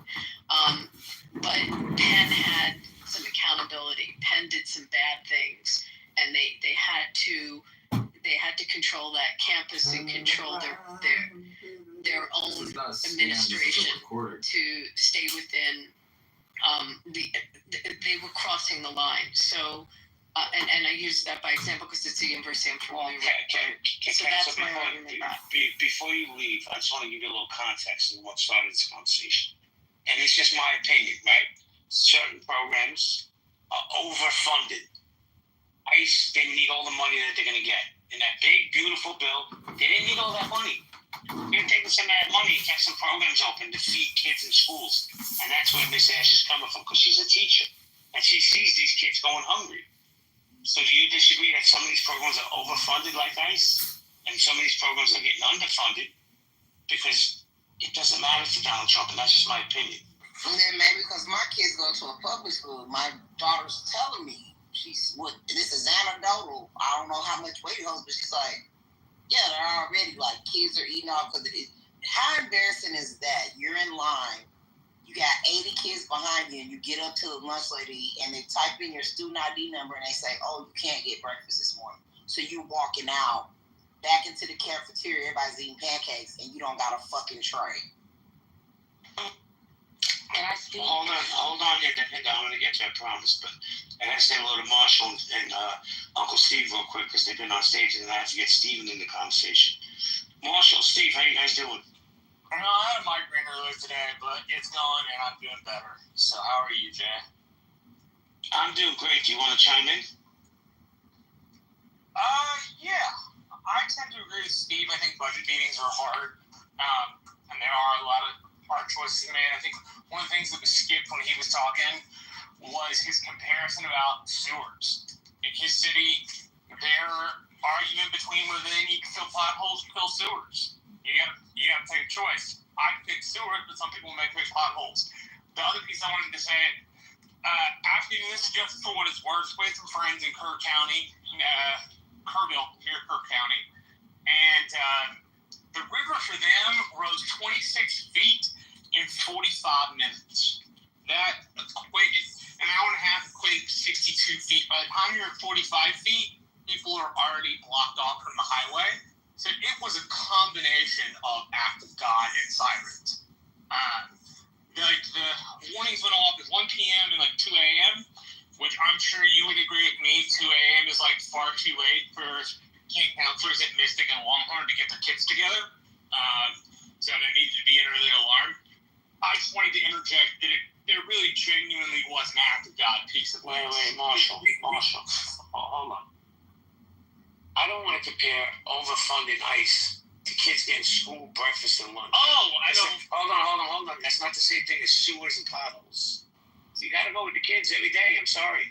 No, I'm not saying you don't. I was more noting that when budgetary matters are given, there are decisions like that are made. Not to say that we should be picking sewers over getting school kids. Marshall, there is no choice, bro. See, listen, let me just say this. Hold on, let me just say this. I'm a father. Now, my kids are grown, but my grandkids aren't. They don't take school lunch, but the option should be there instead of having an extra 10 ICE agents in the area. I'm sorry. Agree, 100%. I don't disagree with that at all in any way, shape, or form, Jay. I think kids getting the school lunch is important. I was more seeking to give the mix, the Texas floods that were referred to were a mixture between not having a siren and act of God. If you'd had a siren go off at maybe 10 p.m., that could have been entirely different instead of the siren at 2 a.m. As I understand it was a combination of not using state funds and not using federal funds. So I'm not absolutely right. I just wanted to inject the act of God part. That's it. Yeah. Listen, I don't disagree. I experienced Sandy, and that too was just the perfect storm. I mean, it literally was. You couldn't have had anything line up better to cause it the way that it caused. My point was about budgets, because that's what we were talking about. And it was silly. It was silly all because, that was my point. Thank you, Ash. Let me say hello to Uncle Steve, then go to Stephen 420, and then end up. Uncle Steve, how you doing? Can't hear you, Steve. If you're speaking, you may have to leave and come back, bro. Sorry. Stephen 420, how you doing, bro? Doing good. Can you hear me now? Yes. This I've got some technology on my end. I don't know what it is, but anyways, hi JB, hello everybody else. Thanks for holding the space. Happy Friday. Hey, Uncle Steve. Hey, Steve. Hi. So I want to talk about one thing. Hopefully it's on point. Wait. Before you Sure. Let me read up. Everybody, make sure you show up Uncle Steve's Zoom tomorrow morning. Yes. Thank you. Saturday, 7 a.m. to 10 a.m. Pacific Standard Time. Thank you very much. Ask Uncle Steve. So, anyways, I'll say one quick thing about the budget, and then I'll listen to other minds. The infusion into ICE Homeland Security is arguably up to $150 billion a year, basically to go after kick illegals out of the country. Okay, fine. We're still using the same system that we use for aliens coming into the country, where they register, we let them in, and then they get a court hearing in 3 years, and then they do whatever they do for that 2-3 years.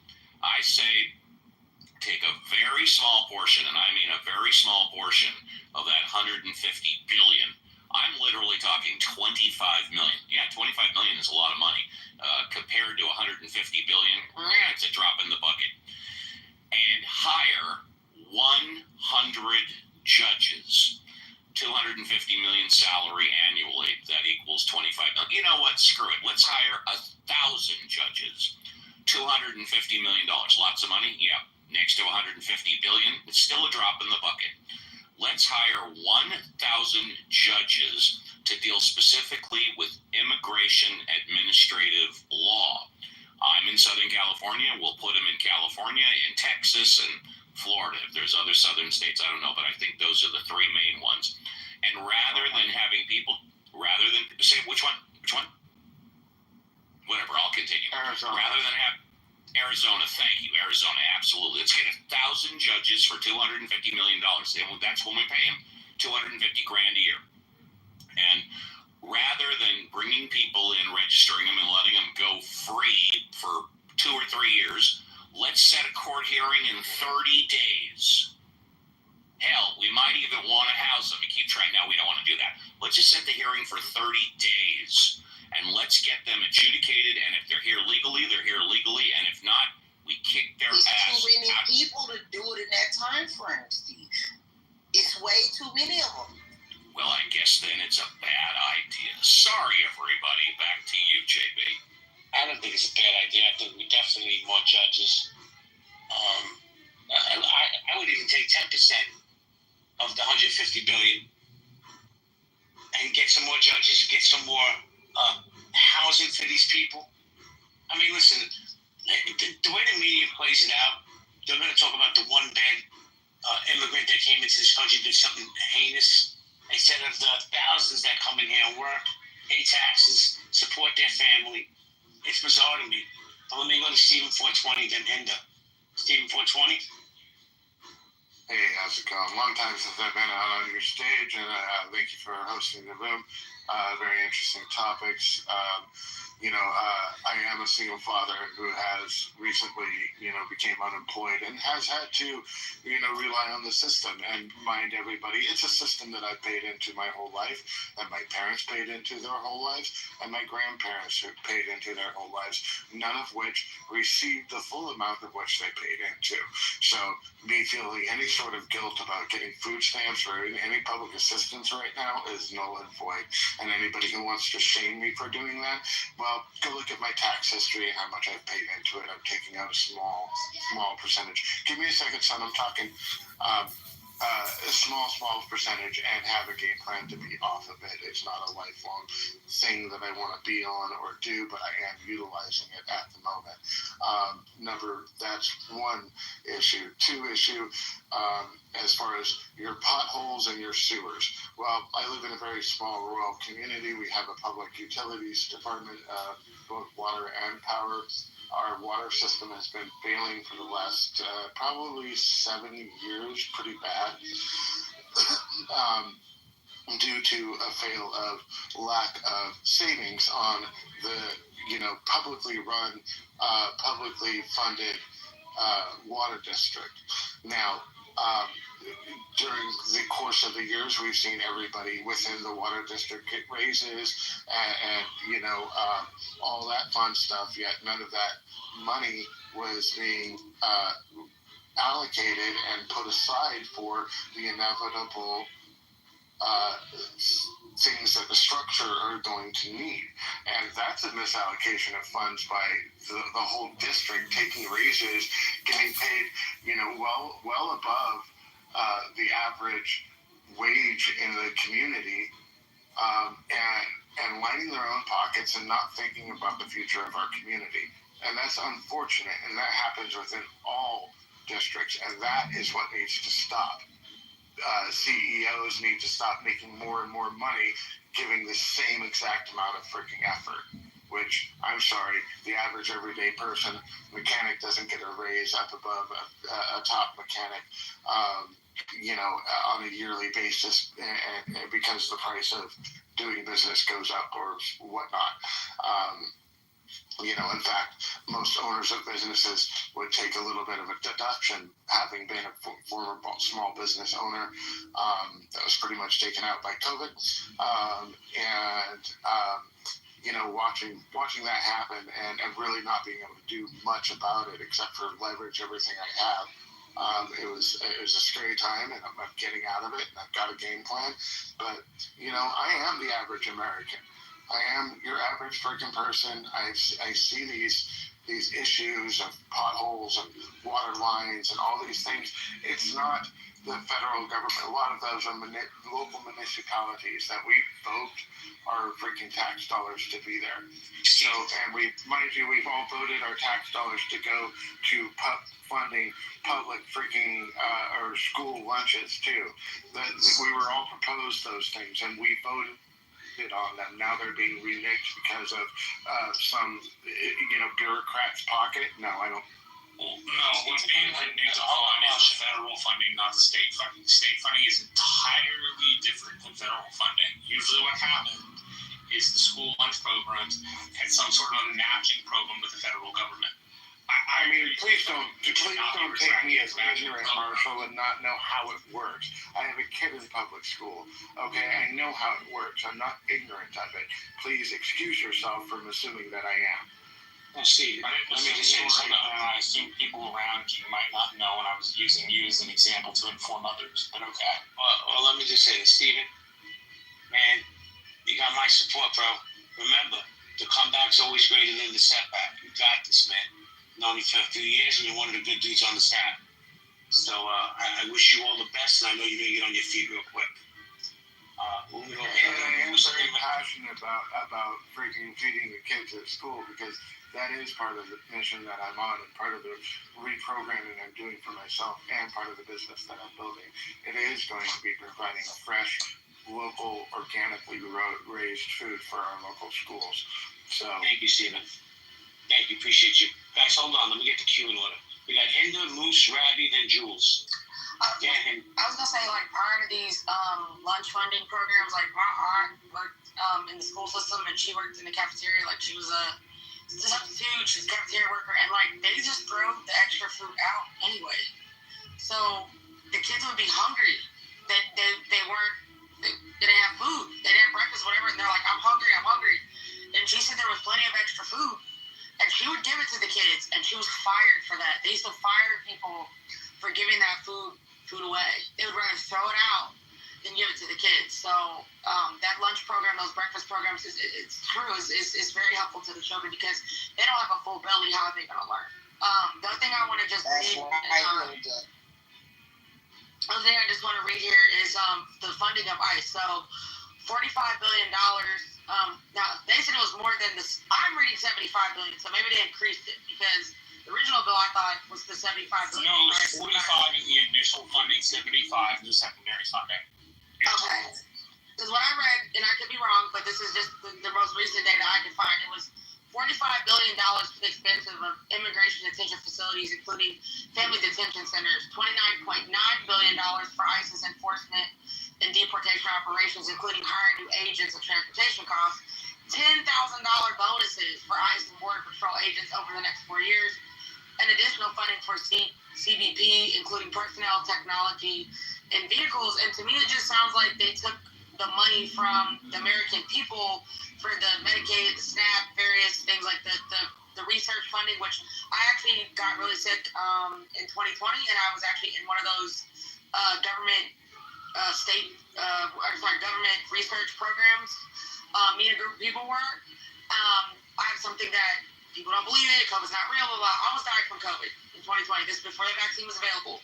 We were all selected so they could study and monitor our health over a period of time to see how we recovered from the deadly virus, because we almost died in 2020. And it was to see the effects of COVID on the brain, the heart, the organs, lungs, for all the people that got it before the vaccines were available, because they don't know the long-lasting effects, because COVID was a new virus. They don't know how it affects like children and the brain and all this kind of stuff. So that research has all been cut. That funding's all been cut. And one of the programs I was in, I got to try medication, and that medication helped me with the long-lasting complications and the symptoms that I was having. So I was really sad to see that program cut. But anyway, I just want to make a long story short. It just seems like they say they put Americans first, but they're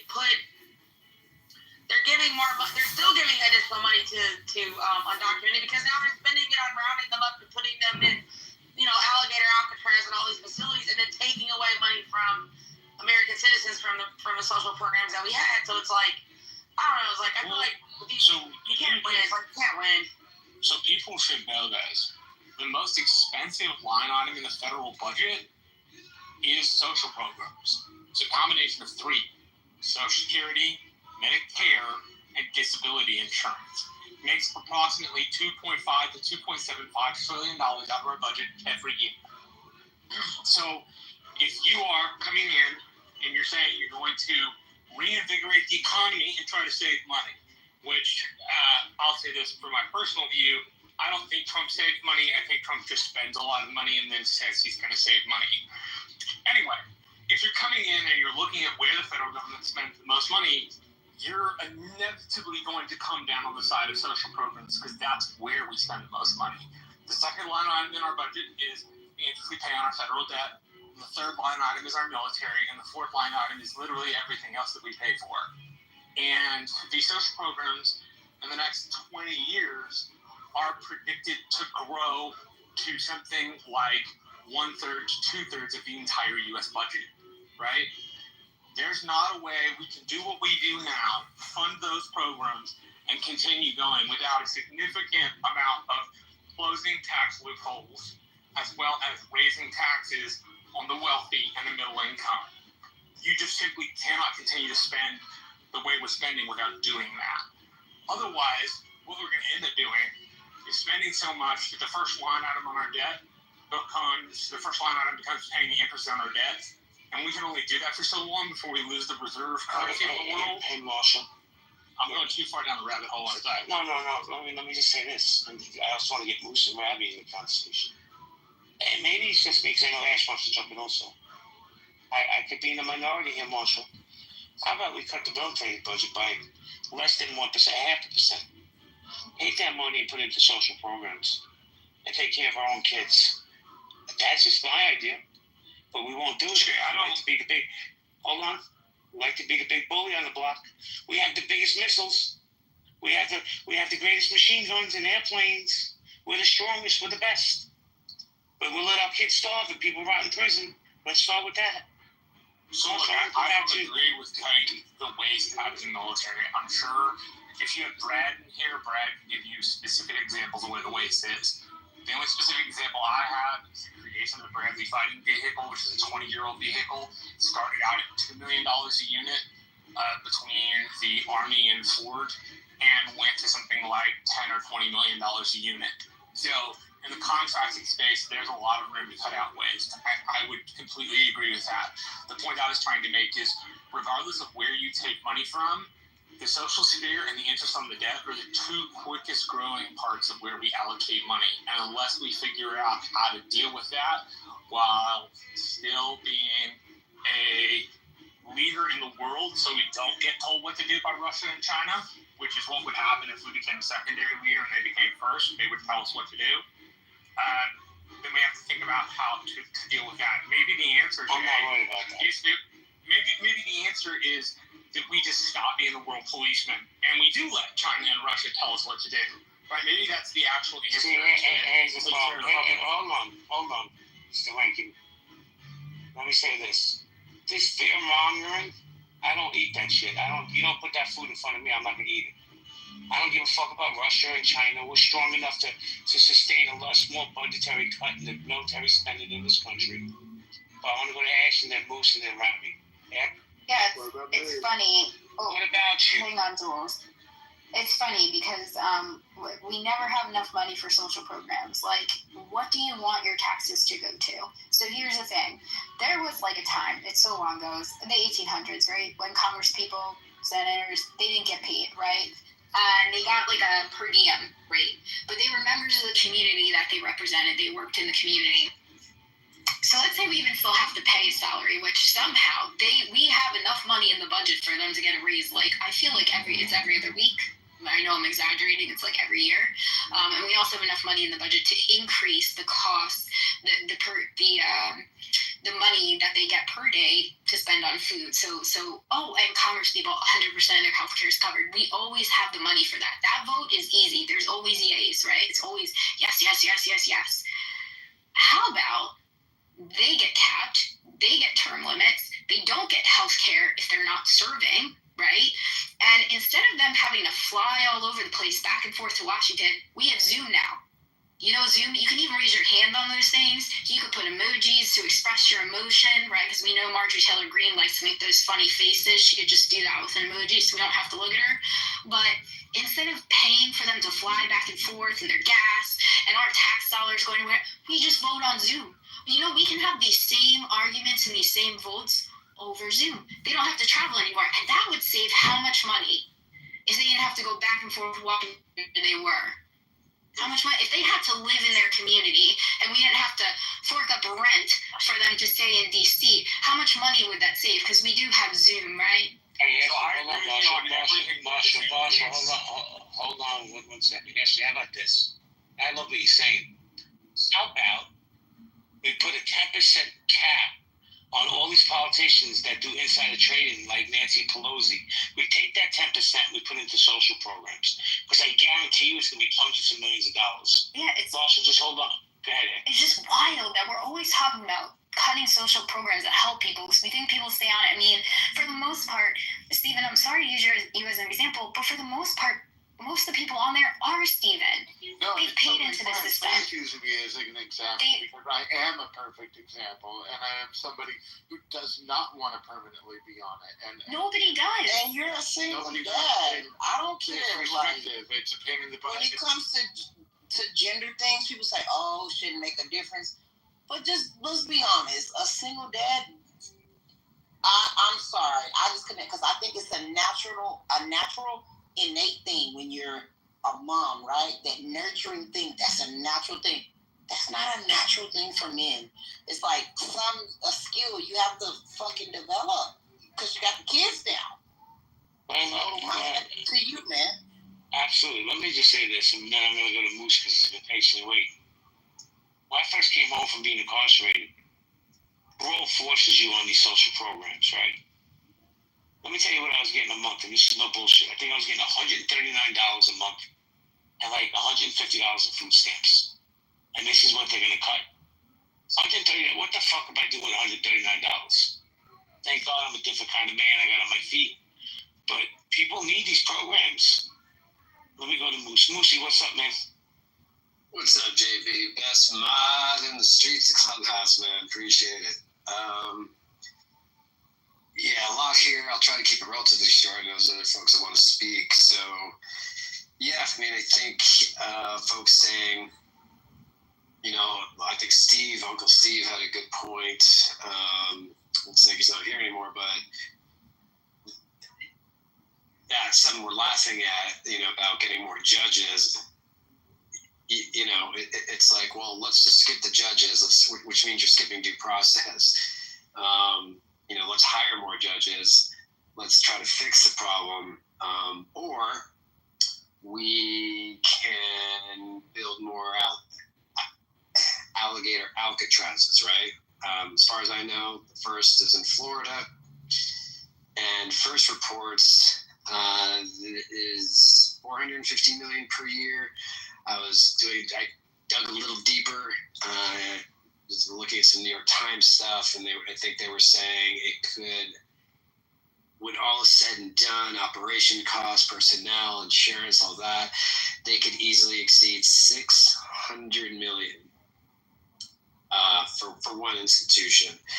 They actually even further went to say that while the state of Florida is initially funding the project, it can request reimbursement from FEMA, from Federal Emergency Management Agency. This funding is part of the Shelter and Services Program, which is normally used for disaster relief. Pretty timely considering what just happened to Texas, not to mention all the hurricanes that smash down on Florida on a regular basis. But let the elephant continue to cut off its trunk to spite its face and spit in its voters' faces. That we're going to increase the ICE budget alone to the increments that have been discussed. I think we last heard was $75 billion. Do we even have transparency of what exactly or how that is exactly being spent? I mean, the government just throws out these numbers like, oh, okay, well, yeah, I guess ICE, that's expensive stuff. Even though when you look at the previous budget that seemed to, be operating, maybe not perfectly, but manageably, was way, way, way less. But let's go crazy and just throw out a number there. 75 billion. Next week might be 90 billion because we need to keep those borders safe. Never mind all the discussion that we've been hearing here with school lunch programs being cut, social service programs being cut. And Marshall, respectfully, I think when you were listing off some of those programs,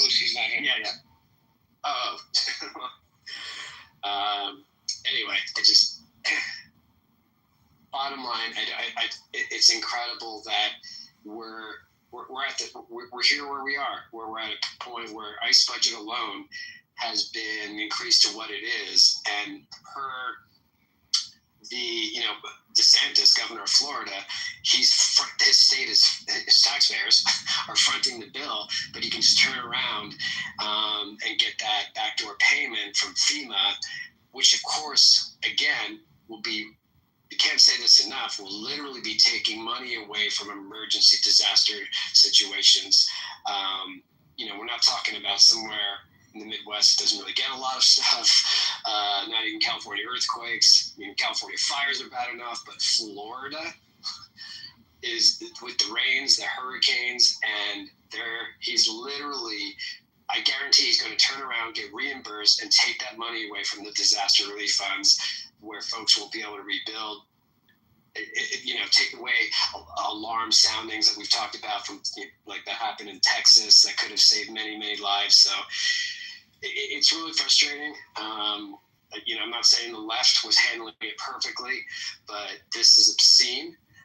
And I think the government, as we as taxpayers, I think the government owes taxpayers more transparency on how exactly that ICE budget is being allocated. If anyone here can, I've tried to look online here and there. I would love to know really if there's any sort of breakdown, or if they're just using these big words like, operations and personnel and training and hiring. Moose, I'm going to jump in here. Yeah, all good. I'm good, man. I appreciate the time. Thank you. So, thank you for coming in, Moose, and sharing. Ash, now I see all you guys there because I got a boogie. Do you want to keep it open or close it down? Hold on, Maga. No, I'm gonna go eat. I'm gonna go eat dinner. So I don't know if anybody else wants to keep it open. I'm gonna go eat dinner. I want to say something too. Enjoy your dinner. I'll keep it open for like 10 minutes to let the final. I'll keep it open for those final speakers to talk, and then I'm gonna bounce too, so I can go eat. Well, Mike, do me a favor. When you go eat, please just shut it down. Don't leave it open. Absolutely. I'm going to do another room later. Guys, good seeing you. Good hearing from Ashley. I love you like a fat kid.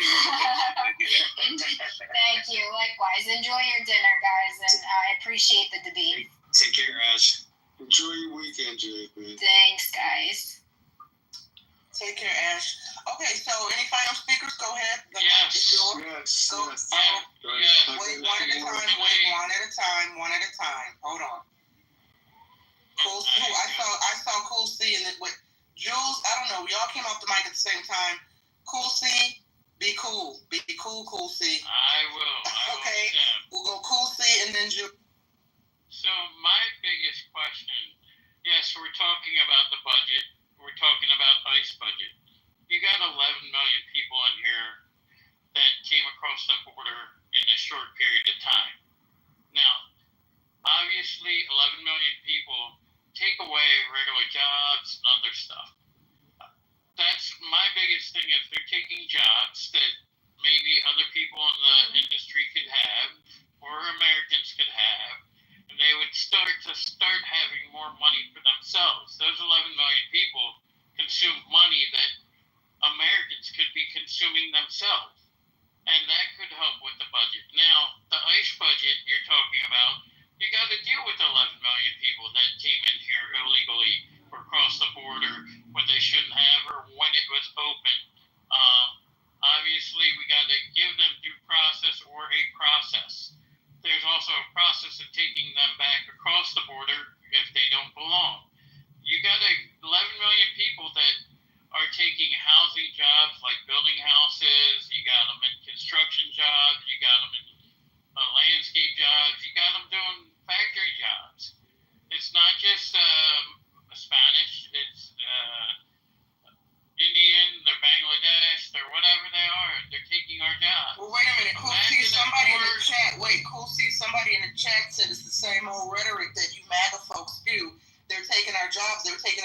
But what's interesting is what jobs? Because on the flip side, the argument is Americans don't want these jobs. So, but they would take those jobs, just like in Wisconsin when that factory got raided. I believe it was Wisconsin. Guess what? The next day they had all the local town people apply for those jobs. That's the thing.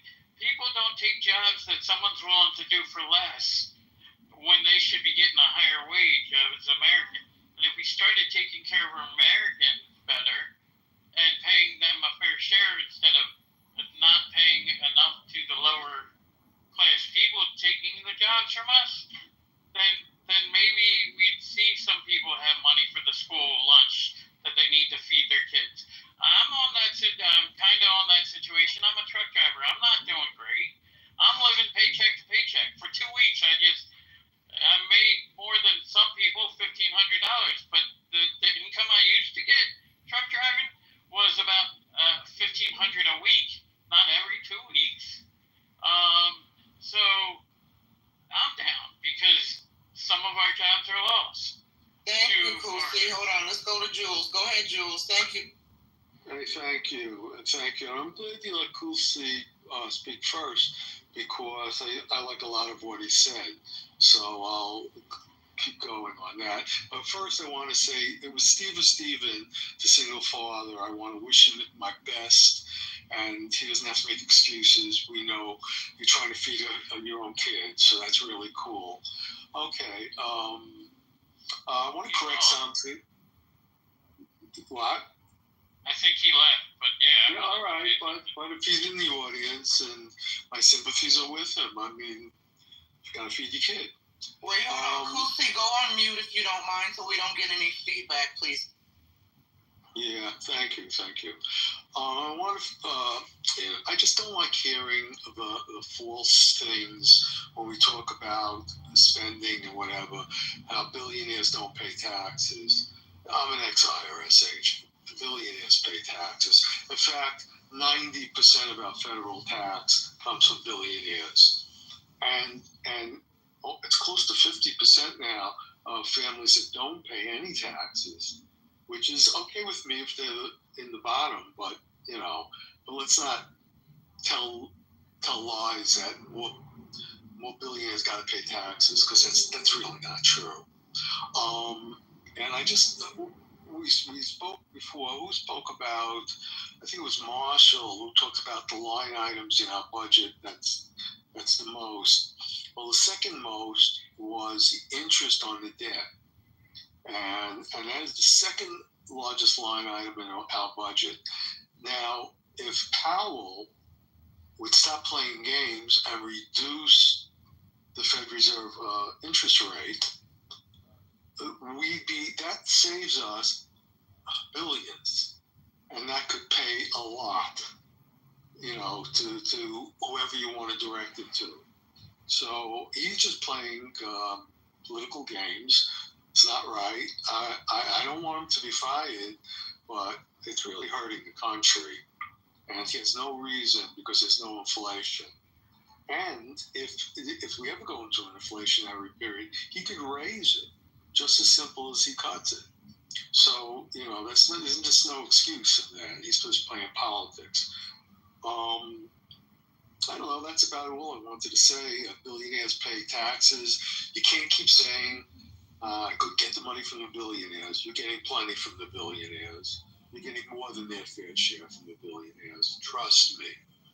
And I don't know. I think that's all I want to say, unless somebody wants to ask me something. Well, somebody in the chat said, Leanne in the chat said, but Jules also says, I voted for this. Billionaires pay a lower tax rate. That's what Leanne in the chat says. I think she's responding to your comments. Well, when the tax rate is staying low, that's what the big beautiful deal was about. The tax rate stayed low. And if it didn't pass, billionaires would pay more. But they're paying their fair share now. Why do you want them to pay more? It's more than, by the way, more than billionaires would pay more. Most Americans would be paying more. And we don't want that. We want lower taxes, and there's other ways. Trump is generating money on tariffs. It's just unbelievable what he's doing on that. So there's money coming there. Oh my God! I want to say one more thing. I can't remember. So that's being. So would take the phone out. So we're paying our fair share. It would have been the biggest tax raise ever in this country if the big bill didn't pass. And believe me, you don't want that. So I can't remember what I wanted to say as a key thing. But all right, I'll leave it at any other questions to me about that? Yeah. Just because you have a voice doesn't mean you should use it. Use it. All right. What do you mean just because I have a voice? What does that mean? It means you should use the mute button more than use your voice. Use your voice. The thing about Point is one thing about Point, I've been informed about Point. We're not sure when Point is serious and when Point is trolling. So tread lightly when responding to Point, because oftentimes Point is quite serious with their submissions. Other times, as I've been informed, Point is trolling. In this case, it's hard to discern. Point? I guess Point, you want to hear what you had to say. I'm not trolling. Some shit was going on in my house that took my attention. No, I'm not saying you're trolling. I was speaking about Point, who told you you should use your mute. Yes, but I was talking. You don't use your mute when you're talking. I was muted the whole time. That's why I'm the left on the stage. Yeah. But we understand. What was going on in your house? We'd like to know. What was going on over there? Well, another phone was ringing, and I have one person here, and she was in another room, and I don't know if that's interest to you. Well, let me speak to her, and we'll find out. Let me speak to her. No, you're not gonna speak to her, boy. All right, fine. Point, leave that man alone, Point. Point can say what she wants, you know. My biggest thing is, I think if we had more people who are willing to do more jobs, because there are more jobs available, and the money we're budgeting for the illegal aliens or ICE is because we have such a problem with so many of them taking what belongs to Americans. So I think that's the biggest thing. I mean, people are questioning what ICE is spending a year, but imagine if they didn't have to spend $45 billion or whatever it is on housing and alligator Alcatraz. If we didn't let that many people in, imagine more Americans doing actual getting good wages, living wages, because of that. That's why, like, the tariffs are coming back to America, bringing jobs back. And if we do more of that, bring more jobs back, and give more Americans more of a living wage, and incentivize employers, and like you said, the billionaires are paying their taxes. The person who owns certain companies are paying their fair share in taxes. I mean, the small business owner will, but if he gets credit for giving that guy a $20 an hour job or whatever it is, and you have more Americans making more livable wages, we would be able to take care of the kids. We've let too many illegal people in here that make it difficult to take care of these things. And that's the biggest thing. You got house cleaners, housekeepers. You could probably find some other housekeepers or back of the house kitchen people to do the jobs, but because the employer can't or won't pay them a fair wage, they'll rather pay someone $6 an hour, $8 an hour, state minimum wage in Pennsylvania like $7.25 an hour to do a back of the house job, when you could paying that person $11 an hour and get good quality work out of them. And that's the biggest thing. And I hopefully is a temporary expense because, and by the way, the blame for why we have to pay so much for ICE is obviously the previous administration that opened the borders. Whether you like it or not, that's who's to blame for that. And somebody posted something, is $20 a fair wage? Probably not. It depends on the job you're talking about. But in this country, you don't have to... Fast food is, they hired machines to do the burgers in McDonald's in California. They were paying people $15 an hour. But there's people who are getting paid $15 an hour can't even buy their cheeseburger at Burger King anymore because the burger is $15 an hour. How are they going to buy a meal? When I was working at $7.25 an hour, my meal was half price at Burger King. So instead of $6 at that time, I was still able to afford a $3 meal. I mean, you got to work harder, longer to get that meal covered now. And maybe if you had quality people in the kitchen doing the job and taught respect, I mean, it's hard to do, but I get it. These people will take less of an income and more of a discount, less of an income, but able to hire more because they'll do it for less. So I get it, and that's why I brought it up in the beginning about JB's grandson. His boss shut the door and took video of his boss getting arrested for not letting ICE in and doing their job. Imagine if they would have hired the regular Americans to do the job that ICE got rid of. Guess what? Those would be Americans making that money instead of immigrants sending it back overseas. Well, like they said, the Americans don't want the jobs. They say Americans don't want the jobs. They would want the jobs if they weren't getting cheated and giving it up to a lower wage person. If you give it up to a lower wage person, how are these illegal immigrants paying taxes while they're stealing your social security number, mine possibly, someone's social security number? And guess what? When you go to file your taxes, maybe the IRS guy, Jules, would say, oh yeah, there's a lot of people that got multiple social security numbers or taxes coming in that aren't in the same state, and they're being filed. So who do we give the tax refund to? The legal immigrant or the legal immigrant? Or are we supposed to set them out with an LLC, the legal immigrant, and get them an EIN number so they do pay taxes? That would be one way of doing it, and actually making sure they get their fair taxes by setting them up with an LLC for $125 in Pennsylvania. And then they go to the state, get an EIN, and now they got to report their income, 1099. There you go. It's illegal that way. You know, it's funny you're talking about lower earners and the taxes and everything, and what you're saying is valid. So I don't know why the people of America didn't revolt when they saw Joe Biden's son setting up LLCs all across the world and stashing money that they were getting and not paying any taxes.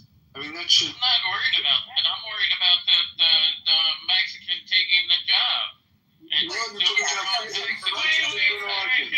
on. Oh, that's Marshall. Hold on, let me just say this really quick, and Marshall, you got it. Do you guys think that we are, as Americans, we're concerned about the wrong things? That all of this is just distracting? That at the end of the day, when we lay our heads down and go to sleep, a lot of this stuff is not... I realize it's important, but is it how detrimental is it to our livelihoods? I mean, do we really care at the end of the day? Immigrants have been here for how long, ladies and gentlemen? And it only becomes an issue, in my opinion. Immigrants, not illegal. Not illegal. Just well, and that too. But then that's a migrant. That's a migrant. And that too. It seems to me it only becomes an issue, immigration, migrant, illegals, whatever we want to call it, when the politicians make it an issue to keep us divided and arguing and distracted and sparring, right? You're right.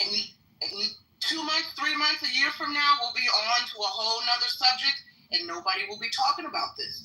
So I have to wonder, do we actually really care? This is, I understand the position that they're taking jobs from Americans. I understand that passionate talking point that many people have. I've been guilty of sharing my opinion on that too. And I agree, we need to have more jobs for Americans. But I keep stressing this. Every time we have this conversation, folks, the pushback is always, well, Americans don't want these jobs, so somebody has to do it, right? Well, I think Americans don't want the jobs because employers are giving them to lower income people who will take them, when if they were to pay the American a decent wage to do that job, build a house, to actually nail in the nails correctly, instead of just putting a house up in 3 days or 2 days and the framework not being great. Imagine an American going in there hardworking. That's not often the problem. The problem is in agriculture and construction, Americans can't do the jobs as fast. So, while you can just let me finish, while you have people who will just get interested in construction and can't do the job as fast, the folks who are either farm worker immigrants or folks who are not here legally can often do the jobs at a much faster rate with a much lower learning curve, right? Yes, but the quality of work. Bro, Cool C, let him finish. Cool C, let Marshall finish. Move you to the audience, you need to stop interrupting. Sorry. Thank you. So you can teach Americans to do these jobs at a faster rate, but the learning curve is higher. So part of the argument is that these people have a lower learning curve than we do.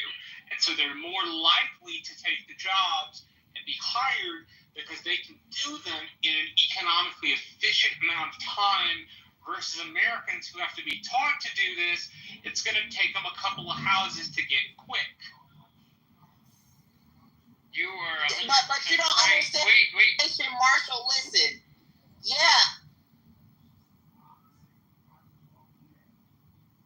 Wait, what happened? What happened to your piece? Wait, hold on, Kusi. Did you just mute yourself, or did the thing mute you on accident? Because I didn't mute you. I didn't mute you either. I didn't mute you, Cool Piece. But hold on, Kusi. We've been very gracious with you on the mic. Yeah. Let's let your piece say what you would like to say. I wanted to hear what you had to say. Your piece, if you're there, maybe she got a call and we don't know. Well, my biggest thing, like you were saying, Marshall, yes, the immigrants do these jobs, they do them quicker, but sometimes they're sloppier at what they do. They don't put quality work in. If you train someone to do quality work, they do put the houses up quick. That's why when some of these people go to inspect the houses, they're looking at the corners. They're looking at this. And some of the cement work, some of the other stuff should not be approved, and yet they sell the houses. Or they get around it because how quickly it was put together. If you hired Americans, maybe they do take a little longer to build that house, but the nails are going to go in there right. The roof is going to be on tighter. There's not going to be the parts that may fall apart sooner, where you have to have a 20-year warranty on your house, when you could get a good quality house and still have that 20-year warranty with better quality of it built. That's what I was getting at is, yes, the legal will build it for cheaper rate, quicker, but not always quality work. I don't know if I agree. I understand your point. And I've seen it. But wait. Inspectors go around and look at these houses. I'm just saying, they're taking construction jobs, they're taking truck driving jobs, they're taking these jobs from us. The truck driver has to, if they're going to work on the construction site in a home building community, they have to, like the graders and all that level the ground and all that, they have to go through licensing. What they do with these foreigners, their licensing, they don't do. So maybe our grievances shouldn't be with the worker, maybe it should be with the employer. they're taking advantage of these workers because they can hire them at lower wage. Yeah. So maybe we shouldn't be, have these fiery responses and reactions to And we haven't even talking about your piece. We want to jump in there. Go ahead, your piece. Go ahead. You got it. We didn't hear you. Yeah, I don't know if you're having some mic issues, but the mic is yours, sis. Go for it. Well, wrong place, wrong time with somebody who is a killer. Right? I'm good. I don't want to hang out with you. I don't want to hang out with you. Okay, so hold on. Who is this that wants to come up? Arthur?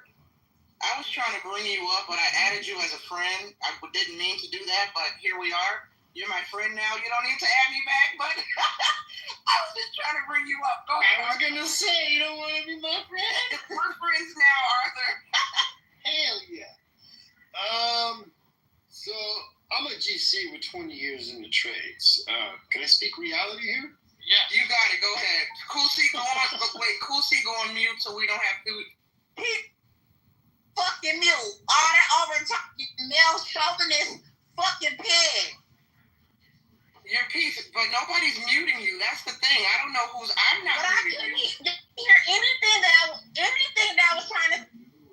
We can't hear. But wait. Let me just say this. Also, let me say this. Facts.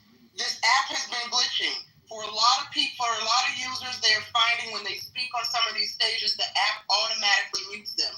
We're finding that sometimes you have to leave the room and come back, or restart your phone altogether. Right. Something weird is happening on Clubhouse where some people are experiencing when they start talking, they're muted automatically. It's an app glitch. But nobody on the stage has muted you. I can guarantee you I'm not muting you. So, if you were talking, sis, we couldn't hear you. As a matter of fact, I was like, your piece, go ahead, talk. But we didn't hear anything. So if you keep getting muted, it's the glitch on the app. So you might have to leave and come back. Is this happening in other rooms too? It has happened to Roger. If y'all know Roger Mayhem, aka Mojo, it happened to him a lot. I was in another space that happened to a speaker. I've not experienced it, but I have been in rooms where other speakers on the stage have experienced it. So hopefully she'll come back. Okay, hold on, Arthur. Before you go, let's see if this works. Your piece, you got it. See, I'm not muting you, sis. I promise you I'm not muting you. And CO has been silent on the stage. I don't even think CO is in the room, so I know he's not doing it. And the driver just came up, so I know he's not muting you. I'm positive it's a glitch. You might have to restart your phone. I know someone in another room, Mojo had this problem. When he was hosting his own space, he literally had to restart his phone and come back in the room before it started working. So if you want to give it one more try, go ahead. But I can guarantee you I wouldn't mute you. I enjoy listening to you. Yeah, somebody in the chat is even co-signing. It's true in all rooms, go in and out and come back in. Yeah, it's happening a lot, sis. So while we wait for you and this weird glitch with the mic, we're going to turn it over to Arthur, but your piece, when you come back, just go off the app and come back. Scotty Lynn is saying, hey, Scotty. Yeah, you have to literally leave the app and come back. Okay, Arthur, you got it, Arthur. All right. Construction. So there's usually like 3 tiers. There's high, mids, and lows. So the high quality guys work for themselves. They're custom. They're in demand. They charge what they want, and they do bang ass dope work, and they don't have to advertise or look for work or go bid on jobs. And they're booked up months, years ahead of the time. These are your best guys. Nobody can afford them unless you can afford them. So that's top tier. Mid tier is your regular, advertiser, social media. He's got a crew or a few. He's a GC. He's insured. He's bonded. He's got trucks. He's got capital. He's got overhead. He's got insurance. He's got workers' comp. He's got the whole thing.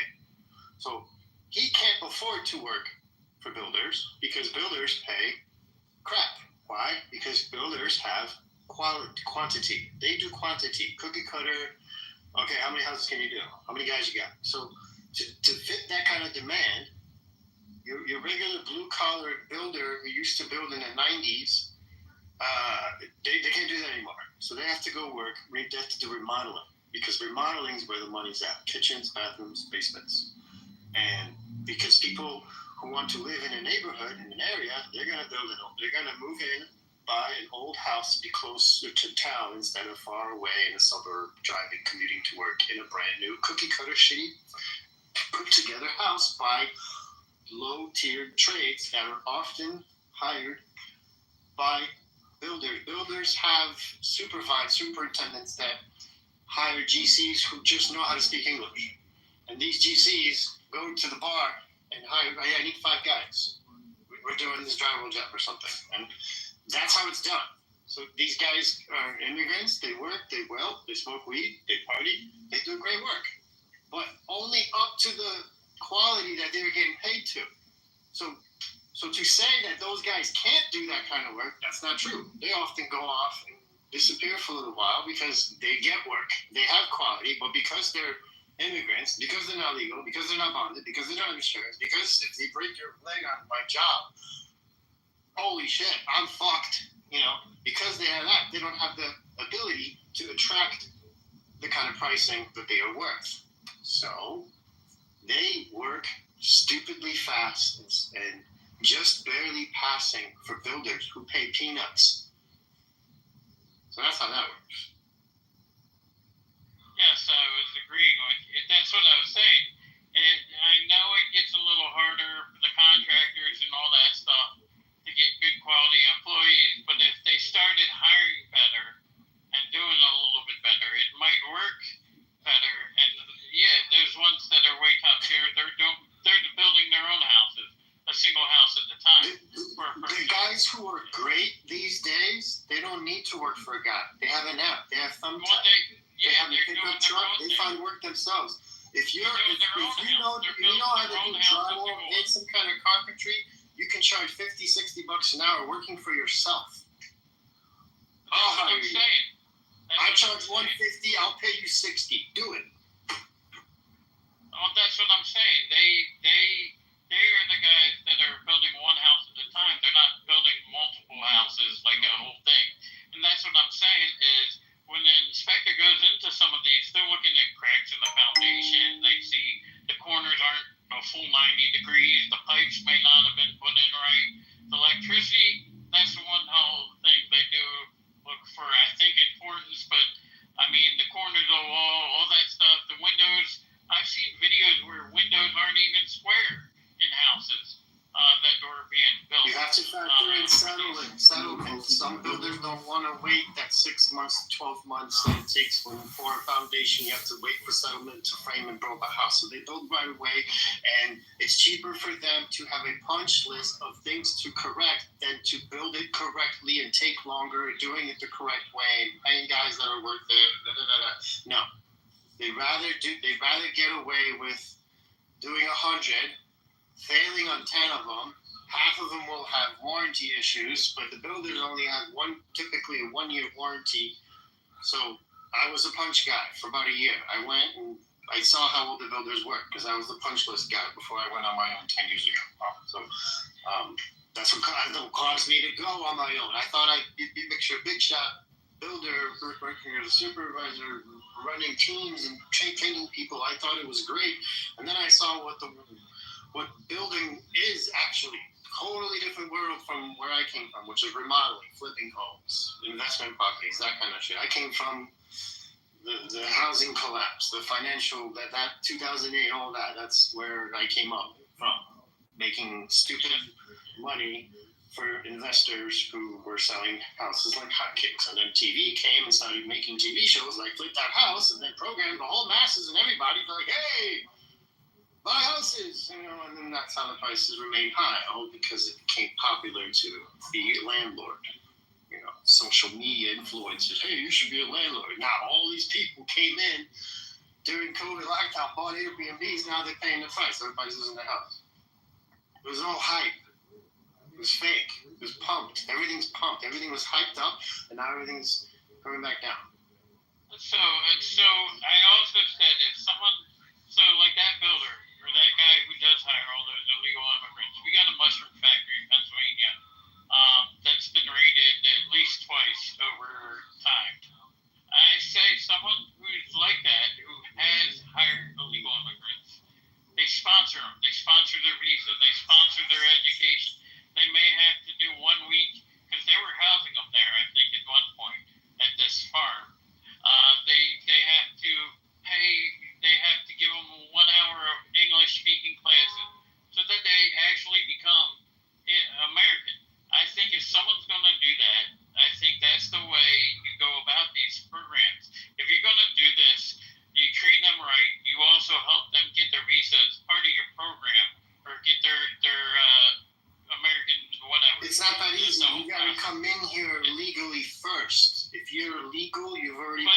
law. You can't get papers by being here legal. You need an invitation from a company, from a corporation in the United States, sent an invitation to your address and invited via some kind of work visa. So then when you stay for a work visa and stand for like a year, then you can qualify for residency. And once you become a fucking resident and stay 5 years and taking tests, then you become legal. I get that, but if someone's going to sponsor these illegally, whatever, there should be a process to help them become legal, is what I was saying. Okay, hold on. Like that builder or that farm. Pause, Cool C. Hold on, because I'm going to turn it back over to your piece in a minute to see if she wants to speak. I am about to shut the room down in a second here. But shameless plug, really quickly, deviate from the immigration migrant job talk. If anybody watches Dexter, check out my interview with Michael C. Hall. I pinned the link to the top. They have revived the Dexter series, Dexter Resurrections. I'm a huge Dexter fan. So if anybody is a fan of the Dexter franchise, there's a new Dexter that premiered next week. There's a new Dexter that premiered last week on Showtime. The new episode drops tonight. For those who are new to the space or new to my voice, I'm an entertainment news reporter, so I interview a lot of celebrities. And I'm just proud of the fact that I got an opportunity to interview Michael C. Hall. It's a very short interview, but there's a link at the top for anybody who's interested. Check it out. Your piece, are you there? Would you like to share your piece, miss? She's not there. All right, ladies and gentlemen, another thing. I run a club here. Our house is called Press Hollywood. Join the house if you like conspiracy theory talk as it relates to politics, UFOs, aliens, and celebrities and celebrity gossip and pop culture. And I play a lot of my celebrity interviews in there and spill the tea. We're meeting tomorrow at 2 p.m. Central, so if anybody's interested, give me a follow or follow the house and check us out tomorrow at 2 p.m. Central. Now, final thoughts for anybody on the stage, because A, I gotta go eat, and B, it looks like some of the people that I like on this app have opened up another room that might be a really good discussion, and I want to go in there and check it out. Your piece, you got. Okay, I was just saying this too. Okay, what is going on with my sister's mic? I think some of these mics, if they're going on there, as soon as it hears you speak, it's actually messing up because depending on her pitch and tone, depending on what she has, may be cutting her off automatically. It might be the device, not the phone. It could be the if she's on a headset, that headset might automatically mute. So, well, she left. This is annoying me. For the record, I hope. I agree. Folks, no, I wouldn't mute her at all. I don't mute people. Okay, so that's she got high pitched, it went to silent. So as soon as she got high pitched, it automatically went to silent. So it could be her headset or her earphones or something, thinking she's saying something else like, "Hey Siri." And why? You don't have to defend yourself. You seem to be a very nice person and a very nice host, and you wouldn't do that. Don't just say that. What house is it? What house was it again? It's Press Hollywood. Press Hollywood. 2 words. Press Hollywood. How often? Every week we meet on Saturday. Sometimes I have to work on Saturday. If I have to work a junket, then we don't meet. But usually every Saturday at 2 p.m. Central. So we're definitely having a room tomorrow because I didn't have a room last week. Yeah. So tomorrow we have a lot to catch up on in the entertainment space, and really, if you're, and I just say this as a general, it's really not this. Our language is filed in there. Okay. If you're the easily offended type, if you don't like conspiracy theories and it talks about aliens and government conspiracies and MK Ultra and celebrity sexual sacrifices, is not the room for you. Anunnaki at all? Yes, we cover all of that. So I guess I might like it. The black hole. I guess Epstein's name was mentioned, huh? Oh, we talk about all of that. No topic is off limits. And all voices are welcome. We have everybody that comes into, all voices are welcome. Black, white, gay, straight, we don't care. We don't discriminate. Everybody can come in, right? So tell a friend, join the space. But listen, guys, I am going to close the room now. I'll look for you. Thank you. All right. Y'all be blessed. Same to you, Jules. Y'all be blessed. Have a good Friday and a good weekend, and we'll see you in the next Healthy Debates room. Playing basketball with them, and then they become our best friend. So we was like, what's going on with her? So my mom said, it's okay. If you like girls, I still love you. You know, I think it's okay. Aaron was like, leave me alone, Grandma. You didn't say. Come find out the motherfucker like boys and girls. Your mom's cute. It's okay. The only thing my mom and dad said, they're not going to approve of her bringing home a transvestite because he would. Yeah. Like my daddy said, don't do that Kehlani shit. Have a baby with a man that dress up as a woman. Oh yeah, Kehlani.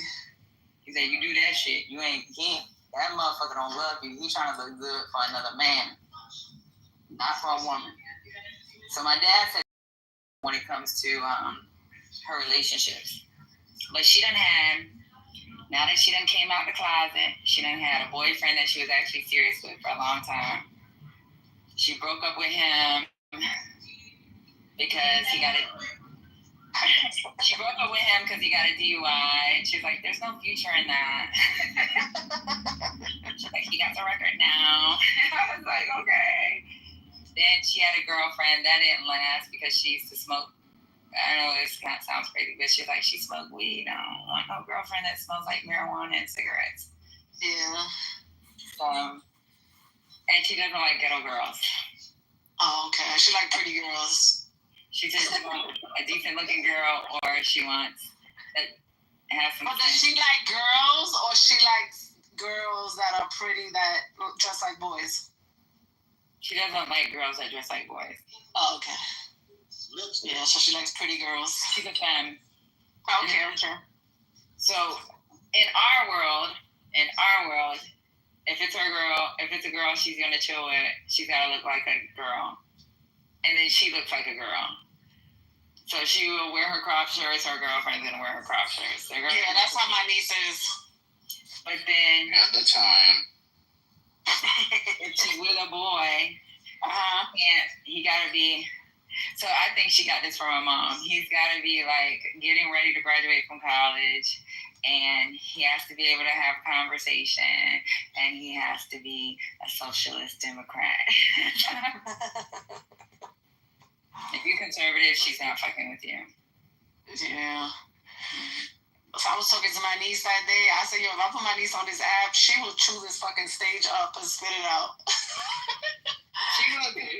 Oh my God. She be listening to y'all talk. She was like, where do they get their information? Because she was the same way. She was like, what?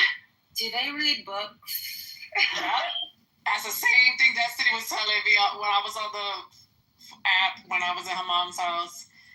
She's like, these people, they don't read. That's their problem. That's what she said. I said, they read the headlines. They don't read the articles. She's like, sometimes even within the article, it's nice to do a quick Google search. I was like, yeah, you're right, babe. She said, she was like, Mom, like one time I was spazzing, right? And when she first came home, she was like, Mom, don't spaz on them. They're a little slow. Sometimes, like with slow people, you just gotta say, okay, yeah, that was nice. I'm laughing. My niece was like, I have blocked all the family that was Republican. I have blocked them. I was like, really? She was like, yeah, I just can't do it. Yeah, her too. God. Yeah. And then even with Aya or even the African girl, let me tell you something. They went to go see Barbie. This is how deep entrenched they are into social. So they come home and I was like, did you understand the whole story behind Barbie? There's a message. And I'm like, what's the message? What's the message? I gotta hear this. It's deep. It's how men put their foot on our neck. They don't want us to progress in society. It's as if we cannot.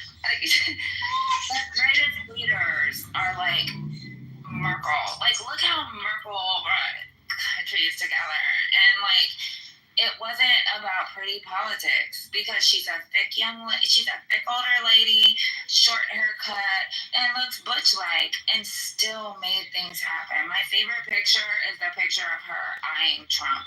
She let him know, like, I'm not with the BS. And I was like, yeah, you're right. It sounds nice. My daddy calls her a gray baby. He calls all the girls a gray baby. He's like, them girls are gray babies.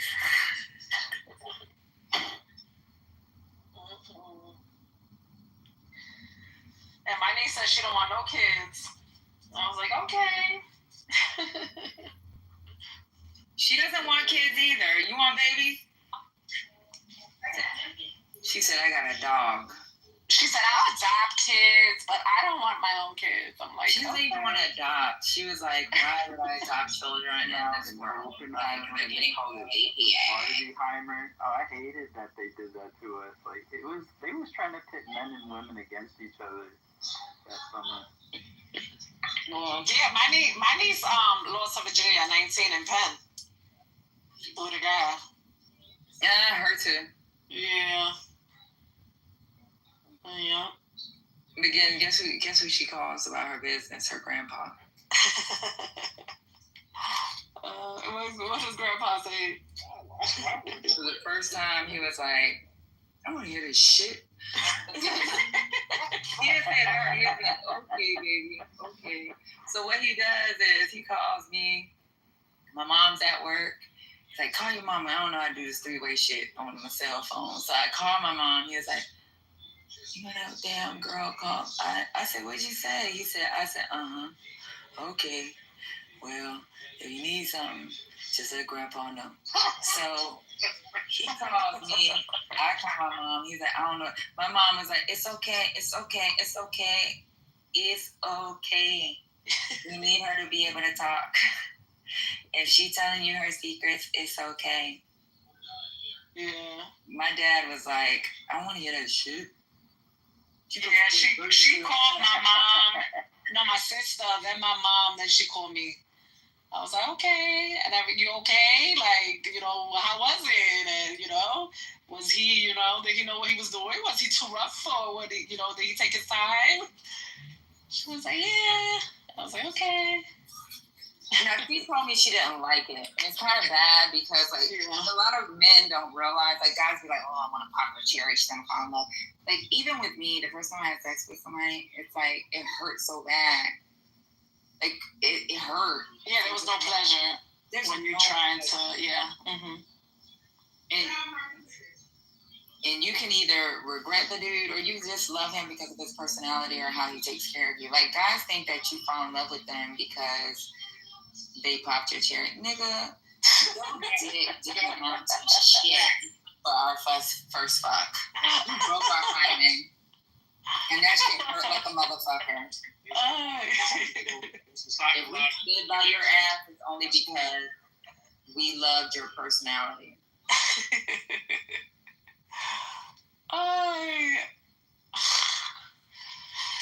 No, that girl that loved you when she was a virgin only loved you because of who you were and had nothing to do with your dick. Am I right? Yeah. That's like the worst experience. George, it had nothing to do with sex. I just really liked him. He was so cute. So you said George. Venus Plus type issue, like Venus Plus personality? Is that what? We can't hear you. I'm getting ready to post on your message if you're wrong. You gotta know my baby. What? You never told us. You're underwater. I didn't even know you opened the room and we can't hear you. She ain't open that room. She went to go get some chicken and she trying to chill in here so we can fucking stay up all goddamn night. Where is she at? She had it open for. I was right about to go right now, Lisa. Let me go check. Lisa. Is Lisa gone? Okay, she's gonna reopen. Dr. A.G. All right, guys, we got a link. Let me put the link on top. Yes, Patty. Oh, go to the other room. I'm gonna ask you in the other room. All right, take the link up on top, guys. We're closing down. You gonna go before me because I know you. Let's go. No. I know you. Come on the left. Go, Dr. AG. Lisa waiting for you. Okay. Michael, come on. Ladies. Deborah, come on. Okay, Deborah left. Sensei, come on. Broken. Oh, what is yours? I'm gonna leave it up Lisa. there. He's a boss bitch. And I can tell you this, the boss bitch is so unhappy with her life. Yeah, I would because say no man wants to marry her. Dude, I mean, here's the thing, though. I can fuck a few times a day still. You know, I'm good to go. I can still, get a woman pregnant. Okay, I can't say that. If you're in your mid-40s or, I'm kind of in my early 40s still, but I know women, they can't say that. They just can't do that. But I'm the norm for somebody in their 40s, at least I would think. Of course. But these bitches are, their norm is they can't have kids. They ran through, they went past the prime of their lives. Now they get to... Pepe, they expect you to pay full price for what everyone else got for free when they're 20. For real, that is like the worst thing I think any man can experience from a woman. Cause now imagine if you're in this like relationship where this woman wants you to pay for everything, just because her previous relationship had her man do this, and this is exactly what I'm talking about for women in general. Like women nowadays, they don't have no autonomy. They don't know anything. Like, you can ask a woman how many books she read. She will tell you she don't know how many books she read.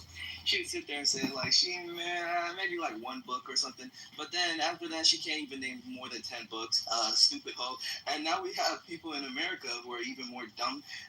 We have the education system that is so fucking bad. People don't even know people don't even know what other countries are out there other than America. We have women nowadays who are more sluts than before. Back in like probably the 1900s, ever since feminism became a thing, it's just so fucking stupid. And I don't know why feminism even like literally isn't even a thing now, because it's like we have a bunch of women who have these or have the same responsibilities as a man now, but they don't usually adhere to like the responsibility. Like it's so fucking stupid, and I find it like just dead. Sarah, you said only beta men worry about paying. Fuck that shit.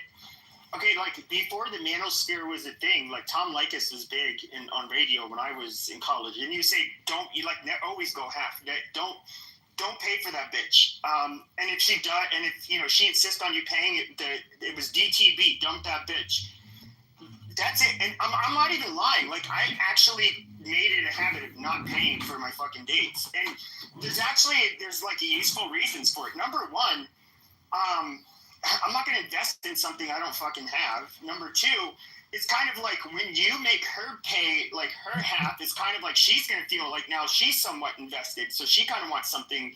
She'll hope it will kind of work out. Feminist bullshit. No, fuck that. No, fuck that. Because here's the thing. Men don't do that. I don't know. I do it, but I don't give a fuck. No. Hold on. I've only had one man allowed me to pay half of the bill, and I have been on a lot of first dates. Yeah, getting a lot of free food. And but I don't need free meals, Jaden. But I have always offered to pay, like split the bill. Look, I can understand that. But that's absolutely a trap. If a man says yes, I'll split the bill. I'll probably pick the whole bill. I won't even split How is that a trap? Because they're never going to get a second date. No, but the thing is, here's the thing. Usually some men really just want to know if their girl cares about them. So for an example, if I'm going on a date with a girl that I don't know, I'm obviously going to want some sort of 50-50 split. It's not like I'm just going to leave and dip after her. I just want to know that she would invest in me just as much as I would invest in her. I mean, you can't put all men in a box and say, oh, yeah, this man is just going to want money from me and then just dip after. Nah, I just don't think that. Sarah? I don't think. And just remember, Jaden, women always show up after the fact. Like, You hear stories about women like, my man takes care of me, this and that. Or were you with him when he was exactly. Yes. 40 grand? No, exactly. That's why you don't. That's they want you when you already have what they think they deserve to be provided for. Whereas like if they were not willing to be with you, like I can think of my cousin. They met in high school. They were both broke as fuck. So actually, his brother, my other cousin, same thing with him. He got out of the Marines while he was in college. They were living in an apartment for free. He agreed to be like the repairman. He's doing really well now. Both of them are actually. But I mean, it's just like I like that. I mean, I would say these are like decent women, but there are so many women out there, and you even hear them talk about it, where it's like if the guy isn't already established and making money and all of this stuff, it's like, well, fuck, you don't like him for who he is. I mean. It's fucking, these women are trash. For real, that's what I'm saying. No, what I was saying is, you don't love him, you love the life that he gives you. Because all of a sudden, let's say he gets sick and tells you, I can't work anymore, we have to sell the $600,000 house and live in a $200,000 house, and you have to go back to work, and we're driving two $10,000 Hondas. Let's see if she stays with him. Yeah, Sarah right here is like disagreeing with the concept. But I mean, here's the thing. I'm not saying every woman would generally do this. There are some women who would stick with you by your side even when you're like at your lowest. But if there's just this woman who's with you just because you have this fancy lifestyle, then that's not a woman at all. Because a woman would generally take care of you, take care of the kids, take care of the house, wash the dishes, make you a sandwich. All of these things. I don't know where you guys find these women. Let me say this, Nick. I don't know where you guys find these women that you guys are talking about. I don't know any woman like that around me, and I know a lot of women. Women stand by their men. You hear them on this app all fucking day, too. Yeah, this app is not real for me. Okay, here. Go ahead. They're stay-at-home moms. They don't do grocery shopping. They don't cut the grass. They don't clean. They don't make you a fucking sandwich. Yeah, they do, and they don't even want to cook dinner, and they don't like take the kids or walk the kids to school. Like, Mama was a stay-at-home mom, but she cooked, cleaned, cut the grass, pulled weeds in the garden, and had a hot meal for my dad every day. My parents started from nothing, and they've been married 45 years. But these women don't want to do that. Yeah, I agree. I want to play something, okay? This is a 53-year-old woman. Yeah, go ahead. She had a viral video like a year ago. 53. It has been several years. Where are all the good men? I'm tired of being alone. I want to share my life with someone. I am just tired.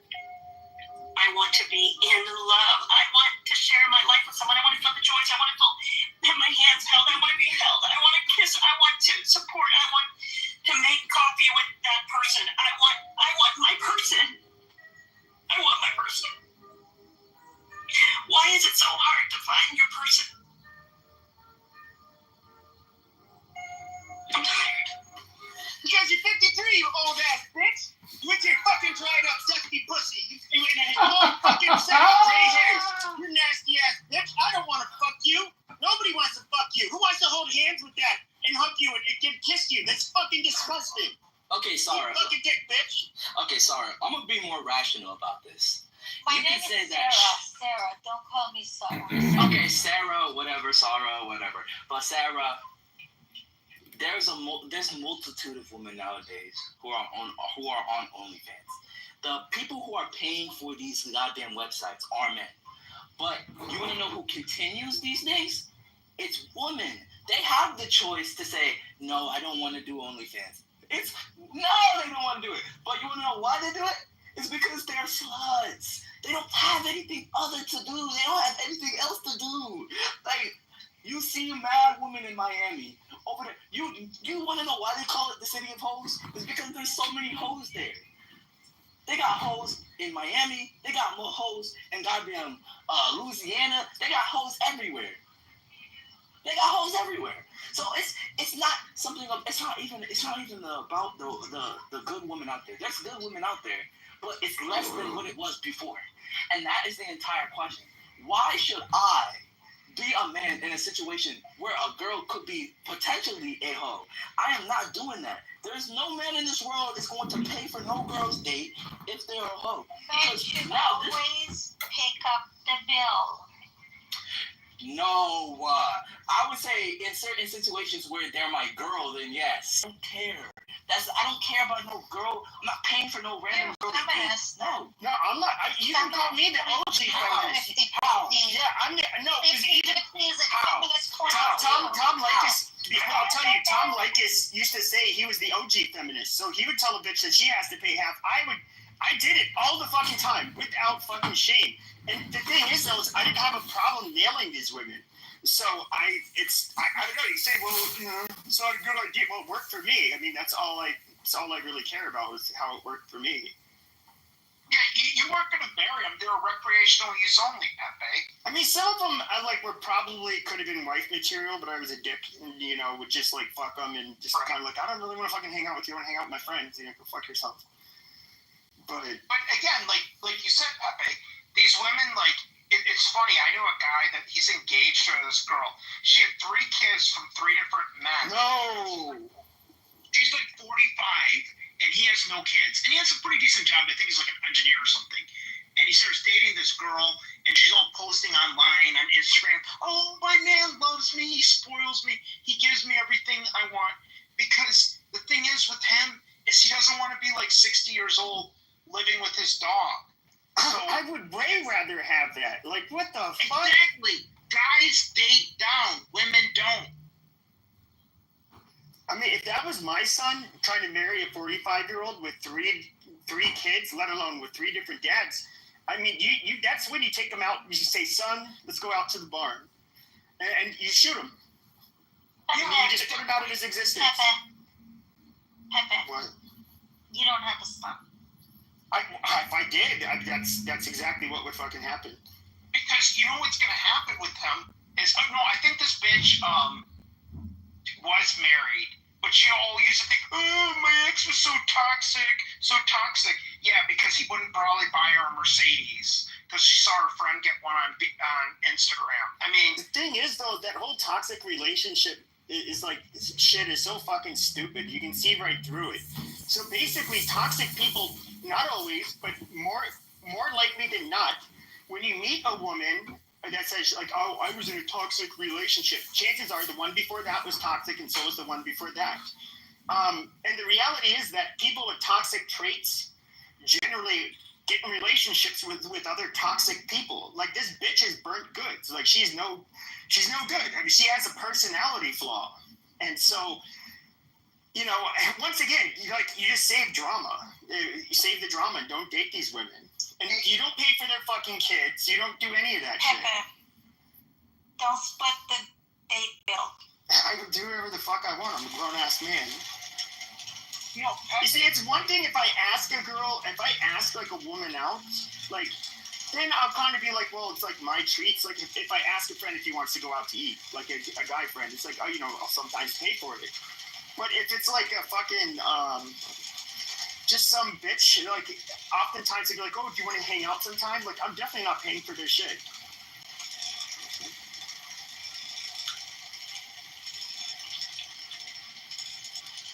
And, for an example, I would say that multiple girls expect, like, money from, like, the first date. So, like, for an example,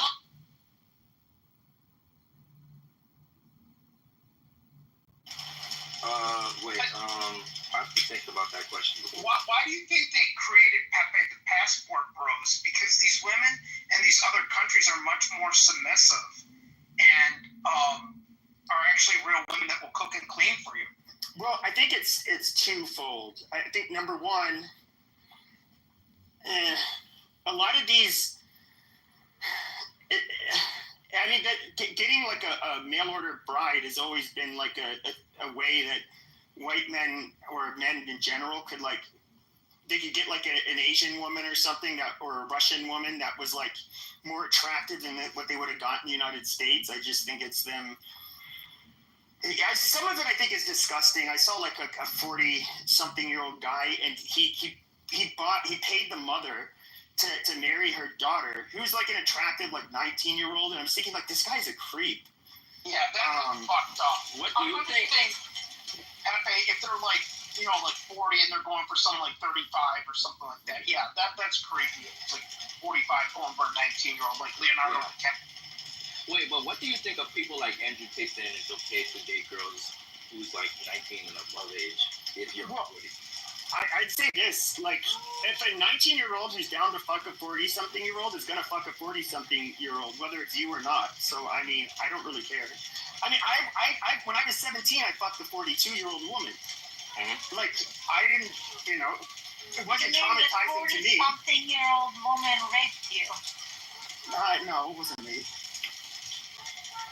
It was just like fucking a 16-year-old, you know, that would have been like around my age. Except for she gave me my fuck, you know, she did kind of give me the creep. She wanted, like, she's like, I want to be in a relationship with you. And it's like, what the fuck? Her daughter was my age.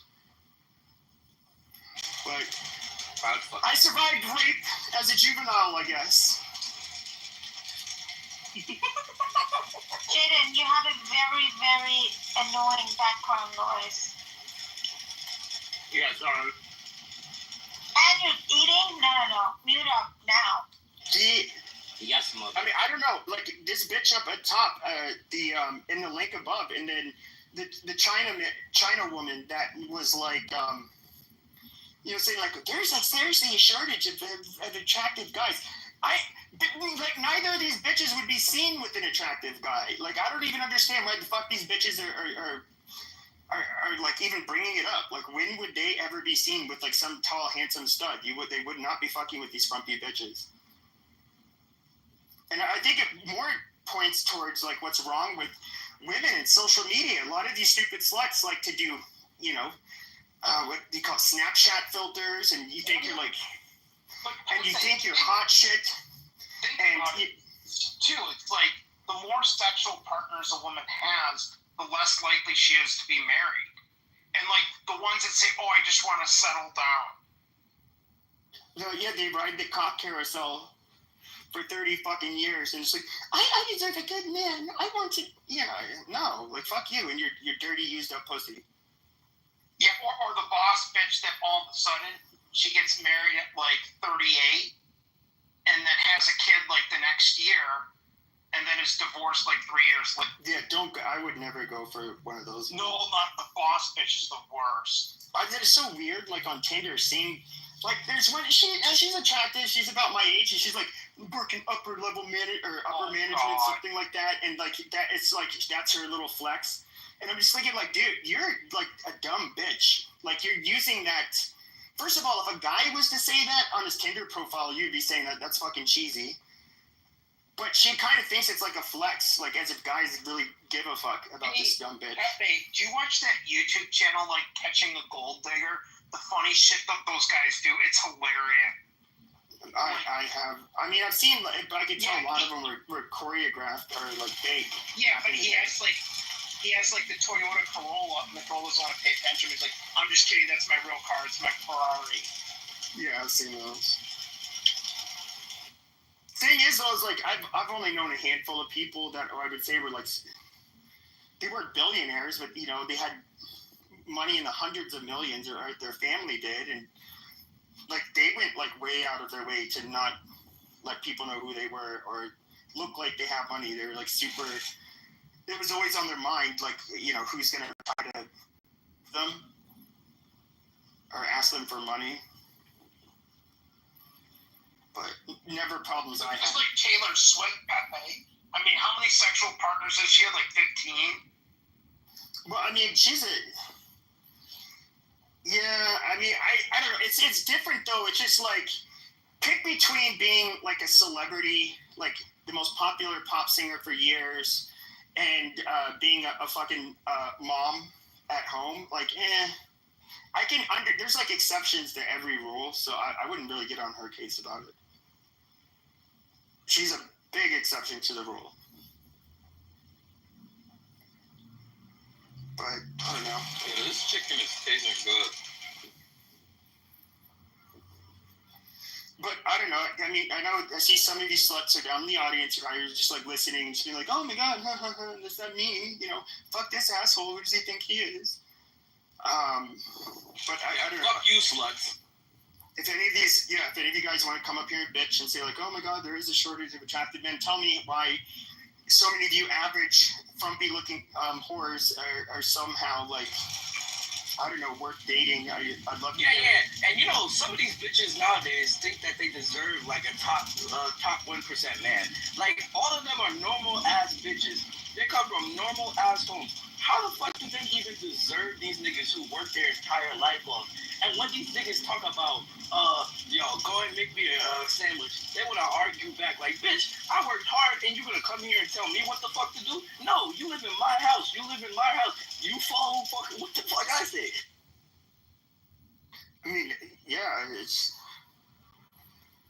but I mean, I have a feeling these women, the only good thing they're going to get out of life, I think, though, is that when they're young, they sometimes get fucked by, but you generally have to be better than average. Like, you're attractive, but not, like, ideal. And some of these, like, high-value men, as they like to put it, will, like, fuck them, but purely recreational use. And but they're not going to end up with them in a day. So the one good thing they can look back to is like the glory days of a guy who's the high school quarterback. He almost could, if it wasn't for that one game, he could have maybe he would have gone to a D1 school for college. Maybe he would have made it into the big leagues. These women will get to look back and say, if only it would have worked out with him, then I would be living such a luxurious life with that tall, strapping stud.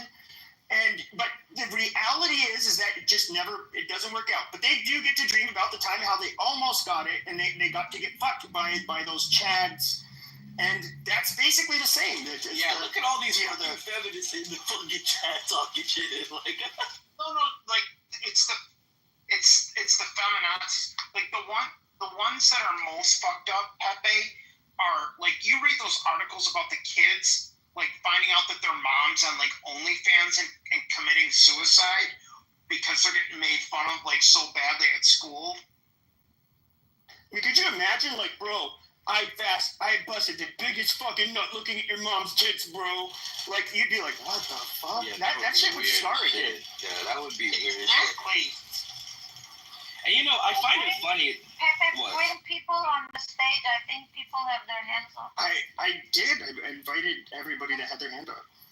Yeah, they always want to talk shit in the chat, but they don't want to say nothing up in here. Chat warriors, Jake. But it is men's fault at the end of the day. We're biologically hardwired to, unfortunately, want to, like, if we can't get what we want, like, at any given point in time, we'll do a substitute. Feminist woman, and then you guys want 50-50. So, I don't know. Pick your fucking battles. Okay. We're going to go there, right? Okay. So, let me explain something to you. Do you think feminists, a lot of feminists have the responsibility to adhere to what they are supposed to do? For an example, feminists want to have the same careers as men. They want to do everything as a man. They want to do all these shits that they don't even want to do generally. So for a fact, I know these fucking women are lying. They don't want equality. They want equality for themselves. Everyone here can agree with me because this shit is funny as shit. All these women nowadays just want equality for themselves, but not to adhere to the responsibility as the same as a man. This is why I am so done with goddamn women in 2025, because all of them come from keyboard warrior parents, or they're literally just keyboard warriors in general. Some of these women nowadays are on... What? Say what? For a second. Do what? Just mod me for a second. I'll drop. Just mod me. You don't have to drop. Just... I'll let you drop. No, I had to take out the trash. That John Kitover is Edmund. And he literally, dude, he's streaming the room to his Instagram dancing naked. And I feel like I've had to explain this to people 100 times to boot him. He sits in the audience and streams rooms, recording it to his Instagram, dancing naked. He is a sick in the head freak. If you see him, He's boot him, please. still streaming with one of those anodes down there. You can't kick the anodes off.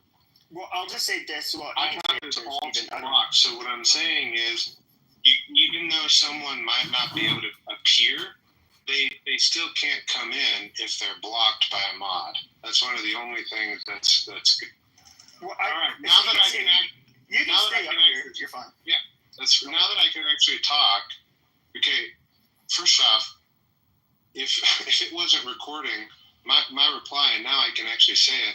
When you say, "Oh my God, I'm 25 and I'm so done with women," I almost got off the mic and said, "Okay, well, enjoy men," because what I've been hearing is absolutely disgusting.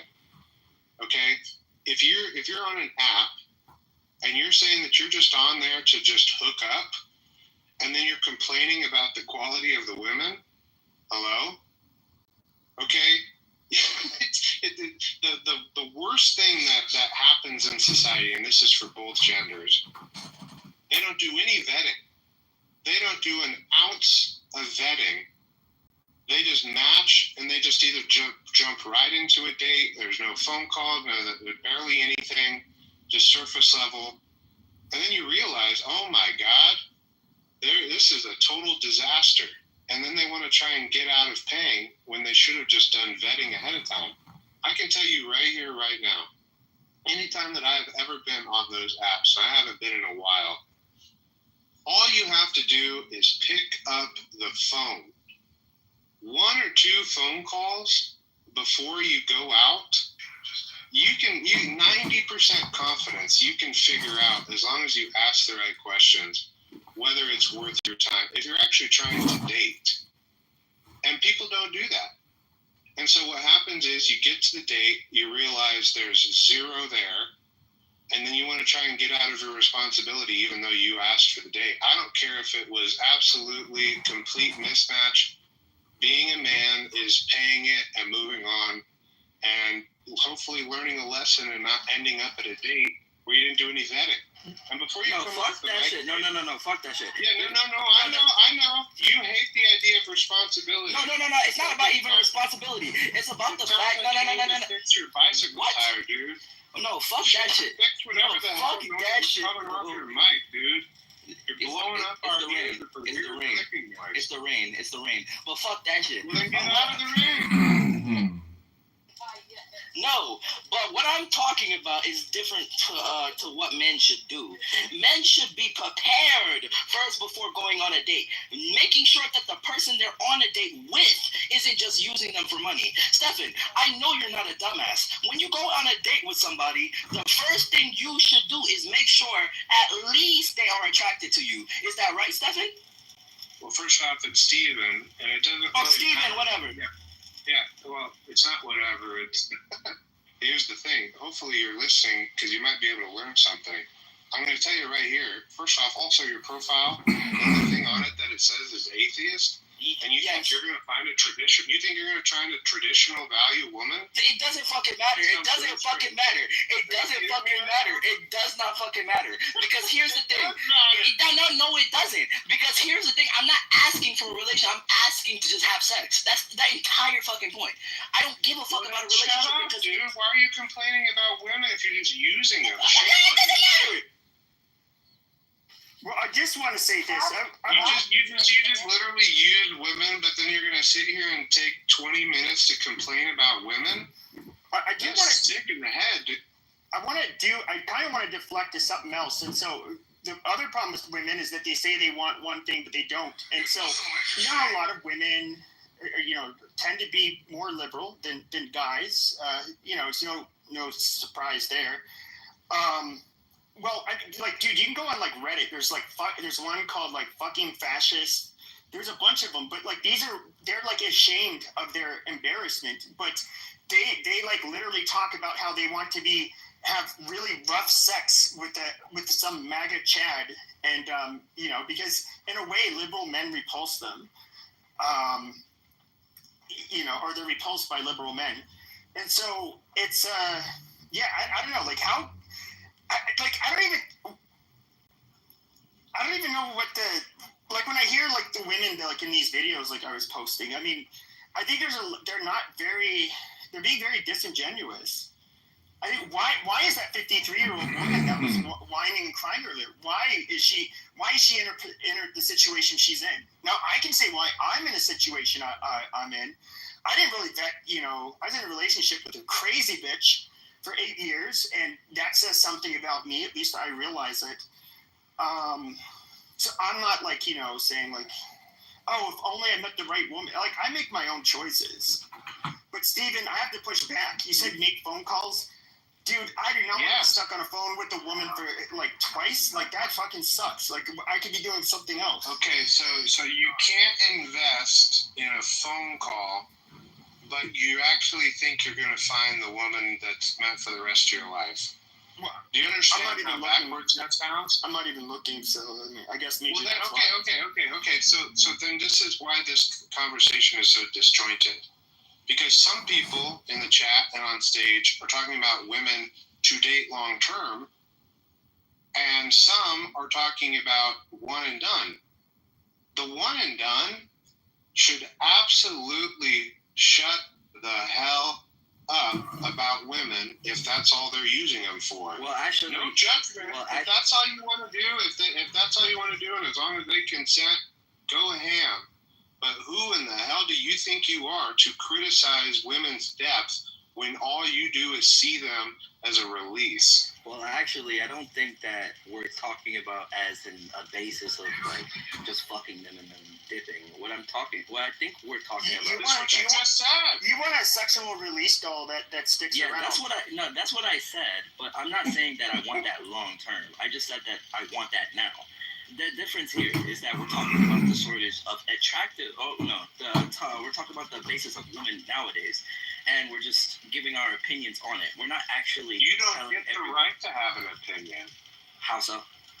If you're not treating a woman as someone to date, then you do not get to hold them to a standard as if you are dating, and that's vice versa for women to men too. If it's not established that this is something that is more than just a meetup, then you can't put expectations on either side. And the fact that you keep trying to put expectations on them when you have zero interest in anything meaningful, that's on you. Well, I'm not saying that it's not meaningful to be in a relationship. What I'm saying is that in America itself, there's not that much good woman to date. You're just dead wrong. I'm not saying wrong. You're not. You just said no. Looking for women to date. Whoa. So you don't. Wait. Hold on. I said I'm only looking to have sex. Second, I never. Then why are you commenting on the dating? Wait. Hold on. Don't interrupt me. I was talking. I can do whatever I want. I'm a mod. Yo, Pepe, make me a mod real quick. Make me a mod real quick. I've known him for a while. Yeah, this is you fucking have 20 followers. You're an atheist. You just treat women like me, and you're gonna talk to me that way? Yes, I am. Yeah. Good luck with that. I mean, let's be for real. All the time, you can say that I can't make an opinion based on the women of today because I'm not dating. But that doesn't necessarily mean any fucking thing. Just because someone doesn't have, I don't even think anybody has to have an opinion or even do the exact thing that they're doing to have an opinion. Just like an atheist or an agnostic atheist could talk about Christianity, even though they're not religious. You can't use that same thing on me.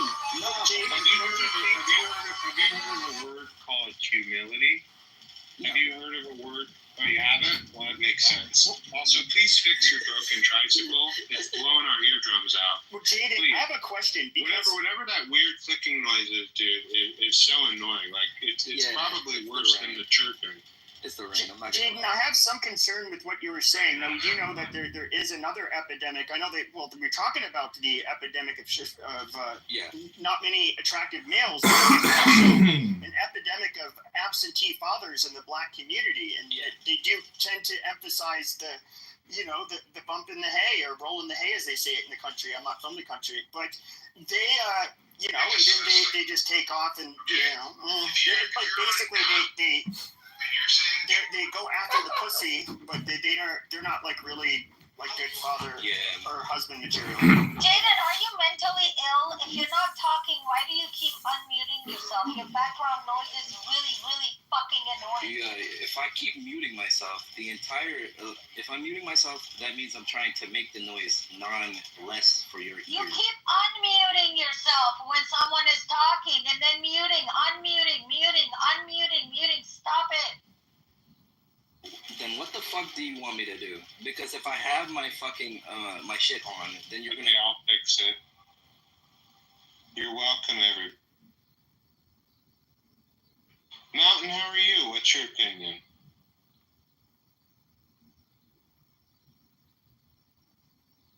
Hello? Mountain time? Yeah, sorry, my phone was in my pocket. I was at the park with my dog. Is there a shortage of attractive men?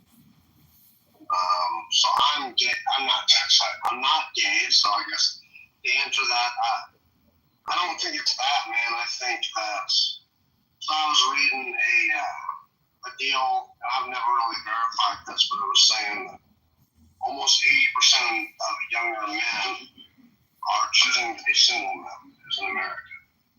And, I came from a pretty rough relationship myself. I did choose to date a little bit younger than me. I mean, I'm 35. I was 31 when I was dating a 20-year-old, and that was probably a mistake, she was a lot younger than me, but I just noticed, man, that probably on both sides, we have Tinder, we have Chatterbait, we have all that, we have all this dopamine and stuff like that seems to be affecting us. I think that maybe on both sides, that a lot of us, maybe it's just easier for people to walk away. It's easier than ever now to walk away from relationships, not put up with anything. A lot of times the woman or the man is unwilling to put up with too much, they're willing to walk away. And normally you're going to have problems in relationships here and there. That's a normal thing. People are taught to kind of walk away from that. Also, sometimes women I've noticed they have this expectation a lot of them. Maybe men do this too, but a lot of women, they believe that they only need to bring themselves to the table, and that's it. No cooking, no nothing. Like, I cooked, when I had my girlfriend, I always cooked, I was clean and stuff. It was a little bit bullshit, Her expectation was mainly to be there, I think. But for hers, a lot of women, I've noticed that with my relationships, that they want you to bring them happiness and peace and lift them up and everything. But them, they just have then you need to walk away. Or you need to do better so you don't get trapped in the first place.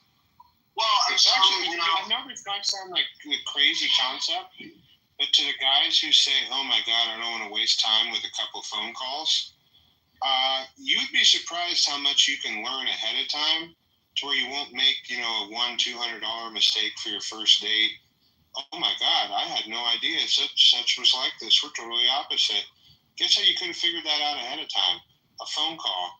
It's not rocket science. It's not a traditional, so I don't know about you guys, but I'm not the traditional type that goes out and, and meets girls on, like, normally I meet my girlfriends at work or, like through a friend or something like that, like I'm not actively going out on fucking dates and stuff like that so I can learn about them and stuff, because that's all bullshit anyway. That's not how a lot of people do it anyway, nowadays like that. She's gonna bullshit you or you might bullshit her anyway if you go on a date. Tell me about yourself. Oh, okay, well, now that I know that you're a complete fucking train wreck and then you have a lot of baggage, now I know that doesn't work like that, bro. They're not going to give you complete transparency of what is going on in their life. It took me a while to realize that the girl that I was with she had lots of trauma and lots of bullshit, lots of emotional issues, things I didn't realize until I was kind of hooked by the pussy and by the emotions. Yeah, but then the problem with the phone call is that what Steven doesn't understand is then maybe they'll think like, well, maybe he's not that much of a fucking gentleman. I shouldn't waste my time on this guy. So it fucks up my phone. Wow. So you're admit. This is incredible what I'm hearing. It's like guys, you're trying to put dating standards on women when you have no interest in actually dating them. Like you can't put expectations and standards on people. You're not applying to yourself. This is what He just said that he just literally said that a phone call the woman might find out that he actually is only skin deep. He just admitted it. I mean, well, it's yeah, like... and the girl's doing the same fucking thing. She's deciding if she wants to deal with you. She's deciding. Well, then get her on the phone. She's doing the same thing. And check this out, Steven. Most women have backup men, too. Most men have friends, have fallback men, have men that are their friends if that doesn't work out. Most women have the same fucking thing. So they're gauging and they're deciding if they want to put up with that shit or deal with it, or if you're the right one, if you're the potential mate. But the truth is, most of these women have multiple men, or at least a few men, that they could fall back on. That's why I like. I mean, Steven seems like a nice boy. Maybe parents would be like, "Oh, he's a nice young man. He can marry my daughter." They probably wouldn't say that about me, but that we just operate differently. But I don't know. I say I'm not going to torture myself on fucking phone calls. I don't. There's a reason, whatever rooms I'm in. I'm not giving this advice to you because you're not looking for it. Yeah. My advice is to the people who are actually trying to find someone serious. But I mean, that's two torturous fucking phone calls, pretending like I care about what the fuck this woman's saying. Let me explain something to you guys. Let me clue you in on a little secret here. Okay? I don't have washboard abs. I don't have a perfect situation where I'm swimming in hundreds of thousands of dollars. But you know what? In my entire life, I have never, ever had any issues with women. You want to know why? Because I know how to communicate. And there are so many women out there that are so desperate for a guy who can actually just have a basic conversation, let alone an advanced one, that if you can actually step up and learn how to talk, how to be genuine, I'm telling you, you're fine, you're good, you're set. You just have to actually choose to do it. And you guys are literally screaming to the heavens, I'm not going to talk to them. I'm not going to bother with any conversations. I'm not going to get to know them first. I'm just going to jump in and bada bing, bada boom. And it's just like, no. I'm telling you, women appreciate intelligence. Women appreciate humor. Women appreciate listening. And by the way, there is such a thing as being both, okay? You can date, and they also love to, they'll give you all the affection that you want. I'm just telling you, if you actually want something serious, you have to treat it seriously. But honestly, it's not worth your time. I wouldn't. There's the chance of a woman being worth settling and listening to, or honestly, I've dated up my entire life.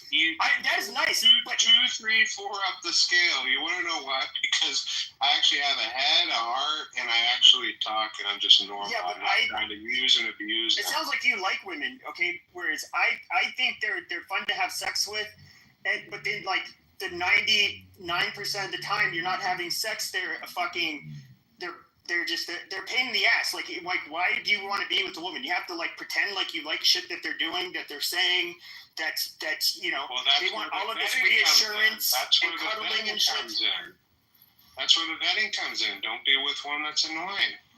Find one that's nice. Find one that has a hobby. Find one that has some depth to it. That will leave me the fuck alone. alone. You can't figure that out if you don't talk to them first.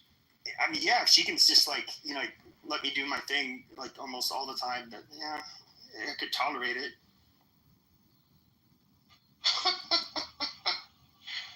Fair enough. All right, we have a woman on stage that everyone should be listening to big time. She's from the conservative X-Space world. My good friend, Allie Hopper. How are you? I'm excellent. Just settling back in, getting home from DC, and listening to this very interesting conversation. Do you have any opinions on what you've heard? Oh, I jumped in mid-conversation, so I'm just kind of listening to everything and kind of just taking a back seat right now. Can I ask you two a question? There are these women, they befriended me, I don't know how, on, like, I guess the more conservative part of X. And these women have, like, especially on the weekends, they have these spaces where they talk dirty. And they invite men to come up. And they're just, like, very filthy, middle-aged women. Oh, my God. Oh, my God. Allie and Roy and Nancy and I know exactly who you're talking about. I was like, for conservative women, you guys are really raunchy. Yeah. We.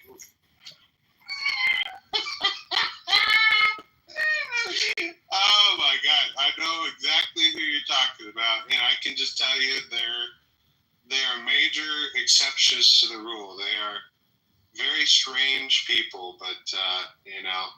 It also matters very, the time of the day, Steven. I mean, everyone's on a different time zone. So when you're getting like Saturday night at 2 o'clock in the morning, you're talking about the trio. Coast, yeah. Literally talking.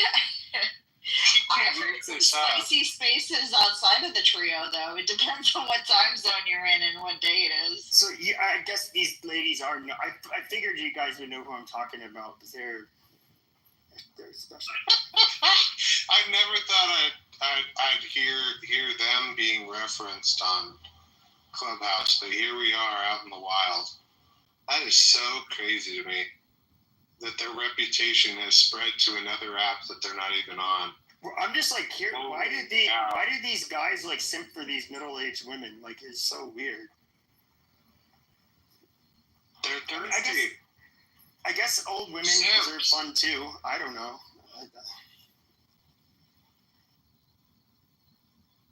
Simps ruin this app, bro, sometimes, I swear. No, I'm actually more mad at simps than I am women. Like, these OnlyFans girls would not exist if there wasn't perverts that were sending them a bunch of fucking money. And, like, I guess, like, the top creators can earn, like, you know, millions of dollars. And that is all because of simps that jerk off to their content. Like, these people are so disgusting and, like, it's just so pathetic. Like, why would you give your hard-earned money to these women? It's just so weird. And it's not like... It's just sinful in a way, like all around. Like you're actually paying a woman for doing something bad, and you're wasting your money to do something bad while looking at her content. Like it's just, I don't know. I can think of so many other things I'd like to do with money that I've never paid for porn. Like that is the dumbest thing in the world to me. Yeah, pretty despicable. Let me ask you this: Are you going to run this space for a while? Because I'll share it around, but I just was asking first. Yeah, I'll keep it up. Okay.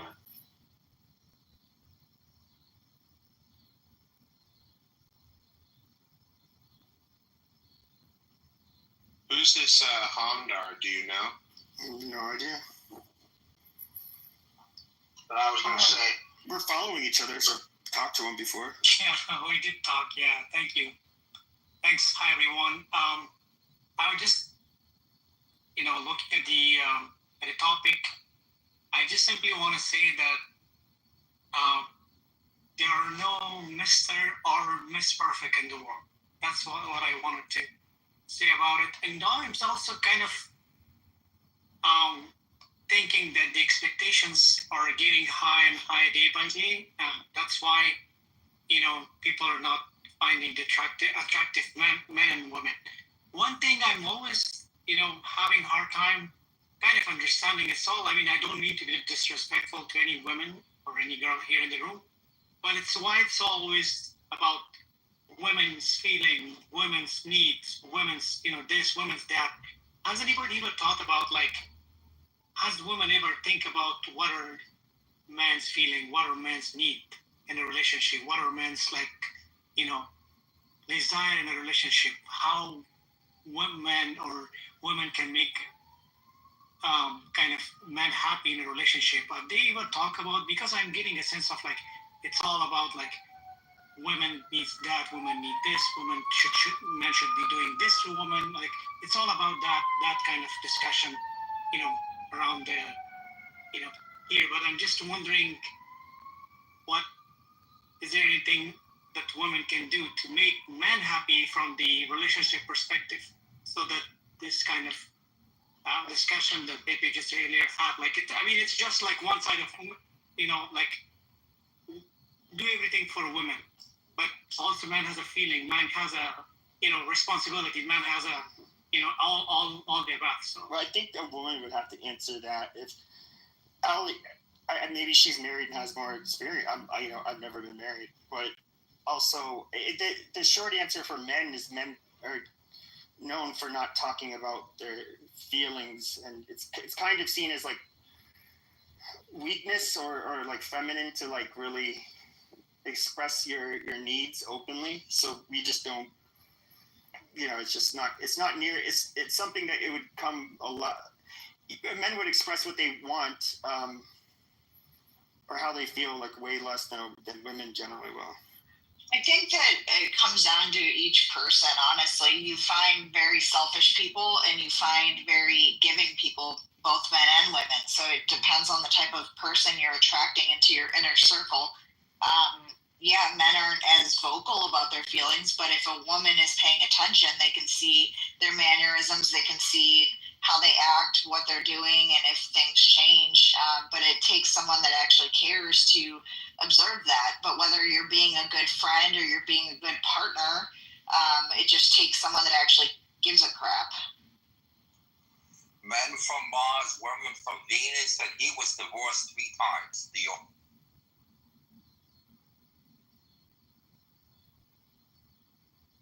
But yeah, to answer your question, Pepe, I am married. I have been married for 12 years. There you go. 12 more years than me.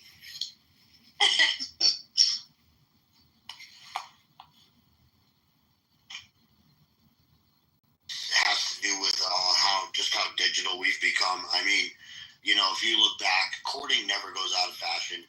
I mean, talking on the phone, getting to know each other before you go on the dates. I mean, if you can't spend an hour with somebody, walking around or talking on the phone, then you probably shouldn't be on a date with them anyways. Yeah. I think that's the biggest thing. We want everything. Instant gratification means we meet on the app.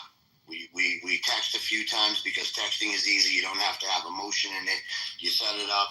Maybe you hit it off for an hour at dinner. You go, you jump into the sack, and then you're done with them. Well, Brian, you bring up a good point. I mean, we used to just go out on dates and have fun, like things that we both enjoyed. We'd go shooting, we'd go, clay shooting, paintball, laser tag, doing fun things that both of us enjoy. And so, it doesn't have to just be, talking on the phone or whatever. You can actually just go out and say, hey, I actually enjoy, shooting. Do you want to go shooting? And so we did that. Good luck finding girls that want to do that. I did. Did you grow up in the country or something? Nope. Really? Yeah, most of these want to just go get $900 manicures and $600 hair appointment. Do those exist? That's part of this. They do in Scottsdale. There's always been like a segment of women that exist in that world, but why do you guys bitch about what women do with their own money? To look like you guys? We expect guys to like pamper them. There's like here in Scottsdale, you have some women that are very gorgeous. You have men that have a good bit of money to throw around, and there's going to be guys who will spoil them, I guess you can say. But that's obviously not the norm. Yeah, that's not a date. Getting your hair and nails done. Like, I would never torture a guy by bringing him to one of my appointments. That is not a date, and actually, it's not even fun. No, I don't even want a guy next to me when I'm like at my salon. Like, no, go away. Exactly, and my hair takes so long. I'm just like, half the time, I don't even want to be sitting in that chair. Why would I drag a guy in to sit in a chair next to me when I don't want to be there? Unless there's like cocktails or something. I don't know. It's just, that's not a date. Well, and that's part of the digital thing too, is that, what's put in front of us all the time is what makes, it gives people, ideas, but, the reality of it is, pull yourself away. If you want to get to know somebody, get away from the apps, get away from whatever you're doing, and just like Steven said, there's nothing wrong with picking up the phone and making a call. you can feel a vibe through the phone. If you guys can't agree in the first couple of phone calls, then you probably aren't compatible. Because the reality is, no matter what, if it doesn't flow naturally, yeah, sex might happen, and you might be able to get a hookup or two out of it, but you're not going to want to date. You're not going to want to put anything into it. And in reality, that first date doesn't have to be monumentous. It's what happens is you set a false expectation. If you want to take her out to dinner, take her out to dinner. Don't take her out to something that sells $200 plates. But take her out to someplace decent, someplace you can have a conversation, and then from there you'll see how it goes. When you look each other in the eye is when you'll start to know if you guys are actually compatible.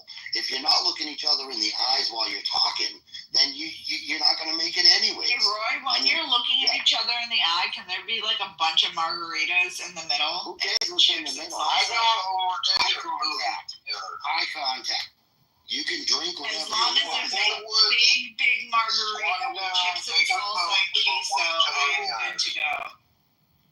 Right, there you go. Put the big ass margarita on the table and have at it. But that conversation, if you're not looking each other in the eye and you're not responding to one another, like listening and then responding to what they say, or they're not doing it to you, then you're not connecting. I mean, that's just the reality of it. Sorry, but I understand, the instant gratification and quick sex is great, but the reality of it is that doesn't last. So nowadays, people try to get into bed. There's no shame in jumping into bed on the first date. When I was younger, that was something that, if it happened, I'm from a small town, the whole fucking town knew about it, first of all. But then that girl or that guy, that relationship didn't last. The chances of it lasting when you hook up right away go down to about 5%. And that lasting doesn't mean for life, because that's the expectation of your relationship. That's why they always say to start small and build on it. So you do something small, a cup of coffee, meet for coffee, go for a walk, do something healthy. Because if you can't do the healthy things together in the beginning, you're never going to do the healthy things together later on and enjoy it. I want to push back, because you say it's not going to work. Why does it not work if you sleep on the first night? Is it because she turned out to be a hoe? Or is it because... But then if you didn't sleep with her on the first night, how do you know she wasn't still a hoe that would sleep with you? Well, and that's the problem, is we live in a paranoid world. And also because sex, the culture right now is so sexual that it's hard. It's hard on both sides. Do you think it's really more sexual today? Oh, absolutely. I truly do. The data shows that young, okay, I'm in my 40s, I don't know, I understand there's a lot of drama with the younger people, especially because they grew up more or less online when it comes to dating and interactions. I don't know how much this is relevant to people my age and up, but if we can look at the data, men had, and I think women too, had way more sex in my generation, a whole fucking lot more statistically than this current generation. Yeah, but at what age? At what age were they doing it? Because, like I said, from their teens up until 30. I'm from a small town. Trust me.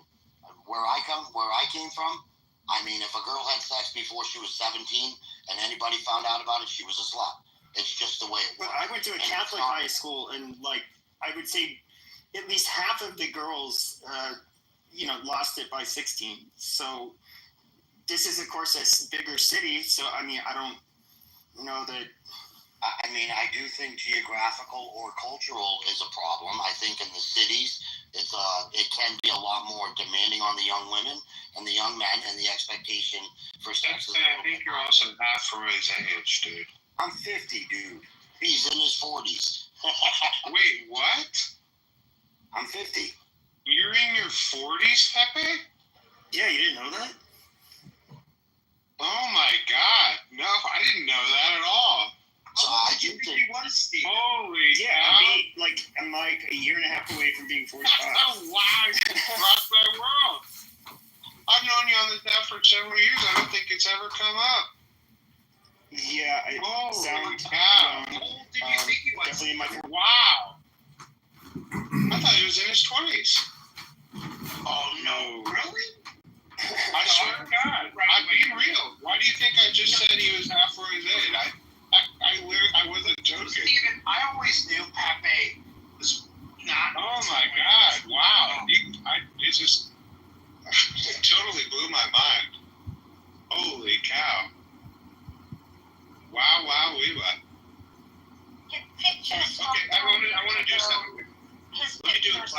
years ago, Stephen.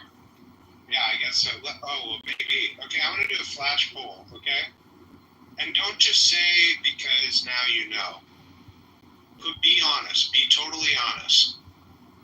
Put a 1 in the chat if you've known of Pepe's age for more than a few months. So a few months, few years, whatever. Put a 2 in the chat if you just found out. I just want to get a feel for the rest of this room. Did everybody know that he was in his 40s? 1 if you knew, 2 if you didn't. 40s. Cast your votes in the chat. There's some old school clubhousers on here. I really want to see them vote. See, Callie didn't know. Callie, that was breaking news. Well, I've only known Pepe for maybe like just this year. So just from other chats, just this year, I knew he was kind of an old man. But it's kind of obvious his views are kind of outdated and stuff like that. So yeah, of course he's an just a grumpy boomer. Well, I don't know what's outdated views, but well, I guess I was the only one to know, or the whole rest. Are you in your 30s? Honestly, yeah. It's probably the young boys that sound young. I mean, and I'm immature too, to be honest.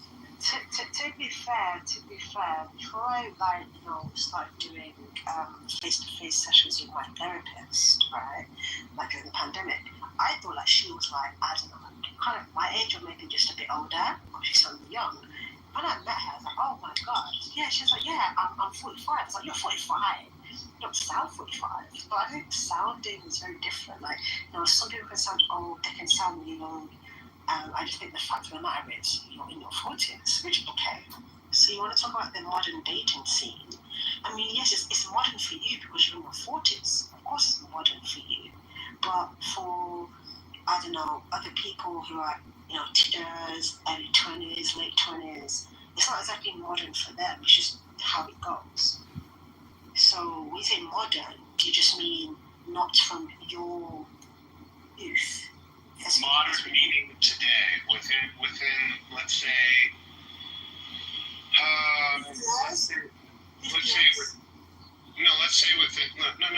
modern. I'm talking like within the last 5 years. Let's say from like this decade.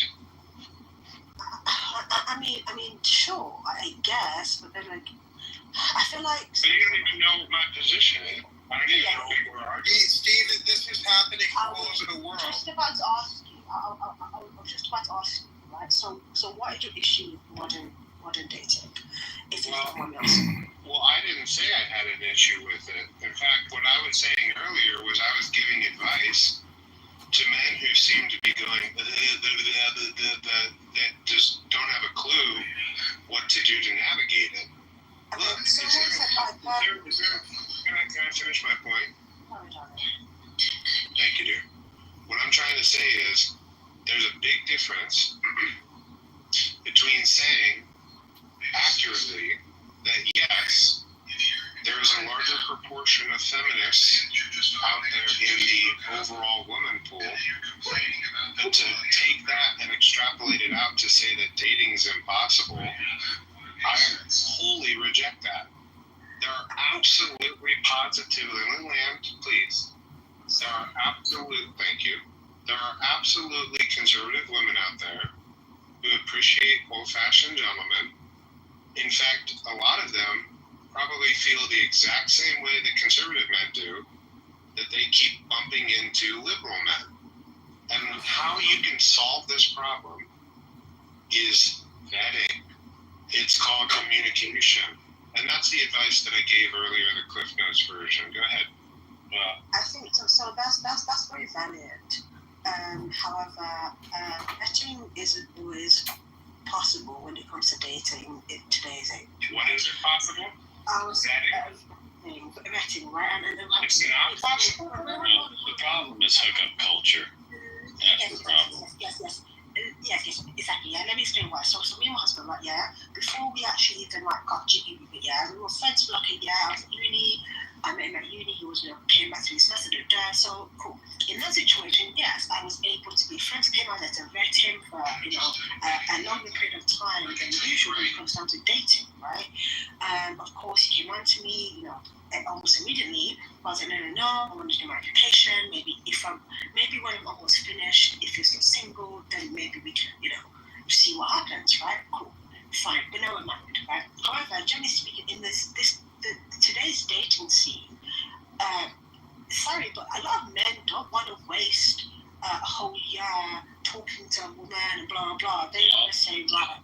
So I mean that's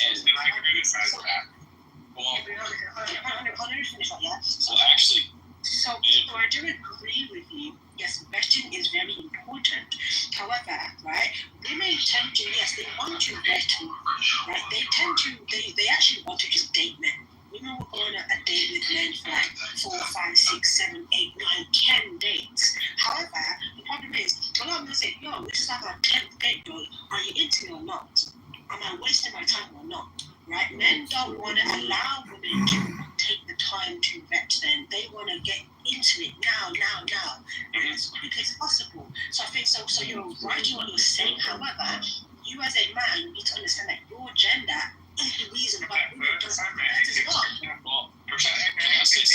Yes, you're up next. You're on deck. Hang on. Un momento, por favor.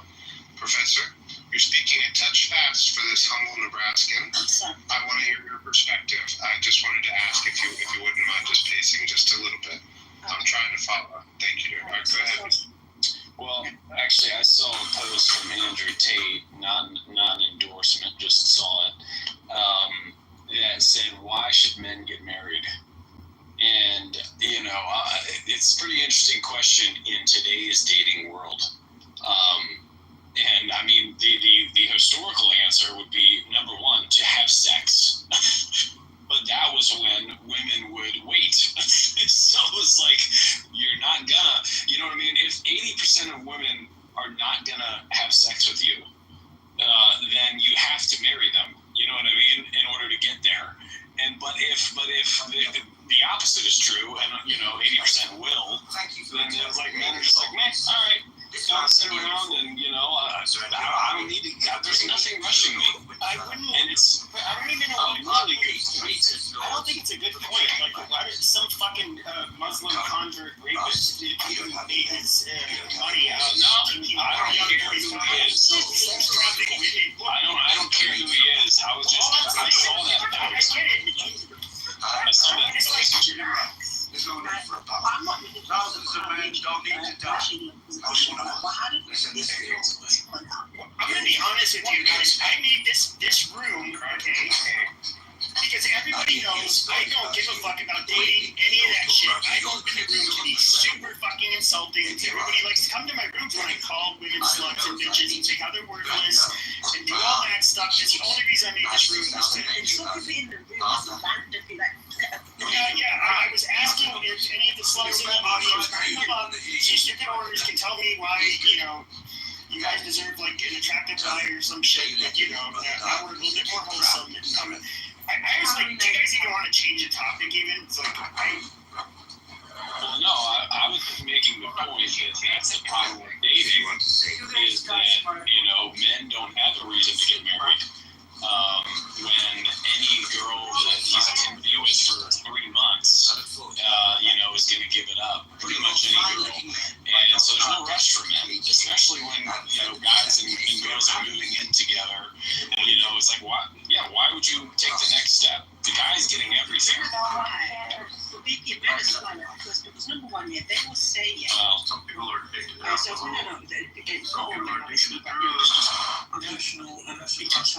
would still say not all men. Like, we get it's not all men. I'm just saying men in general, whatever. Like, if it's not I'm saying, what you will find that some men do, just men in general, whatever, do, is that I don't like these women with that because it's easy women who just go to the people to fucking sure. Right. So yes, I can enjoy process, right? But then when you meet a woman,